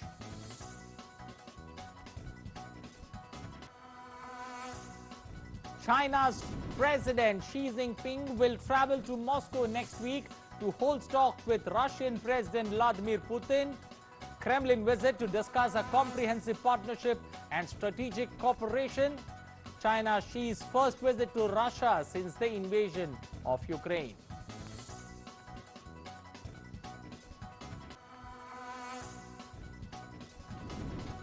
Efforts on to rescue First Republic Bank in the US. Biggest lenders in the country, including JP Morgan Chase and company, along with Morgan Stanley, to deposit up to $30 billion into First Republic Bank's coffers to stabilize the lender. Focus on preventing the California-based bank from becoming the third bank to fail in less than a week.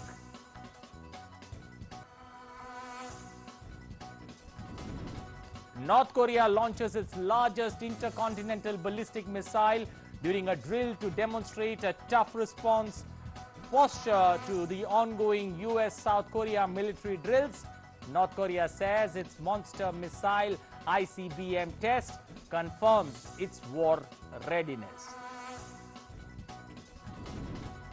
Protests flare up in France after government pushes through an unpopular pensions bill, raising the retirement age by 2 years to 64 years in the National Assembly. Police fire tear gas and water cannons to disperse crowds in many parts of the European country.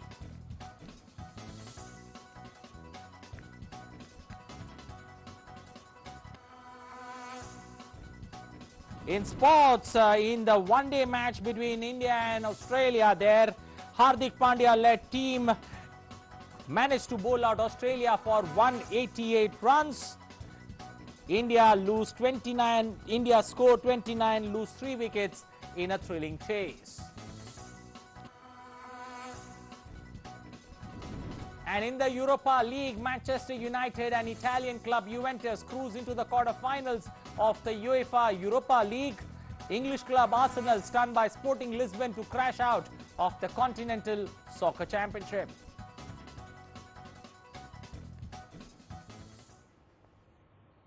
Well, let's begin today's edition with the big news.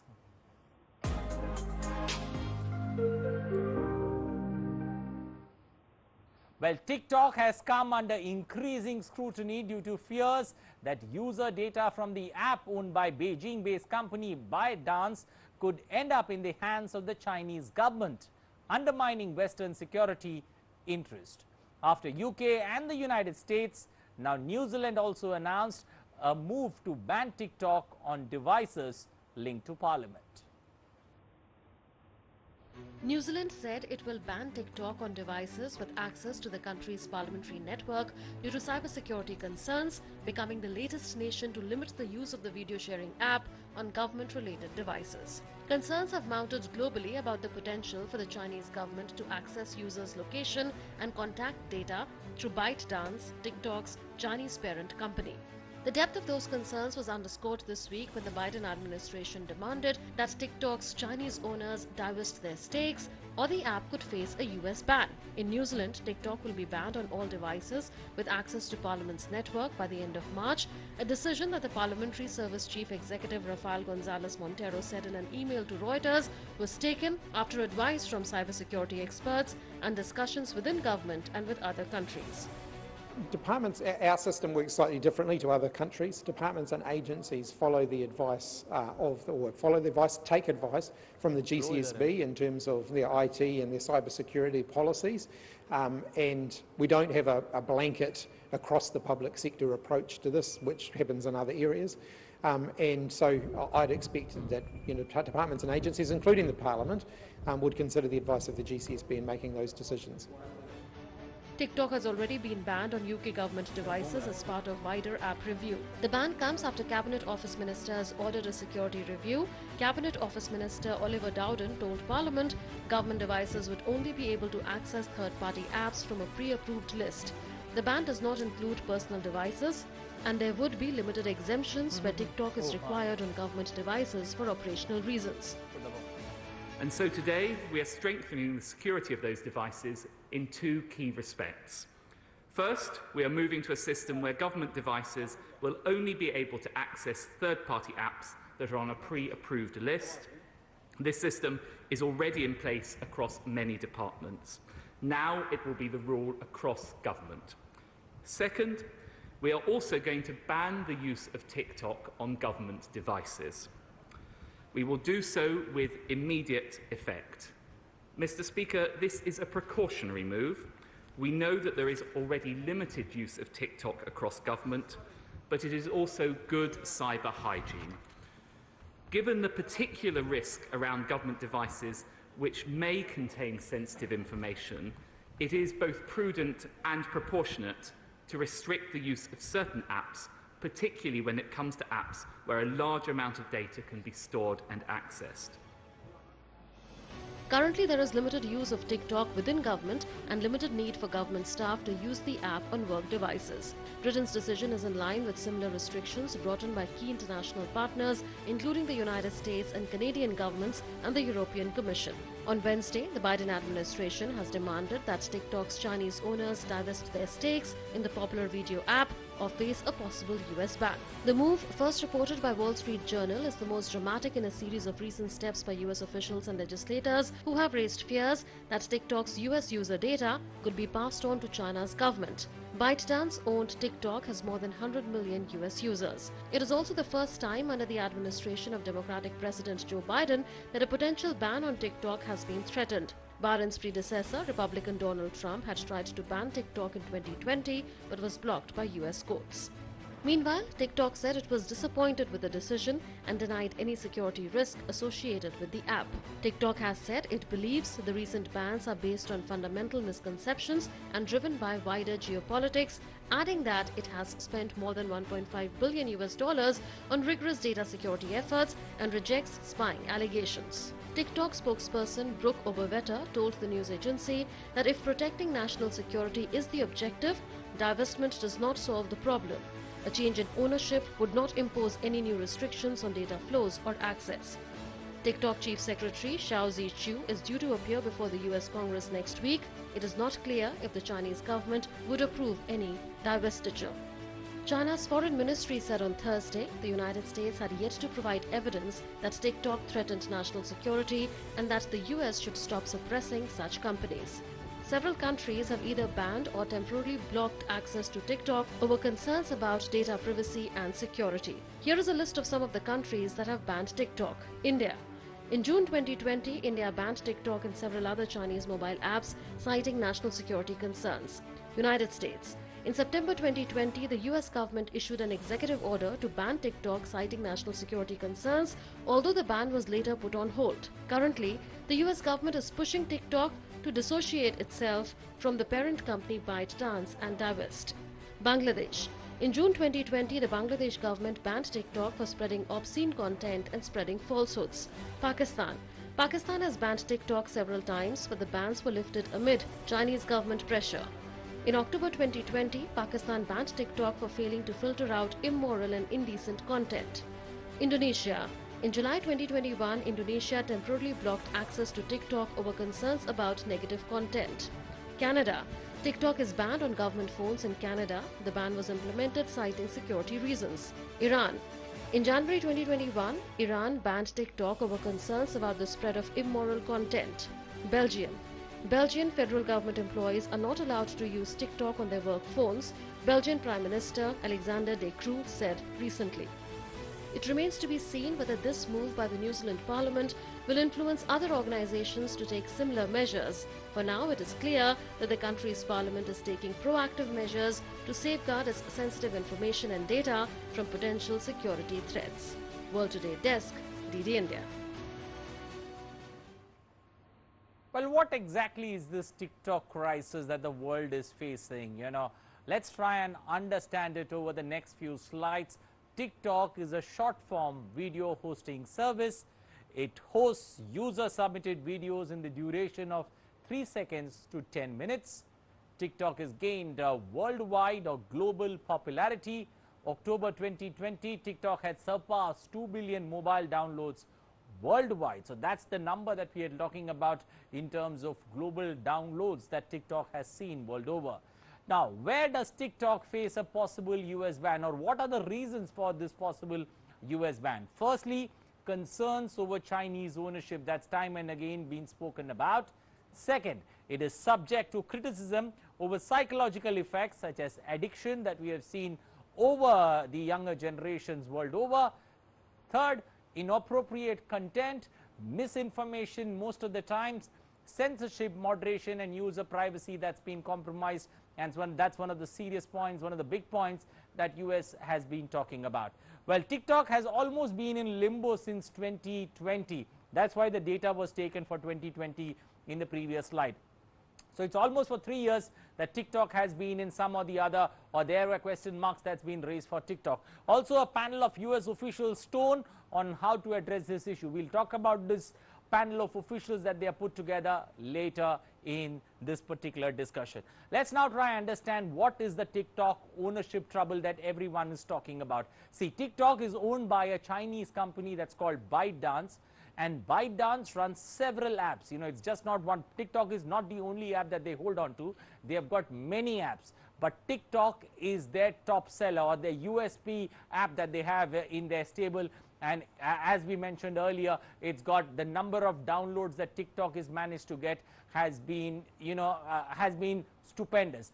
Also, the problem with ByteDance, their headquarters is based in China's capital, that's Beijing, and it's owned by investors across the globe. It's not as if everybody from China owns ByteDance. There are investors from across the globe, but the biggest problem is now the Chinese state-controlled entity holds 1% stake in ByteDance, and that's where TikTok goes into the dock. Now let's try and understand what's the big trouble that TikTok faces, or why is TikTok in the dock. Remember, the Chinese government could any day, they have done it or not, that's left for speculation, but they could order TikTok to hand over all the data that they are privy to.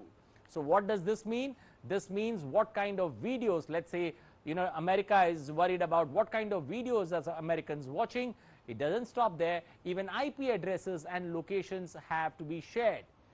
That's not the bigger trouble. The bigger trouble is the VRA, it's called the video recommendation algorithm that TikTok follows, and that's a huge cause of concern for everyone in the world. The Chinese government can control what Americans, or for that matter the world, watches thanks to this algorithm that they follow. Now, what could be the way out for TikTok? That many are looking out, and what is the way, or what is that slimy road that TikTok gets to to get out of the sticky situation that they are in? All US data has been moved to servers in Oracle that are based in the United States. So that's the big step that TikTok has taken, or ByteDance has taken. What does it mean is that now only members and US data team can have access to that data. So that's the big question mark over especially the data handling that was spoken about, that TikTok has looked to address, with the US servers now based in US servers used rather from Oracle being used for all the data backups. But the bigger problem is the data backups that take place. They are happening on non-Oracle servers based in the US. That's again another cause of concern that's been raised time and again. Since the US Oracle servers are handling data, or that algorithm that we are talking about, that can be monitored to a very large extent. But what is the way out? The way out is either forced sale or divestiture, as we spoke about in the report. So two things that could be possible there. A forced sale is what most look as a window for TikTok to get out of this messy situation. Now, how does America tackle this particular issue? There is a group called CFIUS, that's called the Committee of Foreign Investment in the US. It's an executive committee of US representatives that have been put together. The panel has been talking to TikTok now almost for 3 years. It has members from 9 US departments and agencies which have been going back and forth trying to arrive at some conclusive steps, especially when it comes to TikTok or to keep TikTok under check. And we'll have to wait and watch how things pan out, especially on the TikTok front when it comes to government after government, countries after countries deciding to go ahead and ban this particular app. Remember, India did it way back in 2020, and that's a golden step that India did. It's a guiding star for all other countries to follow. We were quick off the blocks in banning TikTok. Can the other countries follow and do a similar thing to TikTok there across the world? And to give us more perspective on what this particular ban or this threat means to TikTok, joining us this evening is Diya Rekhi. She's a principal correspondent there on economic affairs, joining us this evening on World Today. Good evening, welcome to World Today. Let me begin by asking, there doesn't seem to be much of a room left to maneuver for TikTok, as well as the team that's taking care of talks between the two. How do you see the way forward for TikTok? It looks tough, Anil, because earlier this year, in fact, I was speaking to the FCC commissioner, which is the Federal Communications, which is one of the main entities that looks into policy in the US when it comes to things like this. And the FCC commissioner, Brendan Carr, was telling me that he was really impressed by India's steps to ban TikTok. In fact, like you said, right, he said it was a guiding star to other countries. And when I spoke to him, he was very clear that he doesn't see any other way rather than a complete ban on TikTok, even though the US keeps sort of, flirting with these mitigating measures in a sense, which is why we're saying that we're seeing that it's taking this much time to come to a real consensus and conclusion. For now, it's been banned off of all government devices, and some states have banned it as well. Okay. But in terms of how the countries see TikTok, it seems like there is a lot of fear about how data is being used specifically, like you were mentioning. Because when it comes to a social media app, you have photographs. When you sign up, you have to give in your personal information, like your name and your birthday and your contacts. If you have a phone that you provide them access with contacts and so on, they can look at those details as well. And I think one of the important things that a lot of people miss out is that Chinese companies are actually beholden to the Chinese government.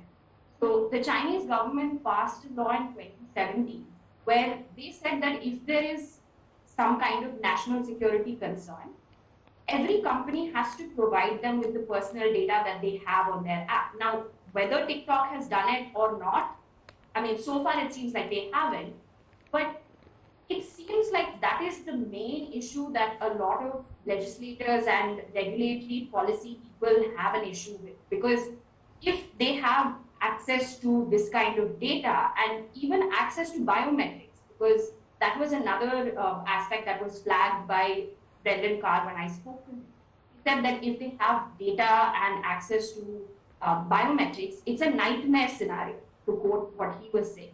And it can be used for things like blackmail or espionage, or what he was saying was also political influence campaigning, which is something that you mentioned when you were speaking as well, which is that they can control what is seen by users and what is the kind of content that is pushed. A certain kind of content is pushed by the algorithm. It can affect elections. That's what was the broader conversation. Okay.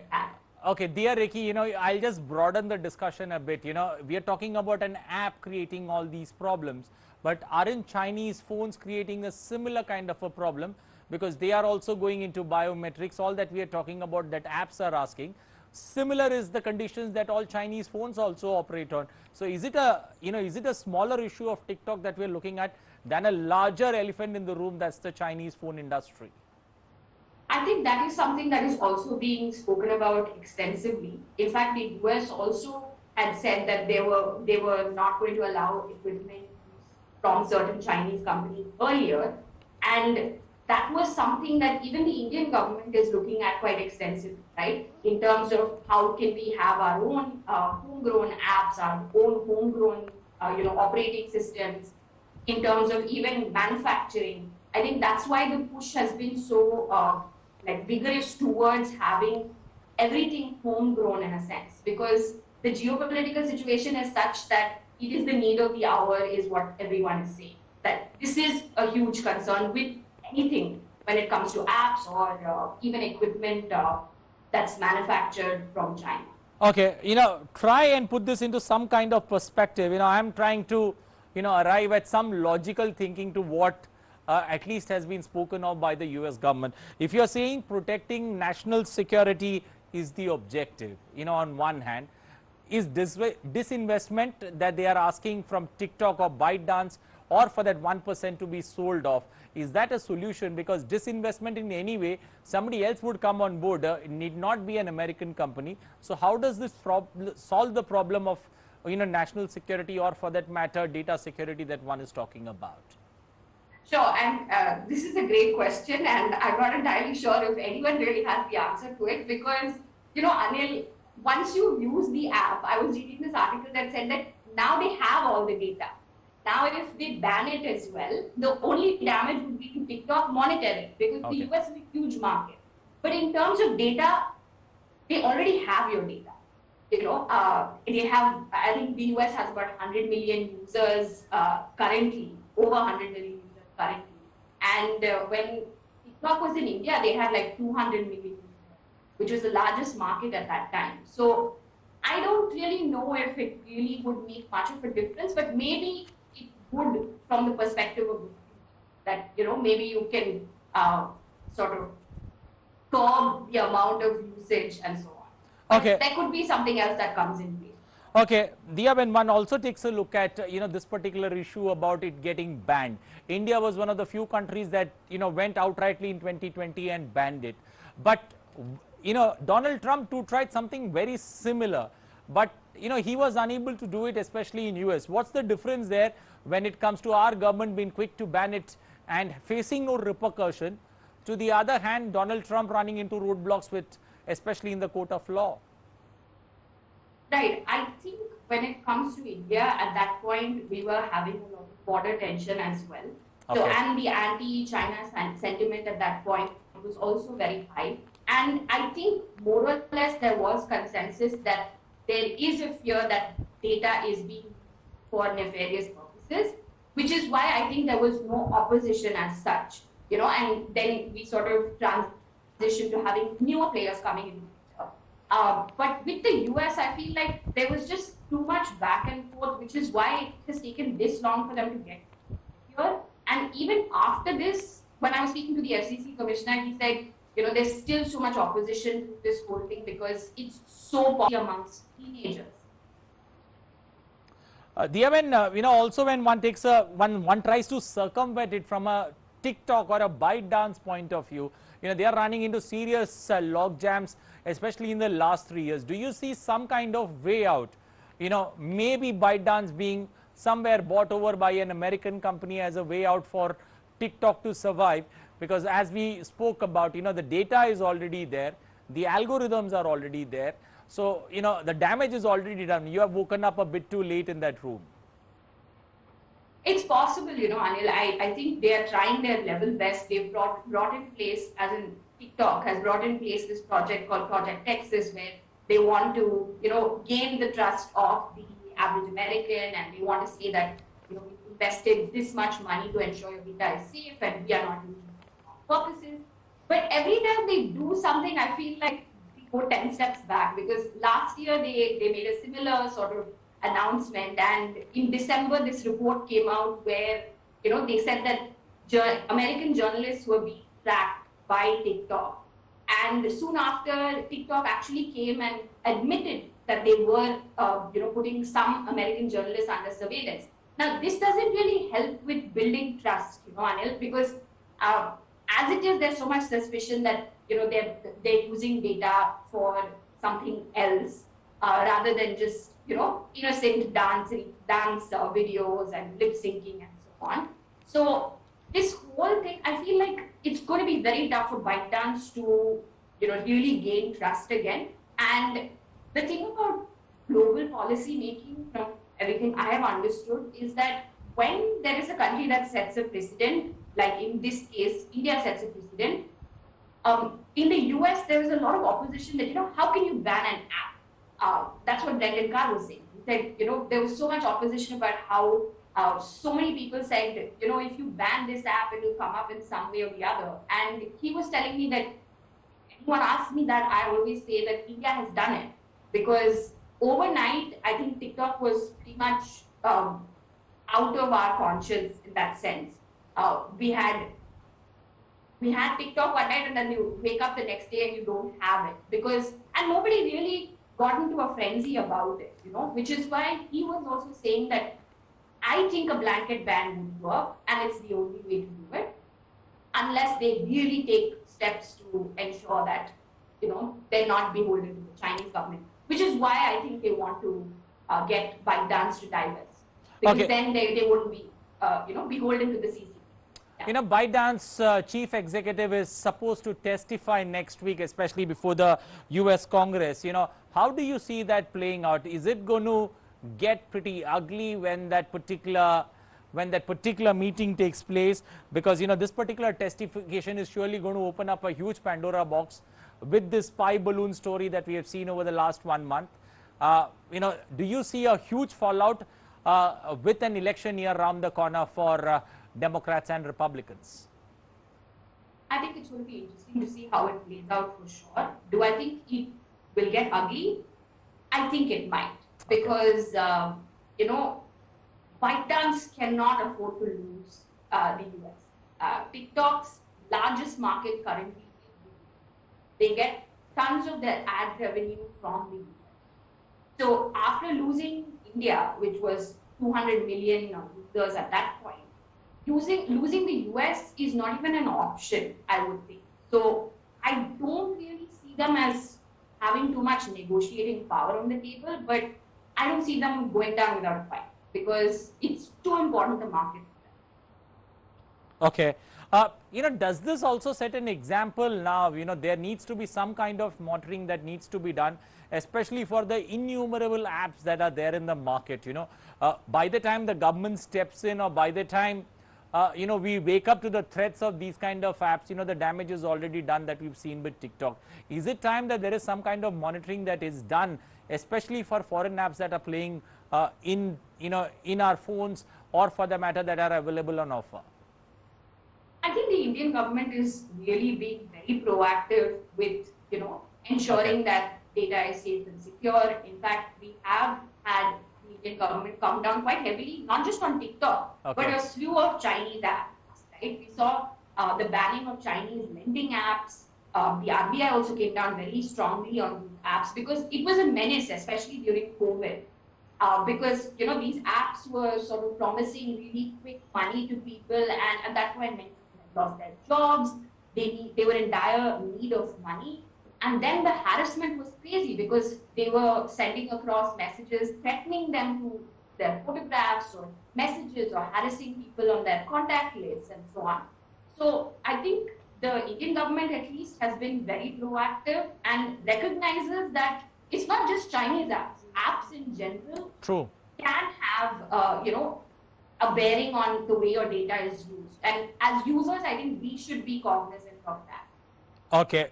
On that note, especially, the good thing that I see about this particular TikTok issue is that it's at least managed to get the Republicans and the Democrats on the same page, especially when it comes to fighting the elephant in the room, that's China. Thank you, and appreciate your joining us, Diya Rekhi, this evening on World Today. Gap funding కింద 36,625 కోట్ల రూపాయలు పెండింగ్లో ఉన్నాయని ఈ నిధులను వెంటనే విడుదల చేసేలా చూడాలన్నారు.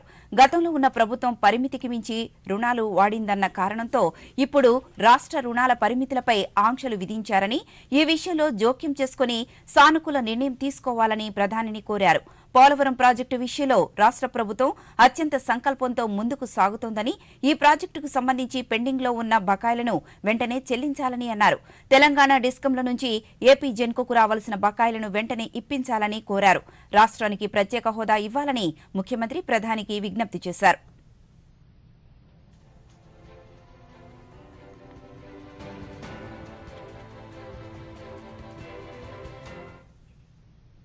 ఢిల్లీ పర్యటనలో భాగంగా ముఖ్యమంత్రి జగన్మోహన్ రెడ్డి కేంద్ర హోంశాఖ మంత్రి అమిత్ షాతో సమావేశమయ్యారు. అమిత్ షాతో జరిగిన సమావేశంలో రాష్ట్రానికి సంబంధించిన పలు కీలక అంశాలపై చర్చించినట్లుగా తెలుస్తోంది.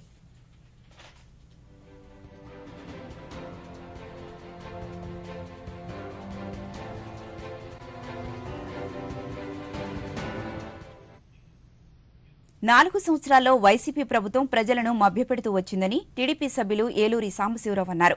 శాసనసభలో 2023-24 బడ్జెట్పై జరిగిన చర్చల్లో ఆయన మాట్లాడుతూ అధికారంలోకి వచ్చిన వారం రోజుల్లో సిపిఎస్ విధానాన్ని రద్దు చేస్తామని, 25 మంది ఎంపీలను ఇస్తే ప్రత్యేక హోదా, రైల్వే జోన్ను తీసుకువస్తామని హామీలిచ్చి ఒక్క హామీని అమలు చేయలేదన్నారు. ప్రతి ఏటా మెగా డిఎస్సి నిర్వహిస్తామని, ప్రతి ఏటా జాబ్ క్యాలెండర్ ప్రకటిస్తామని చెప్పిన హామీలు ఏమయ్యాయని ప్రశ్నించారు. విలువలు, విశ్వసనీయత గురించి మాట్లాడే అధికార పక్షం వాటిని ఎంతవరకు అమలు చేస్తోందో ఆత్మ పరిశీలన చేసుకోవాలన్నారు. బడ్జెట్లో రాష్ట్ర ప్రజలను తప్పుదోవ పట్టించేలా అవాస్తవాలు చెప్పారన్నారు. మొత్తం బడ్జెట్లో రాష్ట్రానికి వచ్చే ఆదాయం, ప్రభుత్వ కేటాయింపులు, ఖర్చులు వాస్తవానికి దూరంగా ఉన్నాయన్నారు. శ్రీశైలం తీసుకెళ్లి అక్కడి నుంచి రాష్ట్రం మొత్తం సస్యశ్యామలం చేస్తామని చెప్పి 1,00,000 కోట్లు ఖర్చు అవుతుందని చెప్పారు. 4 సంవత్సరాలు అవుతా ఉంది. 2 గంటల సేపు సభలో ఆయన ప్రజెంటేషన్ ఇచ్చారు. ఇంతవరకు దాన్ని ఊసలేదు సార్. ఆ ప్రాజెక్ట్ ఏమైంది? దాని గురించి ఎవరైనా మాట్లాడారా? మళ్ళీ ముఖ్యమంత్రి దాని గురించి పోనీ వెనక్కి తీసుకున్నారా? అలాగే మీరు వారం రోజులు సిపిఎస్ రద్దు చేస్తామన్నారు. 25 మందిని ఎంపీలు ఇస్తే ప్రత్యేక హోదా తీసుకొస్తామన్నారు, రైల్వే జోన్ తీసుకొస్తామన్నారు. ప్రతి సంవత్సరం మెగా డిఎస్సి నిర్వహిస్తామన్నారు, జాబ్ క్యాలెండర్ ఎవ్రీ ఇయర్ నిర్వహిస్తామన్నారు. ఏమైంది సార్ ఇవన్నీ? అందుకే విలువలు, విశ్వసనీయతల గురించి మాట్లాడేటప్పుడు మనం ఏం చేస్తున్నాం, వీటి వలన బడ్జెట్పై చర్చ సందర్భంగా 17 నిమిషాల పాటు మాట్లాడిన టీడీపీ సభ్యుడి ప్రసంగాన్ని ముగించాలని స్పీకర్ తమ్మినేని సీతారాం కోరారు. ఏలూరి సాంబశివరావు మరికొంత సమయాన్ని అడగ్గా స్పీకర్ తిరస్కరించారు. బాపట్ల వైసీపీ ఎమ్మెల్యే కోన రఘుపతి బడ్జెట్పై మాట్లాడుతున్న సమయంలో టీడీపీ సభ్యులు పెద్ద ఎత్తున నినాదాలు చేస్తూ ప్రసంగానికి పదే అడ్డు తగిలారు. స్పీకర్ పోడియంను చుట్టుముట్టి నినాదాలు చేశారు. ఇదే సమయంలో స్పీకర్ వారిని వారి స్థానాల్లోకి వెళ్లి కూర్చోవాలని పదే విజ్ఞప్తి చేశారు. అయినప్పటికీ టీడీపీ సభ్యులు పోడియం వద్ద వీ వాంట్ జస్టిస్ అంటూ నినాదాలు చేయడంతో స్పీకర్ పదే విజ్ఞప్తి చేసినప్పటికీ టీడీపీ సభ్యులు నినాదాలు కొనసాగించడంతో 9 మంది టీడీపీ సభ్యులను సభ నుంచి సస్పెండ్ చేసే తీర్మానాన్ని మంత్రి బుగ్గన రాజేంద్రనాథ్ రెడ్డి సభలో ప్రవేశపెట్టగా స్పీకర్ వారిని సభ నుంచి సస్పెండ్ చేశారు. సభలో రాజకీయ పార్టీల సభ్యుల సంఖ్యను బట్టి సమయాన్ని కేటాయిస్తామని, టీడీపీ సభ్యులు సభను తప్పుదోవ పట్టించేలా వ్యవహరిస్తున్నారని స్పీకర్ పేర్కొన్నారు. శ్రీమతి ఆదిరెడ్డి భవానీ, శ్రీ నిమ్మకాయల చిన్నరాజప్ప, శ్రీ పథకం చెట్టు గణ వెంకటరెడ్డి నాయుడు, గణబాబు, శ్రీ గద్దె రామ్మోహన్, శ్రీ వెలగపూడి రామకృష్ణబాబు, శ్రీ మంత్రి రామరాజు, శ్రీ ఏలూరు సాంబశివరావు, శ్రీ డోల వీరాంజనేయ స్వామి వీరందరినీ ఈ ఒక్కరోజుకి హౌసింగ్ సస్పెండ్ చేయడం జరిగింది. గత ప్రభుత్వం చేసిన తప్పులను సరిదిద్దుకుంటూ ఆర్థిక వ్యవస్థను గాడిలో పెట్టేందుకు తమ ప్రభుత్వం అనేక చర్యలు తీసుకుందని రాష్ట్ర ఆర్థిక మంత్రి బుగ్గన రాజేంద్రనాథ్ రెడ్డి పేర్కొన్నారు. శాసనసభలో బడ్జెట్పై చర్చకు ఆర్థిక మంత్రి బుగ్గన రాజేంద్రనాథ్ రెడ్డి సమాధానమిచ్చారు. కరోనా సమయంలో ఎన్ని ఇబ్బందులు ఎదురైనా సామాన్య ప్రజల సంక్షేమమే లక్ష్యంగా ముఖ్యమంత్రి ముందడుగు వేశారన్నారు. గత ప్రభుత్వం అన్ని అంశాల్లోనూ విఫలమైందని, ఆర్భాటం, ప్రచారం తప్ప వాస్తవంగా చేసిందేమీ లేదని అన్నారు. పాలనాపరంగా తీసుకున్న లోపభూయిష్టమైన నిర్ణయాలతో పెండింగ్ బిల్లులు ఉంచి రాష్ట్ర ఆర్థిక పరిస్థితిని అస్తవ్యస్తం చేసిందన్నారు. తమ ప్రభుత్వం ప్రజా సంక్షేమ ప్రభుత్వమని చెప్పారు. ప్రతిపక్షం బాధ్యతాయుతంగా వ్యవహరించాలని, బాధ్యతగా ఎలాంటి సూచనలు, సలహాలు ఇచ్చినా అందుకు స్పందించేందుకు ప్రభుత్వం అందుకు సిద్ధంగా ఉందన్నారు. డెసిషన్స్ తీసుకోవడం జరిగింది అధ్యక్ష. నిర్ణయాలు ఒకటి, ఏ ఒక్క స్ఫియర్లో కూడా ఒక ప్రాపర్ ప్లాన్ కానీ ప్రాపర్గా వాళ్ళు ఇంప్లిమెంటేషన్ కానీ లేకుండా పోయింది అధ్యక్ష. ఆర్భాటం, ఎంతసేపు ఆర్భాటము, అడ్వర్టైజ్మెంట్. అదేవిధంగా చివరికి వచ్చేటప్పటికి ఒకవైపునేమో కేంద్రంతో సరైన సంబంధాలు లేకుండా, ఒకవైపు రాష్ట్రానికి ఏదైతే కేంద్రంతో సంబంధించిన ఎన్నో విషయాలు మధ్యలో వారు ముందుకు పోలేక వెనకాలికి పోలేక ఆగిపోయి, ఒకవైపు ప్రాపర్ ప్లాన్ ఆఫ్ యాక్షన్ లేకుండా, ఒకవైపు ఏమో విపరీతమైన పెండెన్సీ అధ్యక్ష, విపరీతమైన పెండింగ్ బిల్లులు. అంటే ప్రభుత్వము మనం ఏర్పాటు చేసుకొని వారు దిగిపోయేటప్పటికి విపరీతమైన పెండెన్సీ. సో 2019-20లో ఇవన్నీ రెక్టిఫై చేసుకుంటే ఏదైతే సమయం పట్టిందో ఈలోపు కోవిడ్ అధ్యక్ష. కోవిడ్ వలన ఒక 2 సంవత్సరాలు పూర్తిగా ఇబ్బందులకరమైన పరిస్థితి మనకొకరికే కాదు అధ్యక్ష, అది పట్టభద్రుల ఎమ్మెల్సీ ఎన్నికల కౌంటింగ్ కేంద్రాలలో భద్రతను పెంచడంతో పాటు నిబంధనలు అమలయ్యేలా చూడాలని తెలుగుదేశం పార్టీ అధినేత చంద్రబాబు నాయుడు రాష్ట్ర ఎన్నికల ప్రధాన అధికారికి లేఖ రాశారు. అనంతపురం కౌంటింగ్ సెంటర్లో వైసీపీ నేతల చొరబాటు ఘటనను ఆయన లేఖలో ప్రస్తావించారు. కౌంటింగ్ ప్రక్రియలో అధికార వైసీపీ అక్రమాలు, ఉల్లంఘనలకు పాల్పడుతోందన్నారు.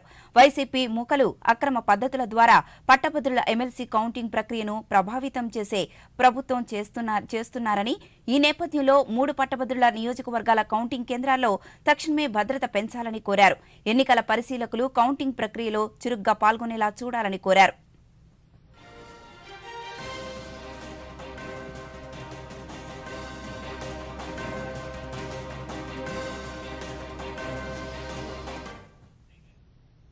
రాష్ట్ర ప్రభుత్వం తీసుకొచ్చిన జీవో నంబర్ 1ని రద్దు చేయాలని కోరుతూ రాజకీయ పార్టీలు, ప్రజా సంఘాలు ఈ నెల 20న తలపెట్టిన చెలో అసెంబ్లీ కార్యక్రమం జయప్రదం చేయాలని సిపిఐ రాష్ట్ర కార్యదర్శి రామకృష్ణ కోరారు. విజయవాడలో ఈ రోజు జరిగిన ప్రజా సంఘాలు, రాజకీయ పార్టీల రౌండ్ టేబుల్ సమావేశం అనంతరం ఆయన మీడియాతో మాట్లాడుతూ జీవో నంబర్ 1ని రద్దు చేయాలని డిమాండ్ చేశారు. ముఖ్యమంత్రి జగన్మోహన్ రెడ్డి పాలనలో ప్రజాస్వామ్యం ఖూనీ అవుతోందని, జీవో నంబర్ 1 ప్రజా ఉద్యమాలను అణచివేసే కుట్రలో భాగమేనని పేర్కొన్నారు. In prohibiting the rallies and also public meetings on roadside. This is very unfortunate. They are obstructing all the democratic activities in the state. So, on behalf of all political parties and also mass organizations, we are staging protest against this government's attitude. We have called for Chalo Assembly on 20th of this month. I request all mass organizations, all political opposition. ఇప్పుడు ప్రకటనలో సిగ్గెందుకు పడుతున్నావు? గజ్జి, తామర, దురద అందరికీ వస్తాయి. జాలిం lotion నాకు నానమిచ్చింది. చర్మ వ్యాధులకు అద్భుత పరిష్కారం అంది. జాలిం లోషన్ పురాతన యోధుడు, పురాతనమైందే మెరుగైంది. Zalim lotion fastest, trusted, tested తరతరాలుగా. జాలిం లోషన్. డిజిటల్ బ్యాంకింగ్ కాలం ఇది. టైం ఆదా చేయాలండి. Digital banking సులువైనది. ఏ చెల్లింపైనా చేసుకోండి. ఎప్పుడైనా ఎక్కడైనా సేఫే, ఫాస్టే. ప్రతి పేమెంట్ వేళ్ల మీద సెట్టే. లావాదేవీల ఆప్షన్స్ ఎన్నో. ఐఎంపీఎస్, ఎన్ఈఎఫ్టీ, యూపీఐ కూడా. 24 గంటలు పనిచేసే పేమెంట్ సులువు, హాయిగా ఉండే. ఆర్బీఐ అంటుంది విషయాలు తెలుసుకోండి, జాగరూకంగా ఉండండి.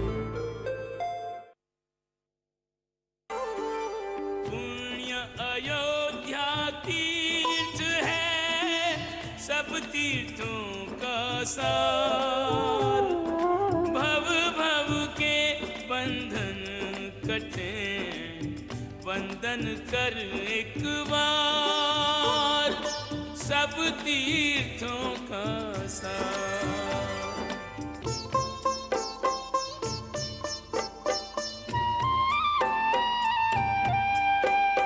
అయోధ్య శ్రీరామ మందిరం శ్రమశక్తి, అచంచలమైన భక్తి.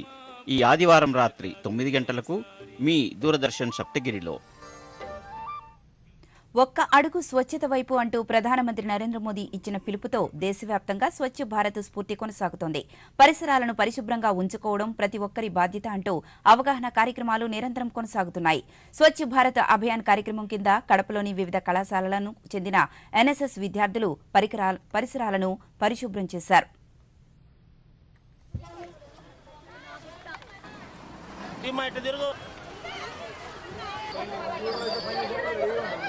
మ్యాసివ్ క్లీనింగ్ ప్రోగ్రామ్ అనే ప్రోగ్రాము ఆర్టీసీ బస్టాండ్లో చేస్తున్నాము. ఇక్కడ యోగవేమన యూనివర్సిటీలో ఉన్న అఫిలియేటెడ్ కాలేజ్ నుంచి SKR government college for men, Nagarjuna women's degree college నుంచి దాదాపు ఒక 200 మంది వాలంటీర్స్ వచ్చి ఇక్కడ సేవా కార్యక్రమాలు చేస్తున్నారు. మెయిన్గా ఇది ఉన్నత స్వచ్ఛ భారత్ అభియాన్ కింద క్లీన్ అండ్ గ్రీన్ ప్రోగ్రాంలో సెంట్రల్ గవర్నమెంట్ స్కీమ్ కింద ఈ ప్రోగ్రాం చేస్తున్నాము.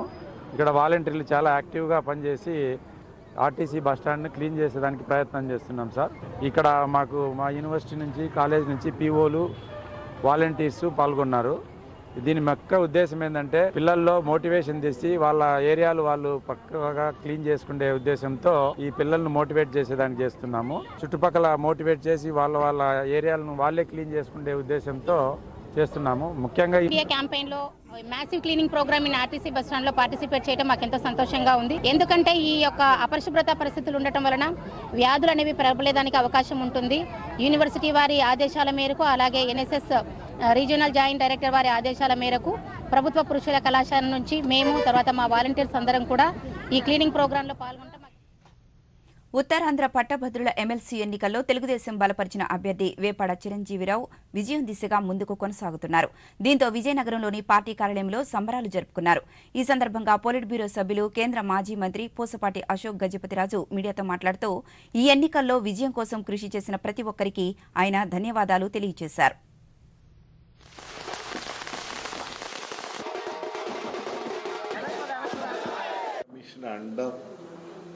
అయినా మంత్రులు స్టేట్మెంట్లు ఇవ్వడం, ముఖ్యమంత్రి ఎంతవరకు వెళ్ళిపోయారంటే మంత్రులపై భారాలు పడేశారు. మనకి ఆనందంగా ఉంది. మన ప్రజాస్వామ్యంలో మన స్వతంత్రానికి కాపాడే బాధ్యత వారు తీసుకున్నందుకు వారు అందరికీ మా ధన్యవాదాలు తెలుపుకుంటా ఉన్నాను. చిరంజీవి గారికి అయితే మనం చాలా ఉత్సాహంతో కంగ్రాచులేట్ చేసేస్తున్నాం. ఎందుకైతే అక్కడ ఇప్పుడు చాలా అప్హిల్ టాస్క్. అక్కడ గెలవడం ఒక అంతు, ప్రజాస్వామ్యంగా పరిరక్షణ చేస్తూ బాధ్యత నిర్వహిస్తూ ఈ టైప్ ఆఫ్ మంత్రులు ఈ టైప్ ఆఫ్ హౌసెస్ని పర్ఫామ్ చేయడం చాలా ప్రాబ్లం. నంద్యాల జిల్లా పాణ్యం మండలం నెరవాడ గురుకుల పాఠశాల విద్యార్థులను జిల్లా కలెక్టర్ మనజీర్ జిలానీ సామూన్ పరామర్శించారు. కలుషితాహారం తిన్న 50 మందికి పైగా విద్యార్థులు అస్వస్థతకు గురై జిల్లా ప్రభుత్వ ఆసుపత్రిలో చికిత్స పొందుతున్నారు. ఈ మేరకు ఆసుపత్రిలో ఉన్న విద్యార్థినులను కలెక్టర్ పరిశీలించారు. మెరుగైన వైద్యాన్ని అందించాలని ఆసుపత్రి సిబ్బందిని ఆదేశించారు. విద్యార్థులందరూ క్షేమంగా ఉన్నారని, నివేదిక వచ్చిన వెంటనే బాధ్యులపై చర్యలు తీసుకుంటామని కలెక్టర్ తెలియజేశారు. మాకు ఇన్ఫర్మేషన్ రావడం జరిగింది అరౌండ్ 8:30 PM. కోసం ఇమీడియట్లీ మనం టీమ్స్ పంపించాం. దాదాపు 40 స్టూడెంట్స్కి స్టమక్ పెయిన్ కానీ వామిటింగ్స్ కానీ వచ్చాయి. సో మా టీం అక్కడ హాస్టల్లో కానీ తర్వాత ఇక్కడ హాస్పిటల్లో కూడా వాళ్ళు వచ్చారు. రెవెన్యూ డిపార్ట్మెంట్తో పాటు హెల్త్ డిపార్ట్మెంట్ వాళ్ళు కూడా అక్కడ ఉన్నారు. సో ఇప్పుడు 31 ఆల్రెడీ డిశ్చార్జ్ వాళ్ళు చేయడం జరిగింది. వాళ్ళకి స్టేబుల్గా ఉన్నారు. ఇక్కడ కూడా దాదాపు 12 మెంబర్స్ ఉన్నారు. ఇక్కడ 12 స్టూడెంట్స్ ఉన్నారు. ఆల్ ఆర్ సేఫ్, అందరూ స్టేబుల్గా ఉన్నారు. తర్వాత ఫుడ్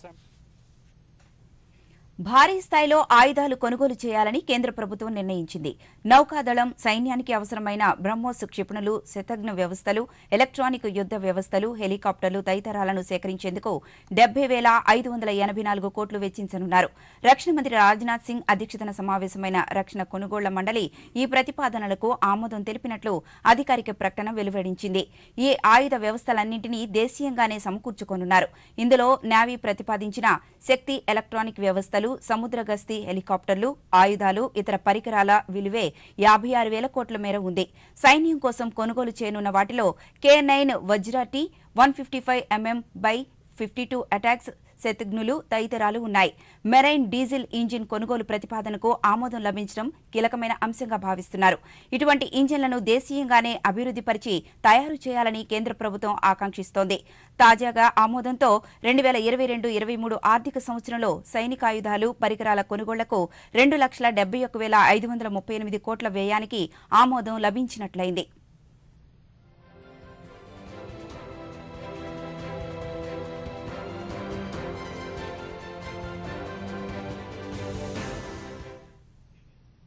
ప్రకంపనలు సృష్టిస్తున్న ఢిల్లీ మద్యం విధానం కేసు కీలక మలుపు తిరుగుతోంది.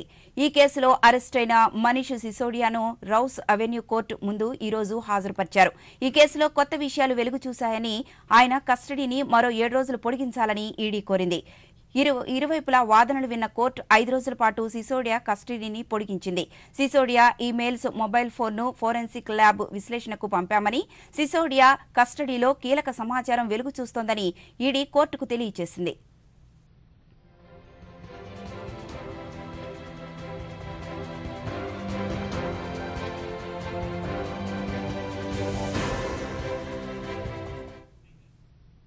ఢిల్లీ మద్యం కేసులో భారతీయ రాష్ట్ర సమితి పార్టీకి చెందిన ఎమ్మెల్యే కల్వకుంట్ల కవితను ఎన్ఫోర్స్మెంట్ డైరెక్టరేట్ మార్చి 20న తన ప్రధాన కార్యాలయంలో దర్యాప్తు అధికారి ముందు హాజరు కావాలని కోరింది. ఈ నెల 16న జరగాల్సిన విచారణను వాయిదా వేయడంపై కవిత అభ్యర్థనను ఈడీ నిరాకరించింది. ఇదిలా ఉండగా మార్చి 24న దీనిపై విచారణ జరిపేందుకు సుప్రీంకోర్టు నిర్ణయించింది.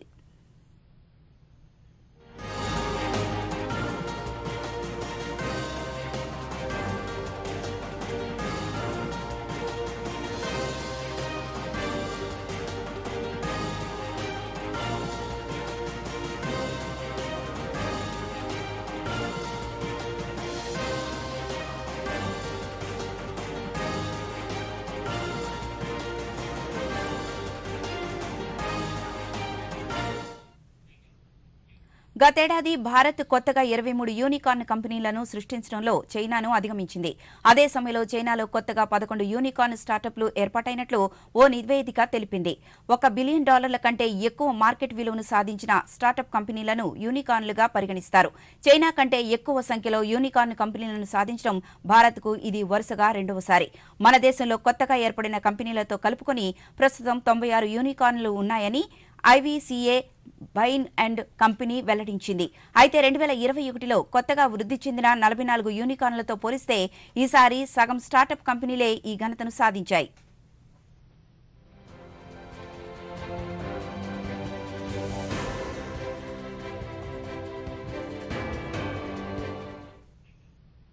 ఇప్పుడు ప్రకటనలో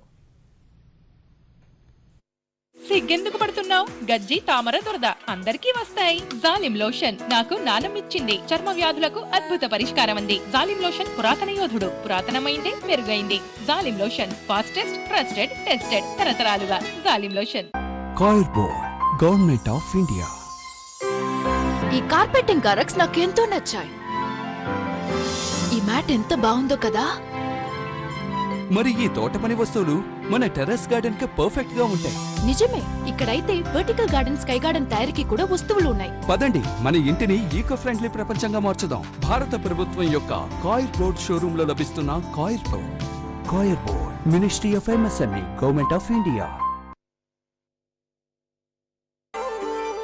पुण्य अयोध्या तीर्थ है, सब तीर्थों का सार। भव भव के बंधन कटे, वंदन कर एक बार, सब तीर्थों का सार।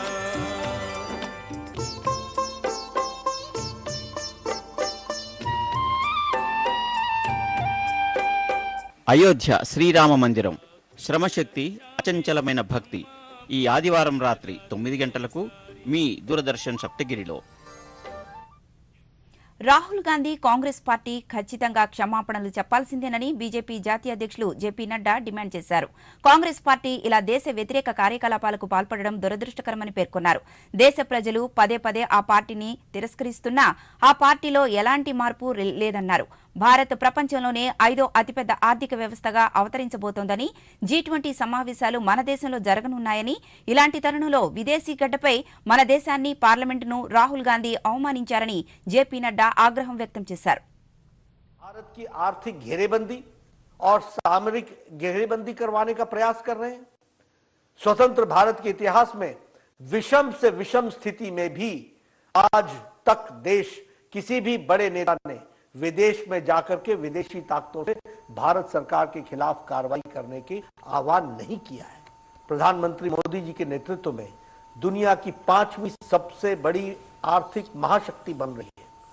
वहीं जहां G20 की बैठक आज भारत में हो रही है, वहीं दूसरी ओर राहुल गांधी विदेशी धरती पर देश का अपमान कर रहे हैं, सदन का अपमान कर रहे हैं, देश की पूर्ण बहुमत से चुनी हुई सरकार का अपमान कर रहे हैं। ये देशद्रोहियों के हाथों को मजबूत करना नहीं है तो और क्या है। राहुल गांधी जी, आपने विदेश की धरती पर कहा कि भारत में लोकतंत्र हो गया है और यूरोप और अमेरिका इसमें दखल देना चाहिए। इससे शर्मनाक बात क्या हो सकती है। स्वतंत्र भारत के इतिहास का सबसे गंभीर मामला है। इससे जनता को भारी आक्रोश है, जनप्रतिनिधियों में भी आक्रोश दिख रहा है। हर నిబంధనల ప్రకారమే సభ జరుగుతుందని రాహుల్ గాంధీ సభకు వచ్చి బేషరతుగా క్షమాపణలు చెప్పి తీరాలని కేంద్ర సమాచార ప్రసారాల శాఖ మంత్రి అనురాగ్ సింగ్ ఠాకూర్ అన్నారు. వీరు ఈ దేశానికి పార్లమెంటుకి మించిన వ్యక్తులా అని అనురాగ్ సింగ్ ఠాకూర్ ప్రశ్నించారు. माननीय सदस्यगण, मैं आपसे आग्रह करता हूं कि सदन को चलने दें। सही मायने में अनफॉर्चुनेट है कि वो सांसद हैं, क्योंकि जिस सदन का वो हिस्सा है उसी को ही बदनाम करने का, उसी के बारे में झूठ फैलाने का काम वो विदेशी धरती पर करते हैं। सदन में होंगे तो शायद कुछ कर पाएंगे। उनको शायद ये पता नहीं कि हाउस रूल्स प्रोसीजर से चलता है, स्पीकर की डायरेक्शन से चलता है। मैं तो रूल्स का ये बुकलेट भी उनको देने के लिए लाया था कि वो समझ सकें कि रूल से हाउस चलता है। लेकिन सदन में होंगे तो समझेंगे, रूल्स प्रोसीजर को पढ़ेंगे तो समझेंगे। जिसकी अपनी औसतन हाजिरी ही देश की औसतन हाजिरी से, उनकी अपनी हाजिरी कम हो औसतन हाजिरी से, तो आप समझ सकते हैं उनको क्या पता होगा। दूसरा, एक के बाद दूसरा झूठ बोलना उनकी आदत बन गई है। सदन में आए माफी मांगे। आज मैं इतने कह सकता हूं, Rahul stand for regretful, awful, hateful, ungrateful liar. ये क्या है कि आप झूठ बोलें बाहर और यहां पर आकर अपने आप को दिखाएं कि वो सदन से बड़े हैं, संसद से बड़े हैं, देश से बड़े हैं। एक परिवार क्या सबसे बड़ा है? उनको अनकंडीशनल अपॉलॉजी मांगनी चाहिए, माफी मांगने की बजाय। రాహుల్ గాంధీ ఇటీవల లండన్లో చేసిన వ్యాఖ్యలు వరుసగా 5వ రోజు నేడు కూడా రాజ్యసభలో గందరగోళాన్ని సృష్టించాయి. దేశానికి వ్యతిరేకంగా రాహుల్ చేసిన వ్యాఖ్యలు ప్రజాస్వామ్యాన్ని పరిహసించడమే అంటూ అధికార పక్షం సభ్యులు తీవ్రస్థాయిలో విమర్శించారు. దీనిపై రాహుల్ క్షమాపణలు చెప్పాలని డిమాండ్ చేశారు. ఇరుపక్షాల మధ్య నినాదాలు, ప్రతి నినాదాలతో సభలో గందరగోళం ఏర్పడడంతో సభాధ్యక్షుడు సభను ఈ నెల 20వ తేదీకి వాయిదా వేశారు.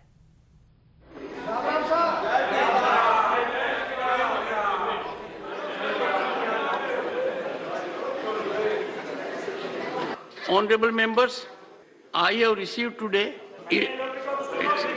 11 notices under Rule 267 to discuss the government failure to constitute a joint parliamentary committee to investigate the charges of corporate fraud, political corruption, stock market manipulation and financial mismanagement against the Adani Group, to discuss the government's questionable role.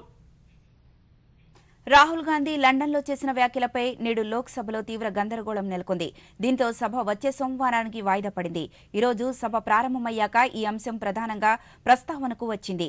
అయితే విపక్షాల నుండి నినాదాలు, ప్రతి నినాదాలు రావడంతో సభా సమావేశాలను ఈ నెల 20వ తేదీకి వాయిదా వేశారు. आग्रह करता हूं कि सदन को चलने दें। आपको नारेबाजी करने नहीं भेजा सदन में, देश की जनता देख रही है, इसलिए मेरा आपसे आग्रह सदन को चलने दें। हाउस ऑर्डर में आएगा, मैं सबको बोलने का मौका दूंगा। हाउस ऑर्डर में आएगा, सबको बोलने का मौका दूंगा। लेकिन इस तरीके से बिना हाउस ऑर्डर के आप खड़े रहेंगे, बोलने का मौका नहीं देंगे। हाउस ऑर्डर में आएंगे, सबको बोलेगा। ఉత్తరప్రదేశ్లోని వారణాసిలో ఈరోజు 8 సభ్య దేశాల షాంఘై సహకార సమాఖ్య ఎస్సీఓ పర్యాటక మంత్రుల సమావేశం ప్రారంభమైంది. 2 రోజులు జరగనున్న ఈ సమావేశంలో పర్యాటక రంగంలో సహకార అభివృద్ధిపై సంయుక్త కార్యాచరణ ప్రణాళికను ఆమోదించనున్నారు.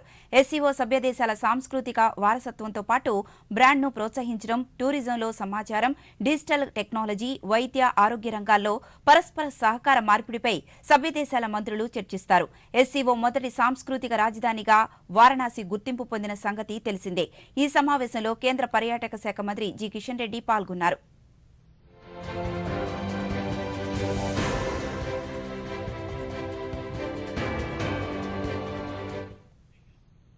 భారత్ బౌలర్ల విజృంభణకు కంగారు జట్టు కుప్పకూలిపోయింది.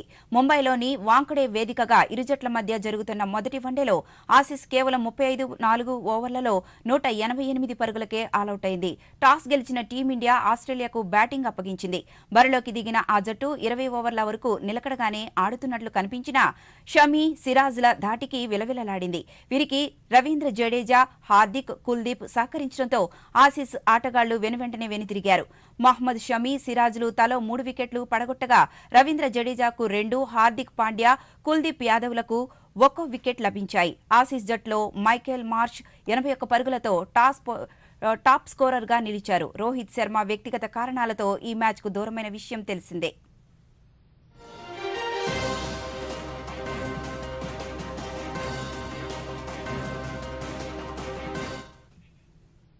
దక్షిణ తమిళనాడు నుండి ఉత్తర కొంకణ్ వరకు ఉన్న ద్రోణి ప్రస్తుతం తమిళనాడు నుంచి మధ్యప్రదేశ్ వరకు రాయలసీమ, తెలంగాణ, విదర్భ మీదుగా కొనసాగుతోంది. మరోవైపు బంగ్లాదేశ్ పొరుగు ప్రాంతాలపై నుంచి ఉత్తర కోస్తా, ఆంధ్రప్రదేశ్ వరకు వ్యాపించి ఉన్న ద్రోణి ప్రస్తుతం బలహీనపడింది.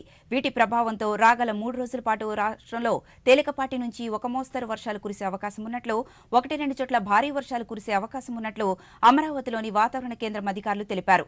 ఇదే సమయంలో తీరం వెంబడి గంటకు 40 నుంచి 50 కిలోమీటర్ల వేగంతో ఈదురు గాలులు వీచే అవకాశం ఉన్నట్లు అధికారులు వెల్లడించారు.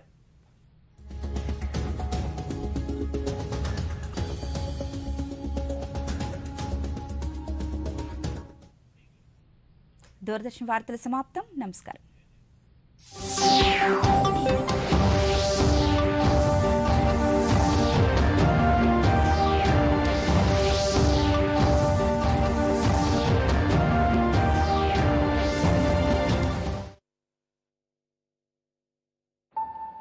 పేమెంట్ ఫెయిల్ కానీ డబ్బు అయితే కట్టయింది. నేను కష్టపడి సంపాదించిన డబ్బు పోయింది. నష్టపరిహారం దొరుకుతుంది, దిగులు పడకు బాబు. ఒకవేళ డిజిటల్ ట్రాన్సాక్షన్ ఫెయిల్ అయినా, అకౌంట్ నుంచి డబ్బు కట్ అయినా బ్యాంక్ సమయంలో డబ్బును తిరిగిస్తుంది లేదా కంపెన్సేషన్ ఇచ్చే సదుపాయం కలదు. లేకపోతే మీరు ఆర్బీఐ వారి అంబడ్స్మన్ కి ఫిర్యాదు చేయండి. నా ఫీజు ఆర్బీఐ అంటుంది, విషయాలు తెలుసుకోండి, జాగరూకంగా ఉండండి.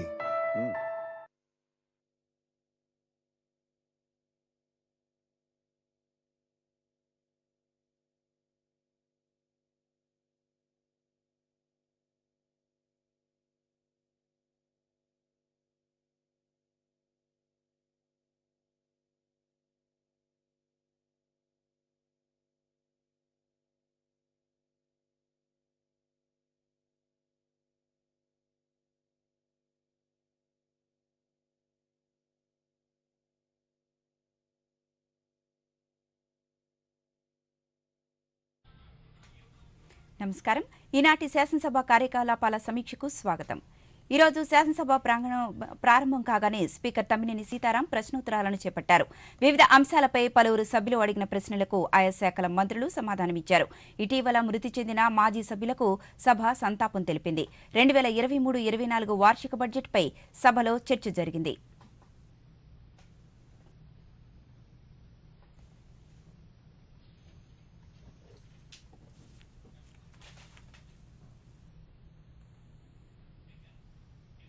ఈ రోజు శాసనసభ ప్రారంభం కాగానే స్పీకర్ తమ్మినేని సీతారాం ప్రశ్నోత్తరాలను చేపట్టారు. సూక్ష్మ సేద్య పథకంపై పలువురు సభ్యులు అడిగిన ప్రశ్నలకు రాష్ట్ర వ్యవసాయ శాఖ మంత్రి కాకాణి గోవర్ధన్ రెడ్డి సమాధానమిచ్చారు. సూక్ష్మ సేద్యానికి సంబంధించి రైతులకు 90% సబ్సిడీ ఇస్తున్నట్లు చెప్పారు. బిందు సేద్యం ఎక్కువగా చేసినందువల్ల జాతీయ ఉత్పత్తిలో 15.6% పండ్ల ఉత్పత్తితో దేశంలోనే ఆంధ్రప్రదేశ్ రాష్ట్రం ముందంజలో ఉందన్నారు. అలాగే కూరగాయలు జాతీయ ఉత్పత్తిలో 7.5% ఆంధ్రప్రదేశ్ భాగస్వామ్యం ఉందన్నారు. సూక్ష్మ సేద్యానికి సంబంధించి గత ప్రభుత్వం రైతులకు పెట్టిన బకాయిలను సైతం తమ ప్రభుత్వం చెల్లించిందన్నారు. సంవత్సరంలోనే ఆదా అయ్యేటువంటి పరిస్థితి ఉంది. ఈరోజు మనం డ్రిప్ ఇరిగేషన్ ఎక్కువగా చేసినందువల్ల, ఎక్కువగా రైతాంగానికి ఇచ్చినందువల్ల జాతీయ ఉత్పత్తిలో 15.6% ఉత్పత్తిలో పండ్లు మొదటి స్థానంలో ఆంధ్ర రాష్ట్రం ఉంది. అదేవిధంగా కూరగాయలు జాతీయ ఉత్పత్తిలో 7.5% ఆంధ్ర రాష్ట్ర భాగస్వామ్యం. దీనికి సంబంధించి గత ప్రభుత్వంలో కూడా గౌరవ సభ్యులు చెప్పినట్టుగా 969,40,00,000 బకాయిలుంటే ఆ బకాయిలన్నీ కూడా ఈరోజు పూర్తి చేసి 64,281 మంది రైతులకి 1,75,816 ఎకరాల్లో రాష్ట్రంలో గత డిసెంబర్లో సంభవించిన మాండూస్ తుఫాను సమయంలో ఉమ్మడి ప్రకాశం, గుంటూరు, నెల్లూరు జిల్లాల్లో పంట నష్టపోయిన రైతులకు పరిహారం చెల్లించడంలో అవకతవకలు జరిగాయని టీడీపీ కొండెపి ఎమ్మెల్యే డోలా శ్రీబాల వీరాంజనేయ స్వామి పేర్కొన్నారు. తుఫాను సమయంలో నష్టపోయిన పంటల పరిహారంలో లోపభూయిష్టంగా జరిగిందన్నారు. అధికార పార్టీకి చెందిన వ్యక్తులకు పొలాలు లేకున్నా వారికి పంట నష్టపరిహారం అందించారని, వాస్తవంగా నష్టపోయిన రైతులకు చెల్లింపులు జరగలేదన్నారు. ఈ మాండస్ తుఫాన్ వల్ల ముఖ్యంగా ప్రకాశం, నెల్లూరు, గుంటూరు జిల్లాల్లో 5 లక్షల ఎకరాల్లో పంట నష్టపోయింది అధ్యక్ష. మనకి గౌరవ మంత్రి గారు ఇచ్చిన దానిలో ఏంటంటే 54,750 హెక్టార్లలో ఒకటి, మరి అదేవిధంగా 5,724 హెక్టార్లో ఉద్యానవన పంటలు దెబ్బతిన్నాయని ఇచ్చారు అధ్యక్ష. ఈ పంట నష్టపోయిన దాన్ని ఎన్యూమరేట్ చేయడంలో కొంచెం అవతకలు జరిగినాయి అధ్యక్ష. వాస్తవం ముందే ఈ క్రాప్ బుకింగ్ చేయలేదు, తర్వాత కూడాను ఏదో తాత్కాలికంగా పైన రాసిచ్చారు. అది కూడాను దీనిలో కూడా పక్షపాతం అధ్యక్ష. అధికార పార్టీ చెందిన వాళ్ళకి పంట లేకపోయినా కానీ చేశారు, పంట వేసి నష్టపోయిన రైతులకు మాత్రం ఎన్యూమరేట్ కూడా చేయలేని పరిస్థితులు కల్పించారు అధ్యక్ష. రెండోది అధ్యక్ష, టీడీపీ ఎమ్మెల్యే అడిగిన ప్రశ్నలకు రాష్ట్ర వ్యవసాయ శాఖ మంత్రి కాకాణి గోవర్ధన్ రెడ్డి సమాధానమిచ్చారు. తుఫానులు సంభవించినప్పుడు పంట నష్టపోయిన రైతులకు పరిహారం సీజన్ ముగిసేలోపే చెల్లించాలని రాష్ట్ర ప్రభుత్వం నిర్ణయించి అలాగే చెల్లిస్తోందని అన్నారు. రాష్ట్ర చరిత్రలో గతంలో ఎన్నడూ లేని విధంగా పంట నష్టపరిహారం అందిస్తున్నామన్నారు. ఈ క్రాప్ నమోదు చేసి సోషల్ ఆడిట్ జరిగిన తరువాత అభ్యంతరాలు సేకరించాకే ఎలాంటి పక్షపాతం లేకుండా రైతులకు పరిహారం చెల్లించామని మంత్రి స్పష్టం చేశారు. ఏదైతే పంట నష్టం జరిగిందో ఒక సాంప్రదాయం పెట్టుకున్నాం అధ్యక్ష. సీజన్ ముగిసే లోపలే ఆ పంటకు సంబంధించినటువంటి నష్టపరిహారం అందించాలని బహుశా ఆంధ్ర రాష్ట్ర చరిత్రలో సీజన్లో నష్టపోయినటువంటిది ఖరీఫ్ సీజన్ కావచ్చు, రబీ సీజన్ కావచ్చు, ఆ సీజన్ ముగిసే లోపలనే పంట నష్టం రైతుల ఖాతాలో జమ చేయాలనేటువంటి ఒక చారిత్రాత్మకమైనటువంటి నిర్ణయం తీసుకున్నటువంటి వ్యక్తి రాష్ట్ర ముఖ్యమంత్రి జగన్మోహన్ రెడ్డి గారు అధ్యక్ష. ఈరోజు వీళ్ళు చెప్పినట్టుగా ఈ ప్రొసీజర్ ఏదైతే ఉందో ఈ క్రాప్ బుకింగ్ చేసిన తర్వాత సోషల్ ఆడిట్కి అక్కడ ఆ పేపర్లు ఏదైతే ఎవరైతే నష్టపోయారన్నారో వాళ్ళ వివరాలన్నీ కూడా ప్రకటించాం. సోషల్ ఆడిట్ జరిగిన తర్వాత ఏదన్నా అభ్యంతరాలు వస్తే వాటిని స్వీకరించి వాటిని మరలా విచారించి ఎవరెవరైతే నిజంగా పంట నష్టపోయారో వాళ్ళందరికీ కూడా పక్షపాత వైఖరి అనేటువంటిది లేకుండా, అది గతంలో జరిగి ఉండొచ్చు కాబట్టి అదేవిధంగా ఊహించుకుంటున్నారేమో తెలియదు, కానీ మీ హయాంలో జరిగినట్టుగా ఇక్కడ జరగడం లేదు ఈ ప్రభుత్వంలో, ఈ పరిపాలనలో. కాబట్టి అది ఏమి. ఇక రహదారులు, భవనాల శాఖ ద్వారా మరమ్మతులు, నూతన రోడ్ల నిర్మాణాలకు అయిన ఖర్చులపై సభ్యులు అడిగిన ప్రశ్నలకు రాష్ట్ర రహదారుల శాఖ మంత్రి దాడిశెట్టి రామలింగేశ్వరరావు సమాధానమిచ్చారు. రాష్ట్రంలో వైసీపీ ప్రభుత్వ హయాంలో గడిచిన 4 ఏళ్లలో 3,885 కోట్ల రూపాయలతో 7,700 కిలోమీటర్ల రహదారులను రెన్యువల్ చేసినట్లు, 10,359 కిలోమీటర్ల రహదారులకు మరమ్మతులు చేసినట్లు చెప్పారు. సభ్యులు సభ దృష్టికి తీసుకువచ్చిన అంశాలపై వారికి లిఖితపూర్వక సమాధానాన్ని అందించనున్నట్లు మంత్రి వెల్లడించారు. 9 కిలోమీటర్ల రహదారులను మరమ్మతులు చేయడం జరిగింది. బి క్వశ్చన్ జవాబు, 2వ విడతలో ప్రభుత్వం 1,122 కోట్లతో 3,432 కిలోమీటర్ల రహదారులను ప్రత్యేక మరమ్మతులు చేయుటకు ప్రతిపాదించడం జరిగింది. మరియు ఎఫ్డిఆర్ టెక్నాలజీతో 502 కోట్లతో 466 కిలోమీటర్ల రహదారులను పూర్తి చేయడం జరిగింది. అలాగే వైఎస్సార్ జలకళ బోరు బావులకు విద్యుత్ కనెక్షన్ల అంశంపై పలువురు టీడీపీ సభ్యులు అడిగిన ప్రశ్నకు రాష్ట్ర విద్యుత్ శాఖ మంత్రి పెద్దిరెడ్డి రామచంద్రారెడ్డి సమాధానమిచ్చారు. వైఎస్సార్ జలకళ కింద 4 ఏళ్లలో 19,908 బోరుబావులను ఏర్పాటు చేసినట్లు తెలిపారు. తమ ప్రభుత్వం అధికారంలోకి వచ్చాక వర్షాలు సమృద్ధిగా కురవడంతో రైతులు బోరుబావులు ఏర్పాట్లు చేసుకునేందుకు ఆసక్తి చూపలేదని చెప్పారు. అయితే ఆఫ్లైన్, ఆన్లైన్ ద్వారా ఎంతో పారదర్శకంగా లబ్ధిదారులను గుర్తించి 212 కోట్ల 26 లక్షల రూపాయల వ్యయం బోరుబావులు ఏర్పాట్లు చేసినట్లు చెప్పారు. గత ప్రభుత్వం 5 ఏళ్లలో కేవలం 33,116 బోరుబావులను మాత్రమే ఏర్పాటు చేసిందని పేర్కొన్నారు. విద్యుత్ సరఫరా కనెక్షన్లు అందించడానికి చేసిన వ్యయం 54 కోట్ల 95 లక్షలు. బోర్వెల్స్ కు ఎనర్జైజేషన్ మనం ఫ్రీగా చేసింది 1,721 అయితే ఖర్చు 54 కోట్ల 95 లక్షలు వచ్చింది అధ్యక్ష. అంచేతే ఇప్పుడు ఉచితంగా బోర్ ట్రాన్స్ఫార్మ్ ఇస్తాము, ట్రాన్స్ఫార్మ్ నిర్మాణానికి కూడా ఖర్చు మేమే ఇస్తాము, అట్లే 180 మీటర్స్ కేబుల్ కూడా ఇచ్చి కనెక్షన్ ఇస్తామని చెప్పాము. దాదాపు దానికి తోడు రైతులు కూడా కొద్దిగా భరిస్తే అది తప్పకుండా ఆచరణలో సాధ్యమవుతుంది అధ్యక్ష. మీరు చెప్తున్నారు చాలా ఇచ్చారని చెప్పి, మీరు కూడా అప్పుడు ఎన్టీఆర్. ఇక రాష్ట్రంలో షెడ్యూల్ కులాల సంక్షేమానికి రాష్ట్ర ప్రభుత్వం అధిక ప్రాధాన్యతనిస్తోందని రాష్ట్ర సాంఘిక సంక్షేమ శాఖ మంత్రి మేరుగు నాగార్జున అన్నారు. షెడ్యూల్ కులాల సంక్షేమంపై పలువురు సభ్యులు అడిగిన ప్రశ్నలకు మంత్రి సమాధానమిస్తూ షెడ్యూల్ కులాల సంక్షేమానికి జగన్మోహన్ రెడ్డి ప్రభుత్వం కట్టుబడి ఉందన్నారు. వారి సంక్షేమానికి గత తెలుగుదేశం ప్రభుత్వం 5 ఏళ్లలో 33,000 కోట్ల రూపాయలు మాత్రమే ఖర్చు చేసిందని, అయితే జగన్మోహన్ రెడ్డి ప్రభుత్వం 3 ఏళ్ల 8 నెలల్లో 52,000 కోట్లకు పైగా ఖర్చు చేశారన్నారు. దేశం గర్వించేలా విజయవాడలో అంబేద్కర్ విగ్రహం ఏర్పాటు చేస్తున్నామన్నారు. ఏమి అందుతా ఉన్నాయి, ఎలా అందుతా ఉన్నాయి అని ప్రతిపక్షాలను మాట్లాడుతా ఉన్నారు. ఎందుకంటే వాళ్ళ చేతకాల దళితులకు 5 సంవత్సరాల్లో 3,33,625.49 కోట్లు 5 సంవత్సరాలు వాళ్ళు ఖర్చు పెట్టారు అధ్యక్ష. ఈ 3 సంవత్సరాల 8 నెలల వ్యవధిలో 52.65 వేల కోట్లు మేము ఖర్చు చేశాం అధ్యక్ష. అంటే దళితుల మీద ఎంత త్రికరణ శుద్ధి ఉందో గౌరవ ముఖ్యమంత్రి గారికి, దళితుల అప్లిట్మెంట్ కోసం ఎంత పనిచేయాలని ఆలోచనతో ఉన్నారో ముఖ్యమంత్రి గారి చాలా అర్థమవుతా ఉంది అధ్యక్ష. దాంతో కాకుండా ఇందాక జోగారా గారు చెప్పారు, నాకు ఖర్చు చేస్తున్నారు. తెలుగుదేశం పార్టీ అధికారంలో ఉన్నప్పుడు ఎవరికి ఇచ్చారో, ఏ బినామీకి ఇచ్చారో, ఎవరు లబ్ధిదారులో, ఎవరు లబ్ధి పొందారో కూడా తెలియని పరిస్థితున్నా ఈరోజు ఒక్క పైసా కూడా. అనంతరం ఇటీవల మృతి చెందిన మాజీ సభ్యులకు శాసనసభ నివాళులర్పించింది. మాజీ సభ్యులు బిక్కిన గోపాలకృష్ణారావు, చుక్కా పీటర్ పాల్, కొలుసు పెదరెడ్డయ్య, వట్టి వసంతకుమార్, గుమ్మడి కుతూహలమ్మ, పాతపాటి సర్రాజు మృతికి సంతాపం తెలుపుతూ వారి కుటుంబ సభ్యులకు ప్రగాఢ సానుభూతిని తెలియజేస్తూ శాసనసభ 2 నిమిషాల పాటు మౌనం పాటించింది. శ్రీ చుక్క పీటర్ పాల్ గారి మృతి పట్ల ఆంధ్రప్రదేశ్ రాష్ట్ర శాసనసభ మాజీ సభ్యులు కొలుసు పెదరెడ్డయ్య గారి మృతి పట్ల ఆంధ్రప్రదేశ్ రాష్ట్ర శాసనసభ మాజీ సభ్యులు శ్రీ వట్టి వసంతకుమార్ గారి మృతి పట్ల ఆంధ్రప్రదేశ్ రాష్ట్ర శాసనసభ మాజీ సభ్యురాలు డాక్టర్ గుమ్మడి కుతూహలమ్మ గారి మృతి పట్ల ఈ సభ తీవ్ర సంతాపాన్ని వ్యక్తం చేస్తూ, ఆంధ్రప్రదేశ్ రాష్ట్ర శాసనసభ మాజీ సభ్యులు శ్రీ పాతపాటి సర్రాజు గారి మృతి పట్ల ఈ సభ తీవ్ర సంతాపాన్ని వ్యక్తం చేస్తూ వీరి ఆత్మలకు శాంతి చేకూరాలని కోరుతూ వారికి మృతికి సంతాపంగా కొద్దిసేపు మౌనం పాటిద్దాం.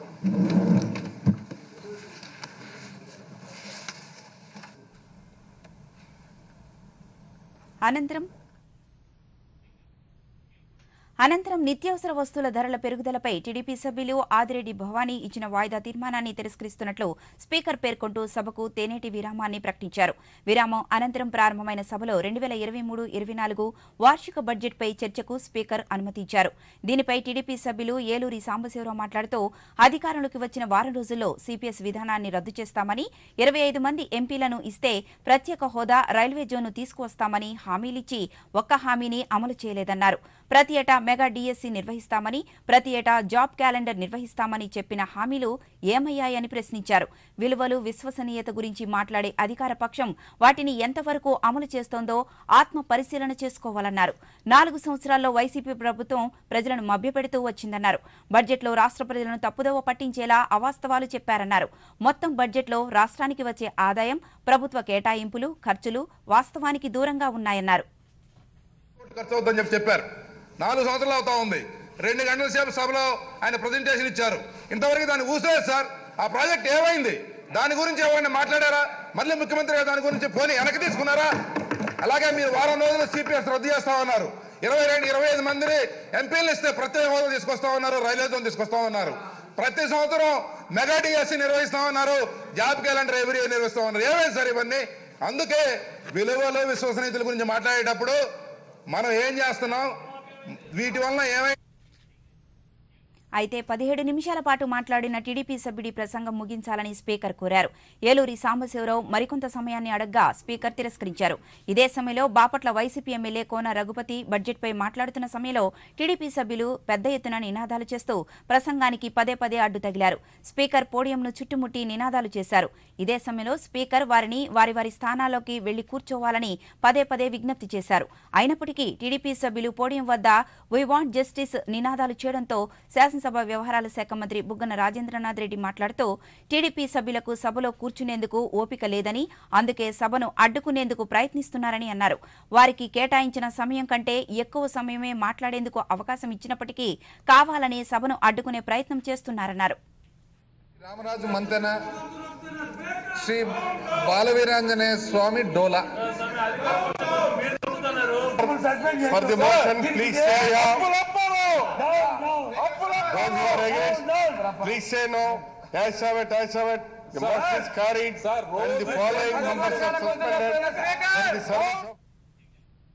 స్పీకర్ పదే పదే విజ్ఞప్తి చేసినప్పటికీ టీడీపీ సభ్యులు నినాదాలు కొనసాగించడంతో 9 మంది టీడీపీ సభ్యులను సభ నుంచి సస్పెండ్ చేసే తీర్మానాన్ని మంత్రి బుగ్గన రాజేంద్రనాథ్ రెడ్డి సభలో ప్రవేశపెట్టగా స్పీకర్ వారిని సభ నుంచి సస్పెండ్ చేశారు. సభలో రాజకీయ పార్టీల సభ్యుల సంఖ్యను బట్టి సమయాన్ని కేటాయిస్తామని, టీడీపీ సభ్యులు సభను తప్పుదోవ పట్టించేలా వ్యవహరిస్తున్నారని స్పీకర్ పేర్కొన్నారు. దీనివల్ల ప్రజలను కూడా తప్పుదోవ పట్టించిన వారమవుతామని అన్నారు. అందుకే స్పీకర్గా తన బాధ్యతను నెరవేరుస్తూ సభ్యులను సస్పెండ్ చేసినట్లు చెప్పారు. సంవత్సరాలుగా మనందరికి తెలిసిండేది రాష్ట్రానికి అంతా కూడా ప్రభుత్వం ఏర్పాటైన తర్వాత 2019-20 మొదటి సంవత్సరంలో సెటిల్ అయ్యే సమయంలో మనకు తెలియడం ఏమంటే గత ప్రభుత్వం 2014 నుంచి 19 వరకు ఆ పరిపాలన తర్వాత వాళ్ళు ఎన్నో పొరపాటైన పరిపాలన డెసిషన్స్ తీసుకోవడం జరిగింది అధ్యక్ష. నిర్ణయాలు ఒకటి, ఏ ఒక్క స్ఫియర్లో కూడా ఒక ప్రాపర్ ప్లాన్ కానీ ప్రాపర్గా వాళ్ళు ఇంప్లిమెంటేషన్ కానీ లేకుండా పోయింది అధ్యక్ష. ఆర్భాటం, ఎంతసేపు ఆర్భాటము, అడ్వర్టైజ్మెంట్. అదేవిధంగా చివరికి వచ్చేటప్పటికి ఒకవైపునేమో కేంద్రంతో సరైన సంబంధాలు లేకుండా, ఒకవైపు రాష్ట్రానికి ఏదైతే కేంద్రంతో సంబంధించిన ఎన్నో విషయాలు మధ్యలో వారు ముందుకు పోలేక వెనకాలి పోలేక ఆగిపోయి అనంతరం కోన రఘుపతి, రంపచోడవరం వైసీపీ ఎమ్మెల్యే నాగులపల్లి ధనలక్ష్మి, పార్వతీపురం శాసనసభ్యులు అలజంగి జోగారావు, పొన్నూరు శాసనసభ్యులు కిలారు రోసయ్య మాట్లాడిన అనంతరం బడ్జెట్పై చర్చకు ఆర్థిక మంత్రి బుగ్గన రాజేంద్రనాథ్ రెడ్డి సమాధానమిచ్చారు. గత ప్రభుత్వం చేసిన తప్పులను సరిదిద్దుకుంటూ ఆర్థిక వ్యవస్థను గాడిలో పెట్టేందుకు తమ ప్రభుత్వం అనేక చర్యలు తీసుకుందన్నారు. కరోనా సమయంలో ఎన్ని ఇబ్బందులు ఎదురైనా సామాన్య ప్రజల సంక్షేమమే లక్ష్యంగా ముఖ్యమంత్రి ముందడుగు వేశారన్నారు.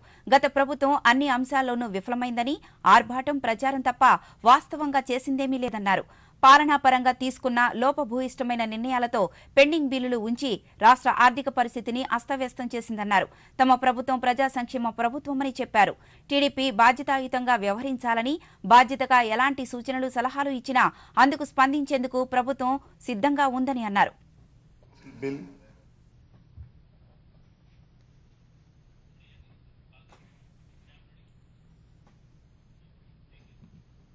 అనంతరం సభలో Andhra Pradesh value added tax amendment bill 2023ను ఆర్థిక మంత్రి బుగ్గన రాజేంద్రనాథ్ రెడ్డి సభలో ప్రవేశపెట్టగా, Andhra Pradesh para veterinary and allied council bill 2023ను పశుసంవర్ధక శాఖ మంత్రి సీదిరి అప్పలరాజు సభలో ప్రవేశపెట్టారు. అనంతరం సభను రేపటికి వాయిదా వేస్తున్నట్టు స్పీకర్ తమ్మినేని సీతారాం ప్రకటించారు. ఈనాటి శాసనసభ కార్యకలాపాల సమీక్ష ఇంతటితో సమాప్తం. నమస్కారం.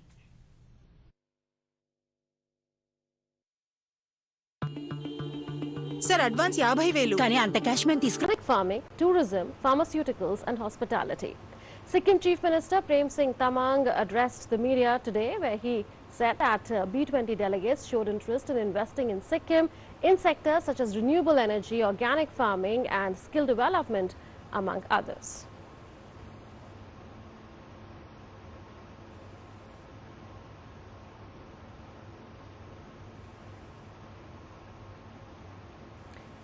During the conference, the delegates visited the stunning Rumtek Monastery, perched on a hillock around 20 kilometers from Gangtok. The Rumtek Monastery is also known as the Dharma Chakra Center and serves as the seat of His Holiness Gyalma Karmapa the 16th, the head of the Karma Kagyu order of Tibetan Buddhism. Built in the 16th century, it is the largest monastery in Sikkim and displays the best of Tibetan architecture along with rare Buddhist art pieces. Business 20 delegates enjoyed the refreshing Sikkim organic tea at the B20 conference in Gangtok. The Sikkim government is trying to promote tea tourism with tea tasting, garden walks and visits and first-time experiences at Tea Gardens. TD India correspondent Meghna Dev caught up with Sapna Gurung, marketing assistant with Temi Tea, which is a tea estate operating under the Sikkim government. Here's what she said. Sikkim is known for its organic tea, and to the delegates here at the B20 conference in Gangtok, they have been getting a taste of this organic tea of Sikkim, and to know more about it, what kind of, we can see different kinds of tea here, and what are the different kinds of tea that the delegates are tasting here. We'll get to know more from Sapna, who is here. Sapna, can you tell us what is the speciality of the organic tea which is found here in Sikkim? Sikkim is known for organic tea, and Temi is one of them. So delegates came here and they tested the tea. So I would like to show here some of the varieties that we have. We have first we have white tea. This is made with the tips, only with the tips of tea leaf. So this is white tea, and second is green tea we have.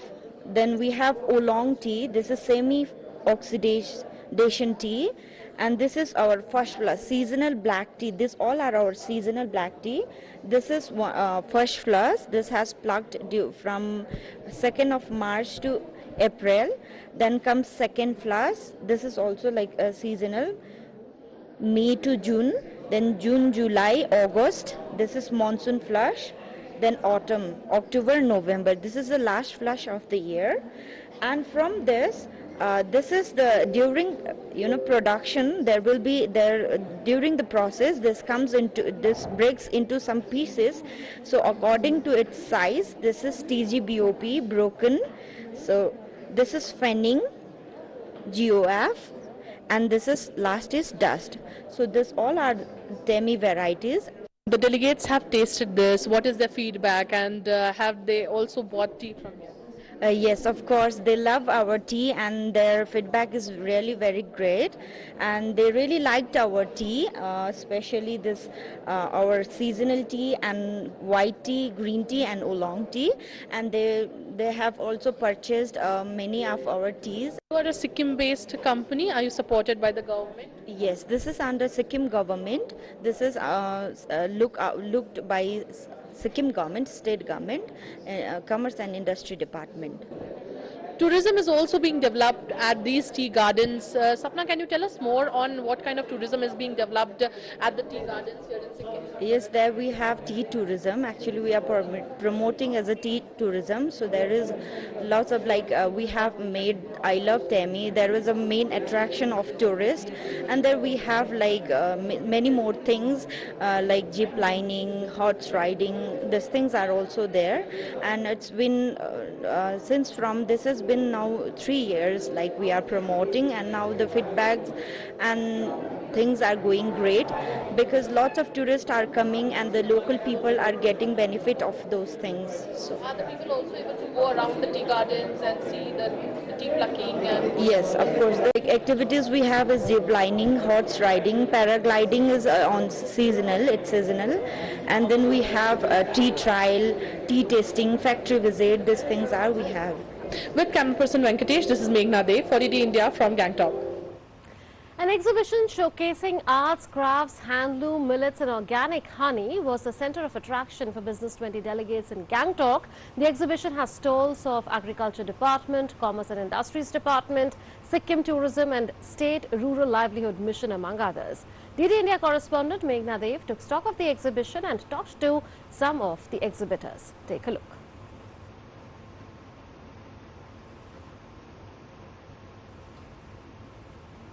An exhibition displaying the specialities and uniqueness of Sikkim is also here at the B20 conference, and we'll get to know more on the stalls, what is on display. And to talk more, first we are here at the stall of millets. We are celebrating the International Year of Millets. And what's in store? What all are you displaying here?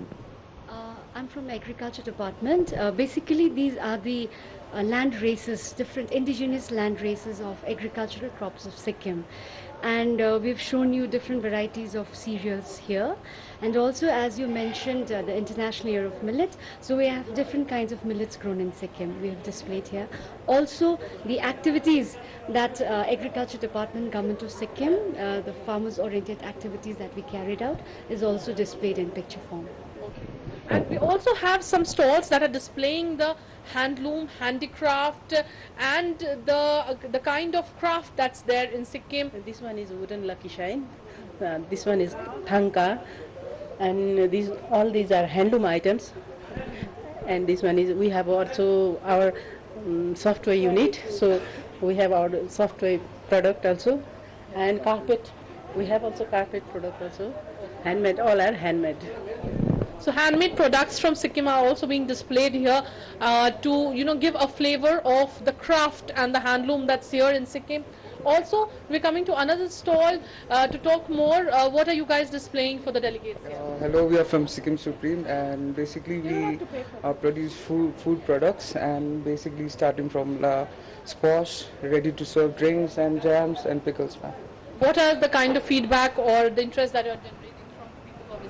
We got a good feedback, ma'am. We got a variety of idea for our product, new innovations and all, ma'am. With camera person Venkatesh, this is Meghna Deo for DD India from Gangtok.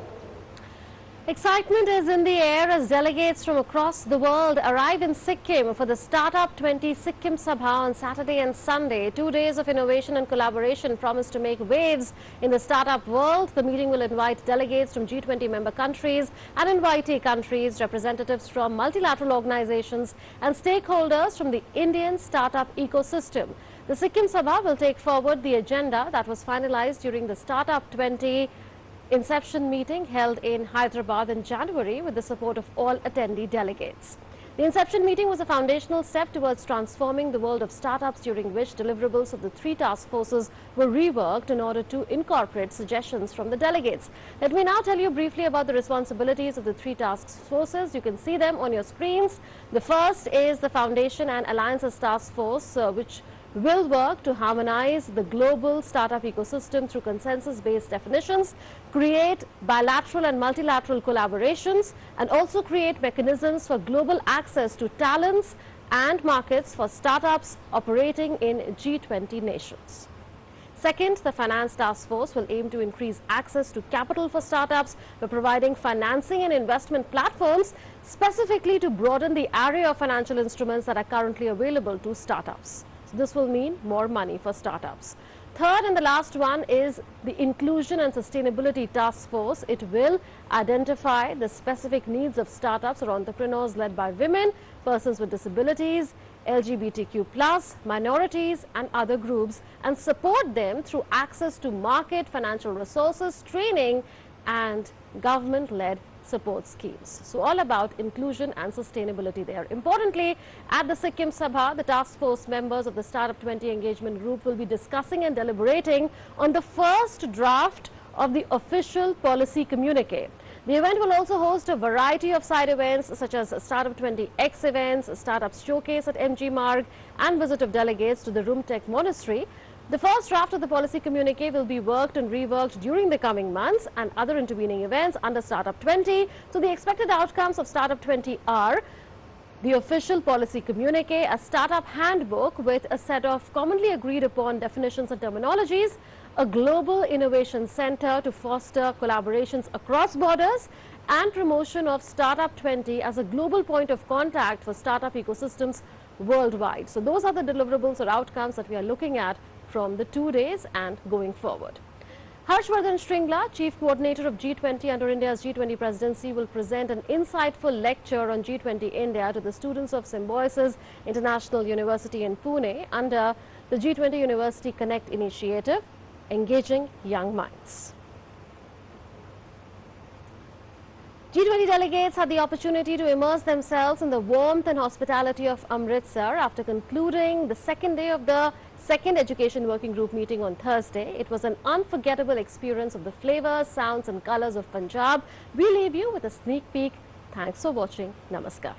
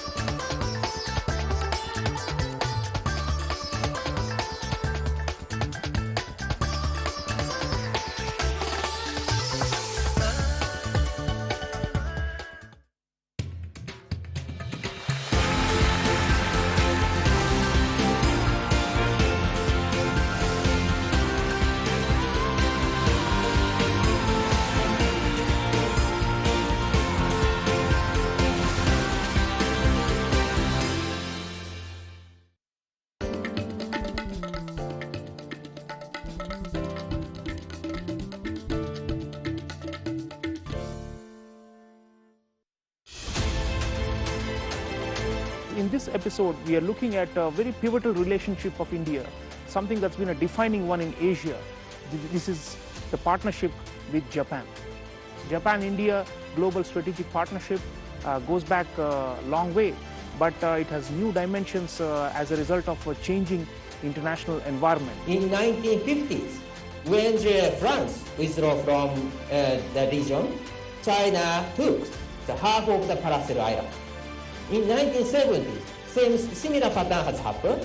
When US withdrew from Vietnam, China take another half of the Paracel Island. In 1980s, Soviet troops in Vietnam reduced the number. China took the sixth feature of the Exploratory Island. In 1990s, when US withdrew from Philippines, China took the Mischief Reef. So when they find power vacuum created by changing military balance, they steal it.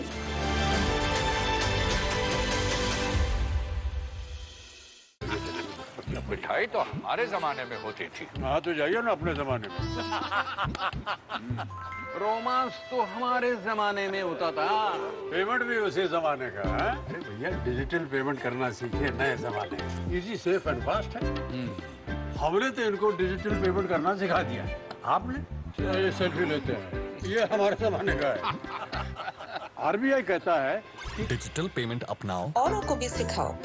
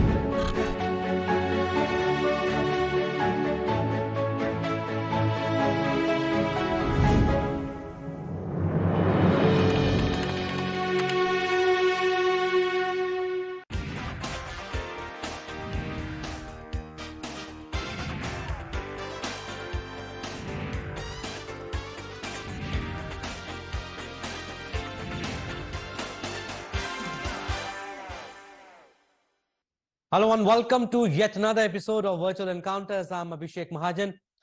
We have Vedant Madhavan, a swimmer who recently won 7 medals in Khelo India Youth Games, 5 gold medals and 2 silver medals. He won gold at Danish Open. In fact, he won 2 medals at the Danish Open. At 16, he broke the national record in 1500-meter freestyle event. The son of a famous actor, R. Madhavan. Welcome, Vedant. Welcome to DD India. Appreciate you giving us your precious time. First of all, how have you been? And congratulations on your recent win in Khelo India Youth Games. You won 7 medals there, 5 gold and 2 silver medals. Was this your target also? So first of all, thank you so much for having me here. It's a great pleasure. And yeah, I did have a good meet in Khelo India. My target was to better my timing since it was a first meet after a long time. But yeah, that was just my main goal of improving my timing. Right, Vedant, tell us, how was the competition there at the Khelo India Youth Games? Were you at ease and felt confident competing there? So the competition was amazing. You know, the culture, the spirit, the competition was amazing. You know, I've said this multiple times, but Khelo India is one of my favorite competitions to go to just because of the festivals and everything they hold for us athletes. And yeah, I had a really good time at Khelo India. All right, you mentioned about the facilities there, the Khelo India Youth Games, also covered Khelo India University Games in Bengaluru. Tell us about the facilities there. I mean, I was speaking with the former players, the Olympians also, they were saying that the facilities are nothing less than the Commonwealth Games. You tell us the food being provided there, the infrastructure. If you talk about your event, I mean, Olympic size, Olympic standard pool also. Tell us about the infrastructure, the facilities being provided there at the Khelo India Games. So Khelo India facilities are always amazing. It's up to world standards. I had no problem this year. The food was amazing. They had food set out for all the athletes. The infrastructure was good. The pool was good. I really like the fact that they had a championship parade. You know, that really boosts our confidence and makes us want to win. It boosts our spirit as well. So having all of that, really makes us as athletes really happy, and I'm really happy that Khelo India did this year. So. Right, Vedant, you also won gold and silver medals at the Danish Open. You won gold in 800-meter freestyle and silver in 1500-meter freestyle. Tell us, how big are these medals for you? These medals are just another milestone for me. I worked really hard to get those medals, and I saw some really good races, and I was able to be the best one out there. So those were really important medals for me. I feel like that's where I realized my true potential. So I'm just working on forward from that. It was good enough to fetch you gold at the meet. I'm talking about Danish Open here, but it's long way from the international standards, if I'm not wrong. Are you satisfied with what you have achieved so far at this age? So right now, I'm not that satisfied with what I've achieved. I feel like my potential is way more. The way I'm training, the way I'm working, I should be achieving way more. So, it's just a matter of time since my potential kicks in. I've not been training for as long as, a typical athlete has been. So, I'm just working really hard, and I know what I'm capable of, and I'm just aiming for that. Right. Also, Vedant, you have shifted to Dubai along with your family. What was the biggest reason? Was COVID the biggest reason that you shifted your base to Dubai and everything was closed here in India, especially in Mumbai? And your parents also agreed to shift your base to Dubai? Absolutely. It was just the COVID reason, nothing else. In swimming is such a different sport than apart from everything else. For example, in basketball, if you miss one day, you can just get back and train the other day. But in swimming, we have this saying that if you miss 3 days of training, it takes 6 days to get back to your original form. So, missing more than a month or missing more than 2 months in swimming is a huge difference. And, at this level of competitiveness, even missing one day is a huge issue. So, we took that impulse decision to, actually get me to Dubai to train under Pradeep's. All right. So, like you were saying that COVID was the only reason that you had to shift your base to Dubai. How many days? You must be very frustrated, not swimming at all. Like you're saying that, you need to be in rhythm, you need to be in momentum, you need to practice regularly if you want to be a professional swimmer. How difficult was that period when you were not swimming at all in India? So for me, it was, I feel like it was some rest that I needed. I wasn't swimming, but I was doing other activities, like I was running every day, I was cycling every day. On top of that, I was doing dryland almost every day. So, I was doing stuff, I was doing activity, but I was able to get a 2-month rest period that I feel like it helped me when I got back to the pool. Was it difficult to convince your parents, or I think they were convinced? Whose decision was it? That this is the place that we can go to so that you don't miss your sessions and the practice. So it was a combined decision of me and my mother. Okay. I swam in the Asian age group in 2019, and that time I was training under Coach Pradeep sir. He's a very well-known coach, and I really respect him. He's gotten me here to the level I am today only because of him. So I really liked the training that he gave me during the Asian age group camp, and we decided to go to him because the pools had opened up, and I was already in conversations with him before that. So that was the decision that me and my mother took. Okay. And I think Sajan Prakash has also shifted to Dubai. How's your camaraderie with him? He's also preparing for Asian Games now, top Indian swimmer. How's your bond with him? So me and Sajan have a really good bond. We've been training for almost 2 years now. So, it's like it's a brotherly bond. He's my senior, and sometimes he pulls my legs, and he treats me like his junior, but it's nothing but love. I really respect him. He's one of the greatest athletes that Indian swimming has seen. So I really respect him, how much hard work he puts into every session, and he's a really big motivation for me. Right, Vedant. What do you talk to Sajan? You're saying that sometimes he pulls your leg also, and that kind of a bond that you share with him. What do you talk to him professionally? What do you talk to him? What advice does he give you? What does he tell you about swimming? Yeah, so like I said, I'm quite new to the sport, and Sajan has been swimming for longer than I've been born. So he has all the experience, and he helps me he guides me what I need to do. He helps me with swimming, he helps me with recovery, he helps me with stretching. So, it's really great that I have a role model like Sajjan to help me out. And what's your daily routine like, Vedant? Apart from swimming, you must be attending the gym sessions also. There's a proper rest Absolutely. required also. If you can share with us your diet routine, I mean, the daily routine that you go through every day. So, my daily routine would be I'd wake up in the morning at around 4 o'clock. My training would start from 4:30 to 6:45. 4:30 to 6:45. Then I'd come back. I'd go to school from 7:30 to 3:30. I'd come back. I'll do my gym from 5 o'clock to 6 o'clock. And then I'll head to swimming from 7:30 to 9:30. And if I have Jalan, I'll be doing Jalan from 7 o'clock to 7:30. And then I'll finish my swimming at 9:30. And then I'd wake up again in the morning at 4 o'clock, 4:15. So, Okay, so that cycle just keeps going on. You go to bed around Yeah. 10 o'clock. Yeah, 10:15. And you follow that every day? Yeah, every day apart from Monday. Monday is the only day off. Okay. So, yeah. Vedant, if I ask you, what's your next target? You'll be competing in Malaysia, if I'm not wrong, next month, and then you have a meet this month also. Yeah, this meet I'll be competing in this month is just a milestone meet. It's something I just need to go and race, and nothing really special.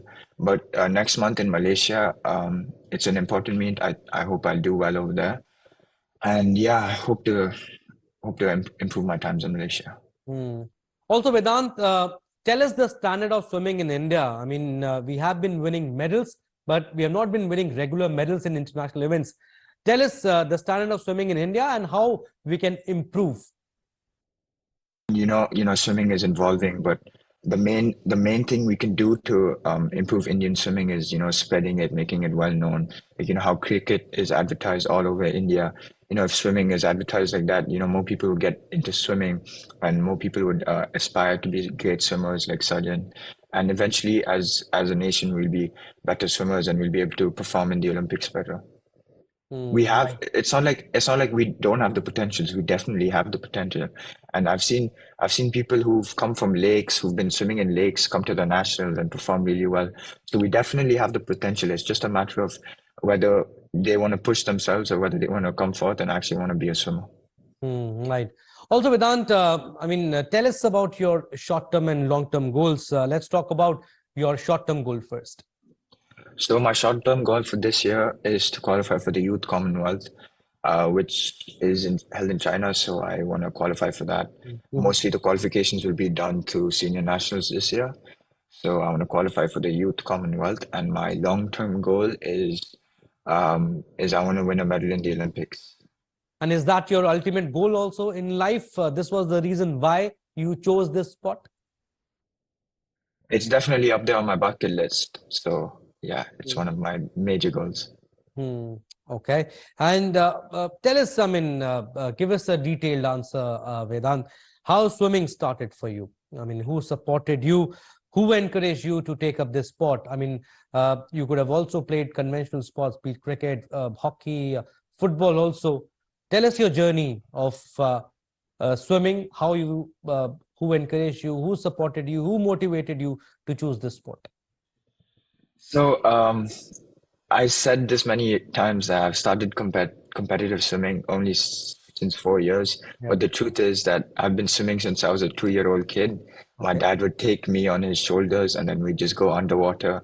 I had the feel of the water since I was a kid, and it was just a matter of time since I actually started swimming professionally. So when I was in the 6th grade, I joined my school team and I was just swimming for fun and jokes.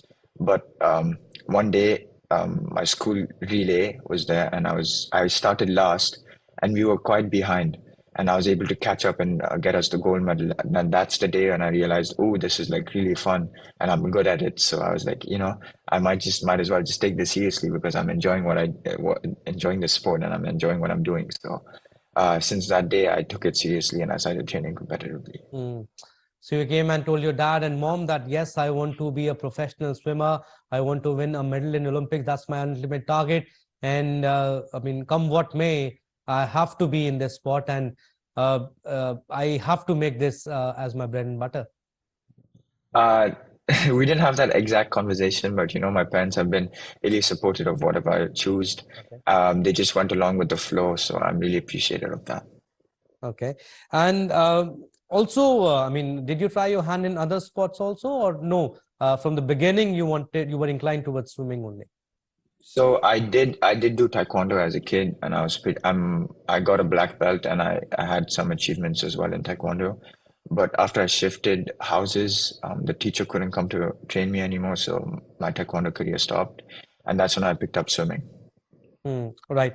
Also, Vedant, I mean, are you loving it as a professional swimmer? I mean, the routine that you have told us, it requires a lot of discipline, and sports has its share of sorrows and good moments also. A lot of mental toughness is also required along with talent. Are you prepared for all that? Yeah, definitely. I love this lifestyle of this hard work and dedication, It excites me, and I just really like it. I think it's meant for me, and yeah, I'm ready for whatever challenges that I have to face, and whatever life puts in my way, I'm ready, and I'm always looking forward to it. Do you feel bored sometimes? I mean, are you, I mean, if you're following, I mean, it happens with everyone. I think if you're following the same routine on daily basis, you get tired. I mean, sometimes you get bored also. I mean, have you come at that point? I mean, I don't know. I mean, I should ask this or not. I mean, do you get bored? I mean, or do you have your ways of unwinding yourself? So this is something every athlete has faced, and it's just a matter of how you prevent it or how you overcome it. So what I have realized is, if 1 or 2 sessions I get bored, I'll feel like, I don't want to swim as hard, or I don't want to go swimming. What I've realized is that I just need to put my head down for that 1 session, and once that gets over, it becomes so much easier, like almost 200 times easier, and just power through it. That's all I have to say. That's how I figured it out. Yeah. Tell us about the support of your parents, Vedanta. Your father is an actor, famous actor. We all know, our Madhwan. And your mother also has been very supportive for your sport.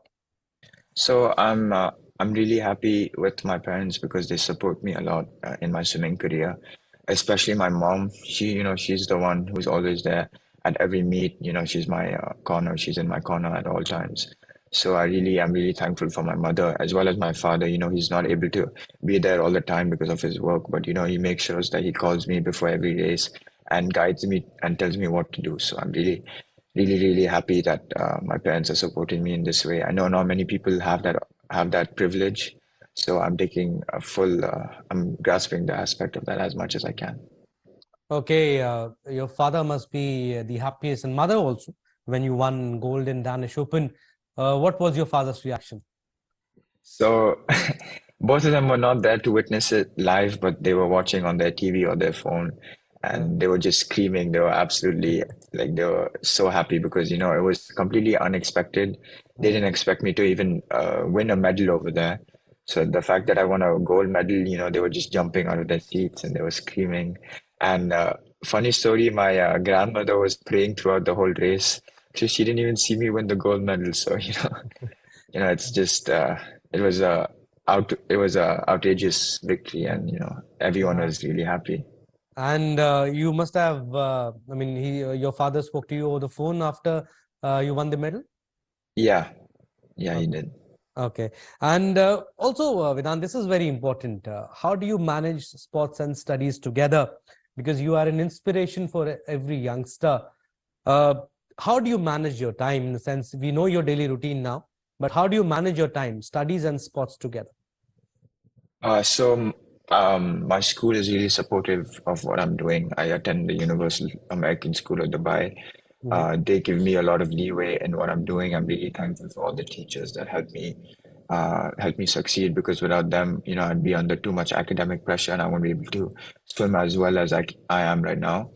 So I do get that leeway, as well as I do a lot of tutoring with my tutors. They help me. Whatever I've missed out, I grasp whatever I missed out when I come back from my meets, and I'm almost back to where I left off.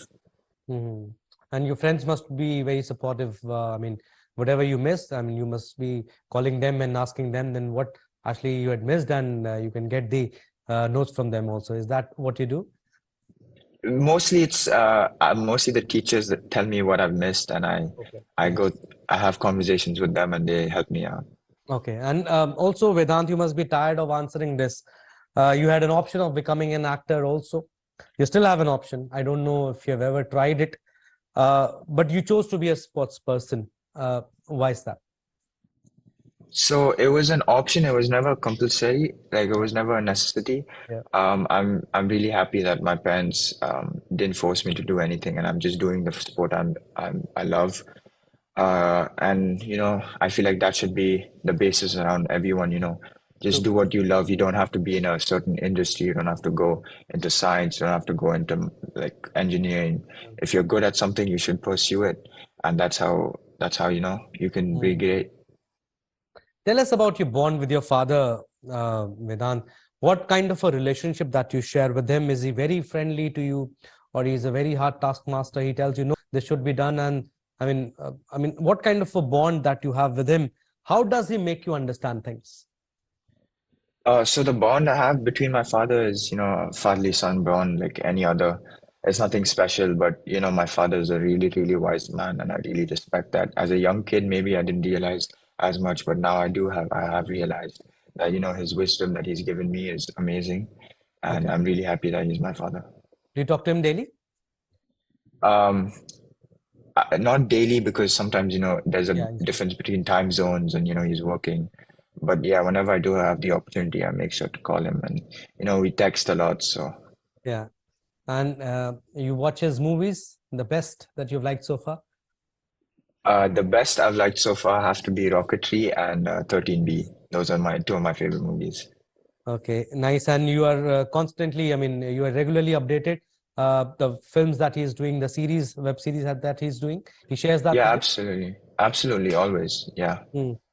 And also, does it feel good? Bollywood celebrities also tweeting about you when you won medals at the Khelo India Youth Games, and before that at the Danish Open also, and when you broke the national record also. Maybe not a big thing for you, but does it feel good? You feel excited? So they're all my dad's friends, so Yeah. it's more of like a friendly congratulations. So I'm really thankful for them. In fact, I'm thankful for anyone who's congratulated me. It means a lot, you know, it keeps me going. So yeah, it's just I'm just really grateful for all the love I'm receiving. Yeah, and also, I mean, your father is a superstar, and I think, you know, star kids always face this.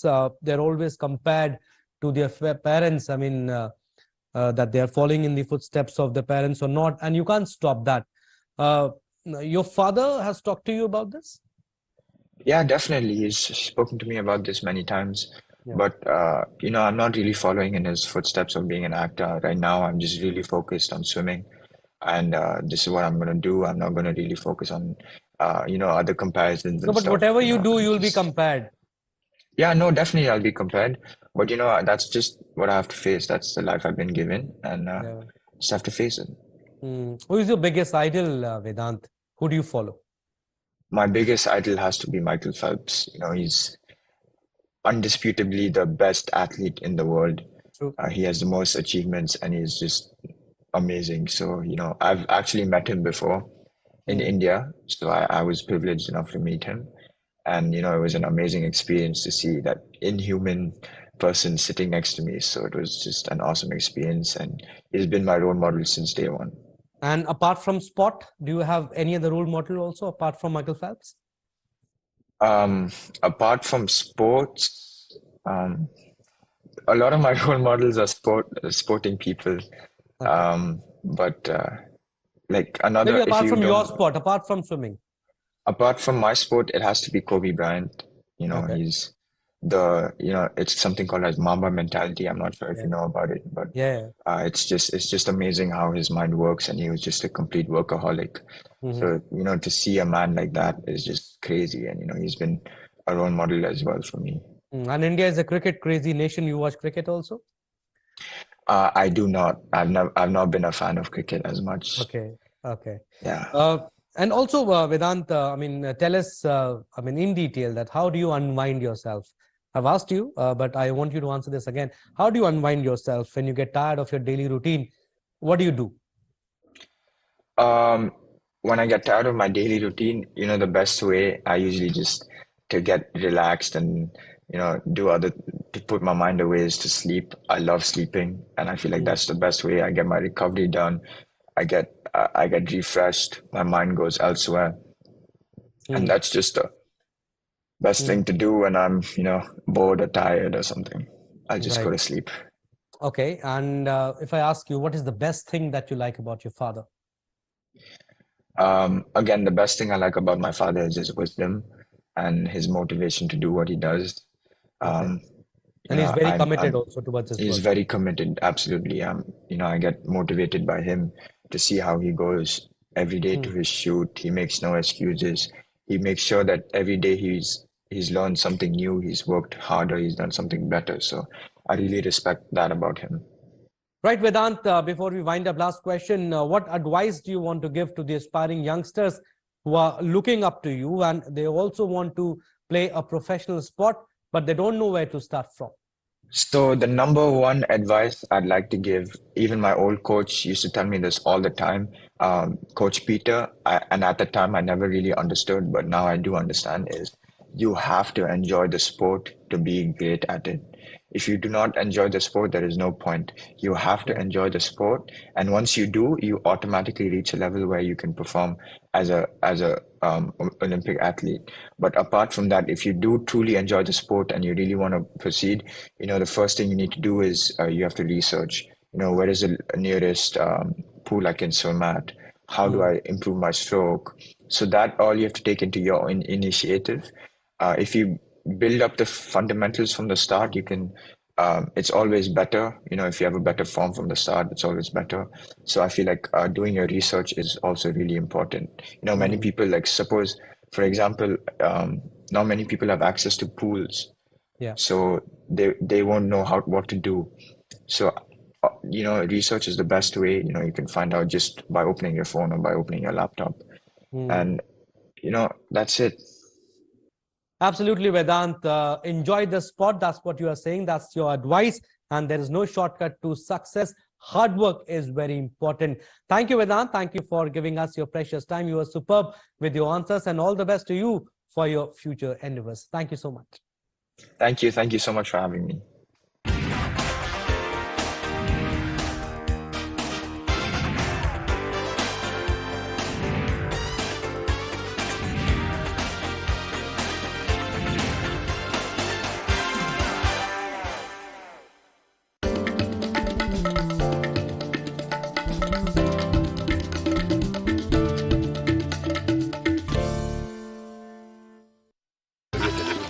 मिठाई तो हमारे जमाने में होती थी। हाँ तो जाइए ना अपने जमाने में।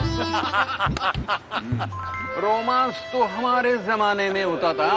पेमेंट भी उसी जमाने का है। अरे भैया डिजिटल पेमेंट करना सीखे नए जमाने में। इजी सेफ एंड फास्ट है। हमने तो इनको डिजिटल पेमेंट करना सिखा दिया। आपने? ये सेल्फी लेते हैं। ये हमारे जमाने का है। आरबीआई कहता है कि डिजिटल पेमेंट अपनाओ औरों को भी सिखाओ। In this episode, we are looking at a very pivotal relationship of India, something that's been a defining one in Asia. This is the partnership with Japan. Japan-India global strategic partnership goes back a long way, but it has new dimensions as a result of a changing international environment. In 1950s, when France withdrew from the region, China took the half of the Paracel Island. In 1970s, similar pattern has happened. When US withdrew from Vietnam, China take another half of the Paracel Island. In 1980s, Soviet troops in Vietnam reduced the number. China took the sixth feature of the Exploratory Island. In 1990s, when US withdrew from Philippines, China took the Mischief Reef. So, when they find power vacuum created by changing military balance, they steal it.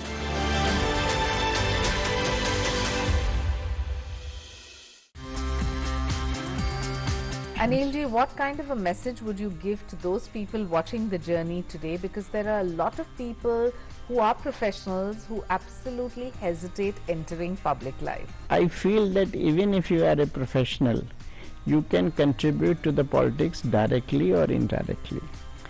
In Parliament also, I have seen the professionals, the lawyers, the engineers, the doctors, they are contributing more. For the overall development of the country, we need that come from every field.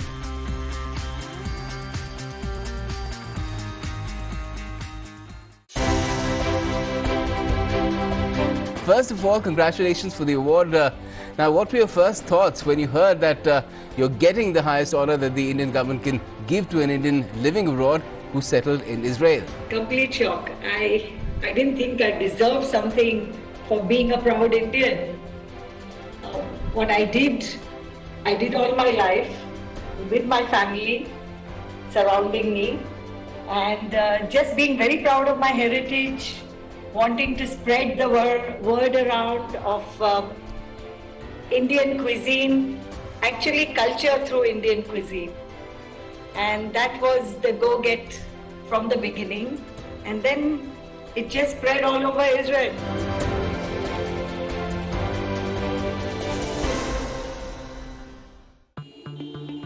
Sir 50,000 advance और इतना cash तो हम नहीं लाए और आज bank भी बंद है। इलाज है डिजिटल पेमेंट का आसान सा डोज। लेकिन अरे घबराइए मत, सावधानी के साथ करेंगे तो कोई साइड इफेक्ट भी नहीं होगा। फोन लाइए मुझे, यहाँ फोन लगाइए। डिजिटल पेमेंट से लेन देन हो सकता है, आसान, सुरक्षित और तेज। मैंने तो इन्हें डिजिटल पेमेंट सिखा दिया है, आपने? क्योंकि आरबीआई कहता है डिजिटल पेमेंट अपनाओ, औरों को भी सिखाओ।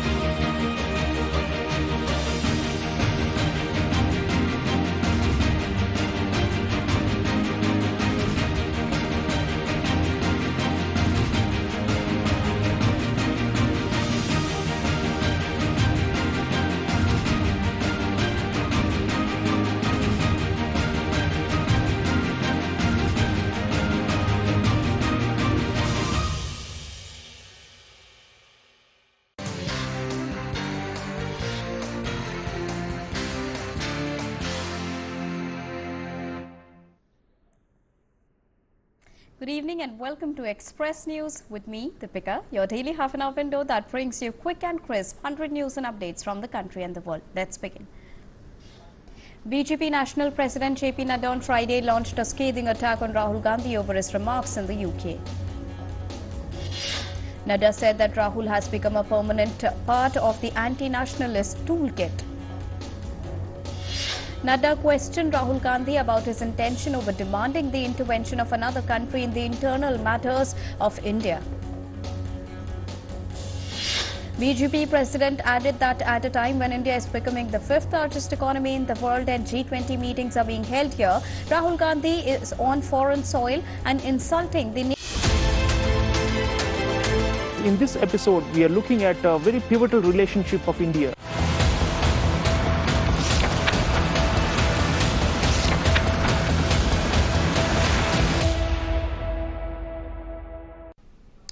Hello and welcome to DD Dialogue. I'm Sakal Bhatt. The strongest rebuttal by India based on pure facts in response to New York Times opinion piece on alleged curbs on information flow in Kashmir Valley has evoked a deafening silence from those who advocated the article, who supported the ed, who subscribed to that editorial, who backed it, and especially the globally recognized New York Times that published it. Indian government has debunked their claims, not with rhetoric, but with hard, solid facts. We have seen it in the past few years, the select outlets of the foreign media, time and again, systematically indulging in peddling lies about India, and NYTs, or rather, you know, the Western media, the selected outlets, of course, their acute obsession with Kashmir.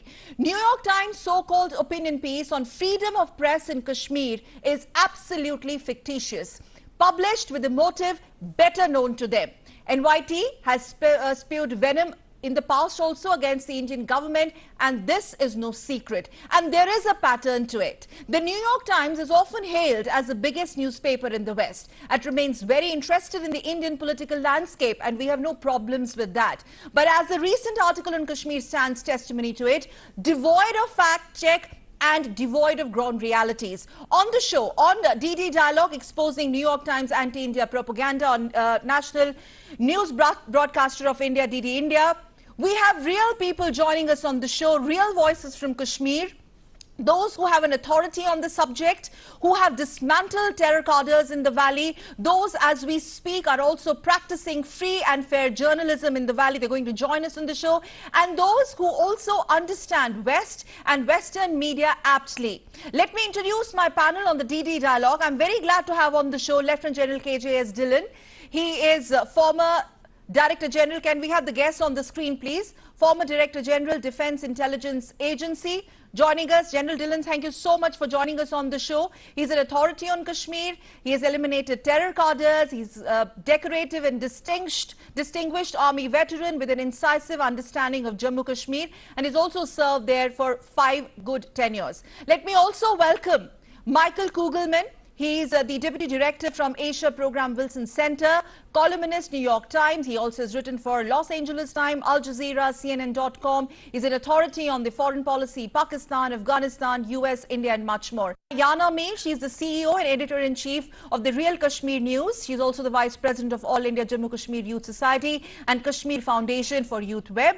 And joining us also on the show is Javed Beg, research scholar, prolific columnist, and prominent debater from the Valley. And before we move on and I go quickly to my panelists, let me set the agenda for this edition of DD Dialogue. We ask, India is currently at the center of the world. Does that worry New York Times? Is it Kashmir or just India's growing global influence putting New York Times in a tight spot? We ask on DD Dialogue, does the legacy West media get antsy about India's growth story? Is that the truth? And sections of Western media, why are they silent on the factual counter response by the Indian government? Also, is it not the time to call out biased and racist reporting on issues concerning India? On DD Dialogue, we ask sections of global media, they produce prejudiced and biased India news, but why? What is the interest there? And also, is it not the time for introspecting and course correction by sections of Western media? On the show, exposing New York Times anti-India propaganda. And let me quickly go across to General Dhillon, please.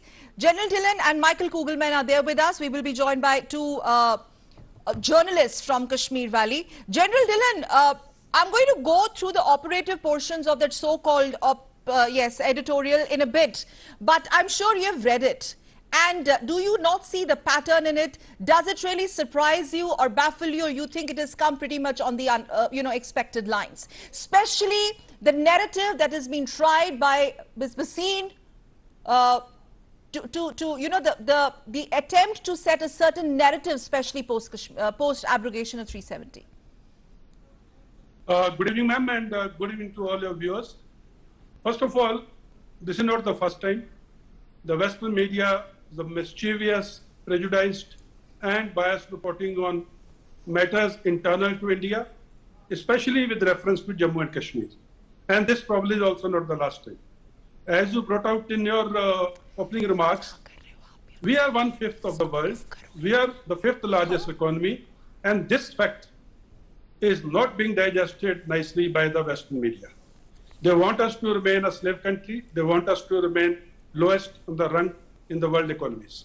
So India is peaceful. Kashmir, abrogation of 370, as you are aware, as the viewers are aware, when abrogation of Article 370 happened on 5th of August 2019, I was the Chinar Corps commander in Kashmir, and all the indices of terrorism, I am repeating, I am not making a statement without facts.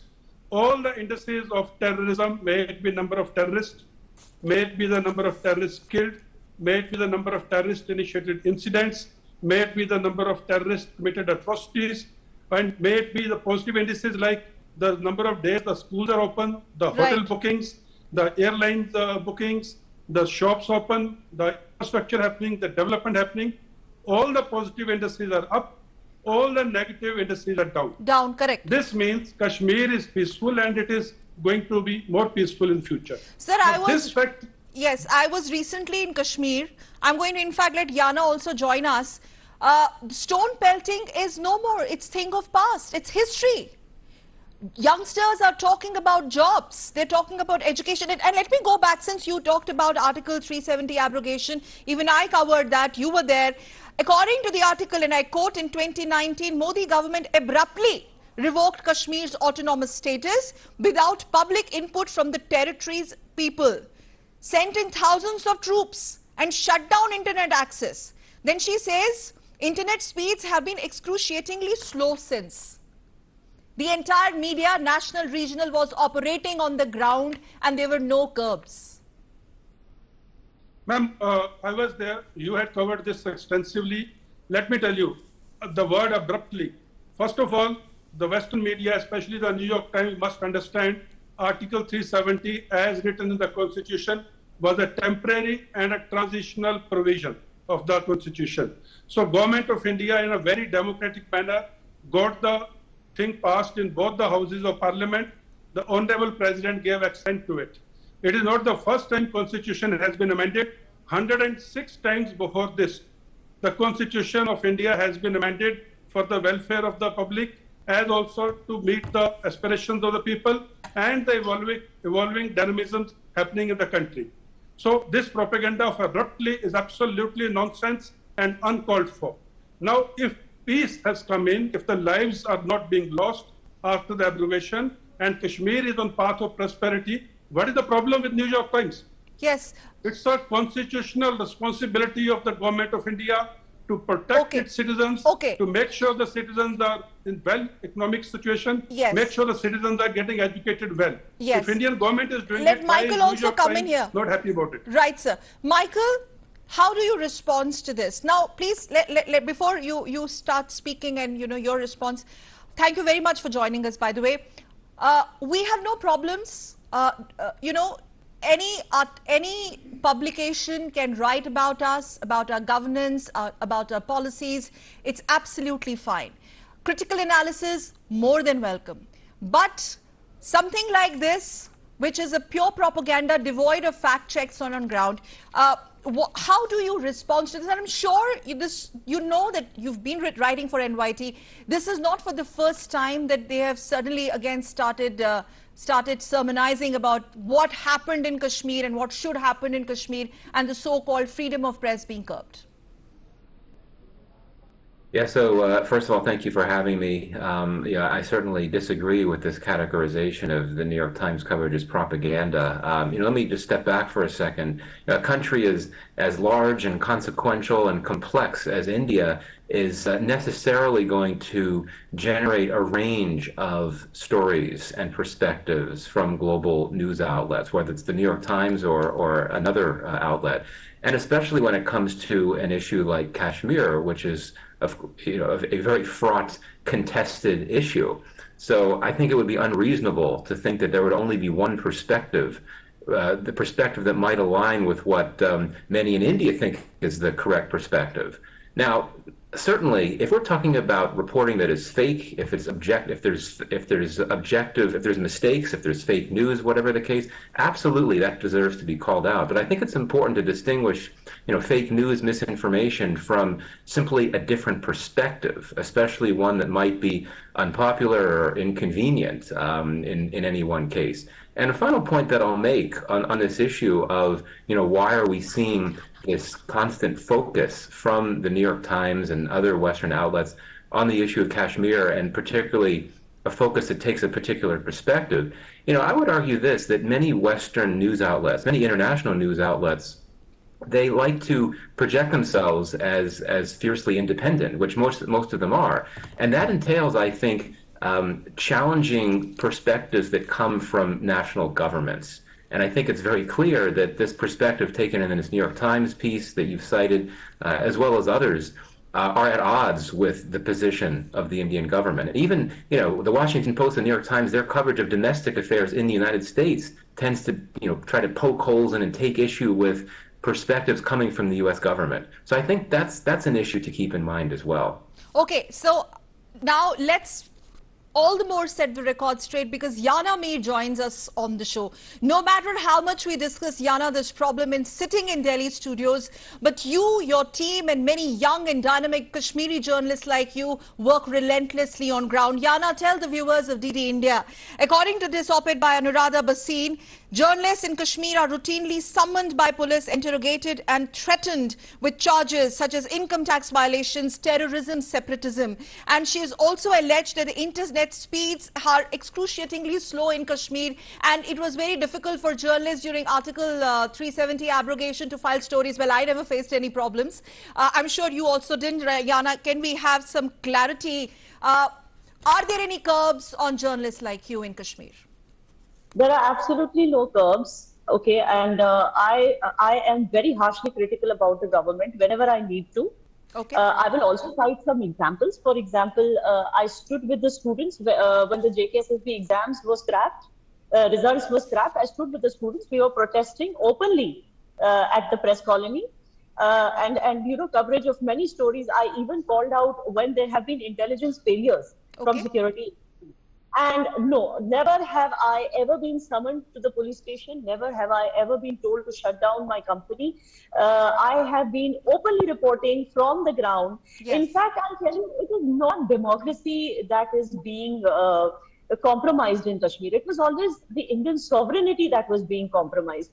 And I will tell you, a criminal is a criminal, whether he's a journalist, whether he's a Muslim, but a criminal happens to be criminal, and you cannot call out human rights violations every time a crime is committed. You know, for example, Sajjad Gul is a journalist who of Kashmiri Muslim origin, who happened to you know, threaten Tehsildars and tell them to get his work done, or he will write reports against them. Yeah, a pause here, a little pause here, since you mentioned Sajjad Gul. Viewers, why we are talking about journalist Sajjad Gul reportedly, because his name has been cited as an example in this op-ed, where the writer of the op-ed says, and I quote, "We work under a cloud of fear." In late 2021, she spoke to the young journalist Sajjad Gul, and Rana is giving us the background to this. And we have seen those, you know, instances in the past out in open, where so-called journalists in the garb of activists, or activists in the garb of journalists, and the links were exposed to stone pelting incidents and other nefarious activities. We have Lieutenant General Dillon here. He can also corroborate that, sir. So if somebody links are exposed, they are established, so obviously you will be subjected to questioning. Yana. That's what I'm trying to say. So threatening government officials in the name of, you know, trying to show off your power, that I'm a journalist and, you know, I will write wrong reports about you in my piece, and, you know, like threatening people about your power, and even unfortunately selling off their soul, you know, for a few quick bucks. To people who were compromising on India's sovereignty. This is what many journalists have been doing, and they've even been caught with ammunition in their bags. Yes, yes. Like, so these are the journalists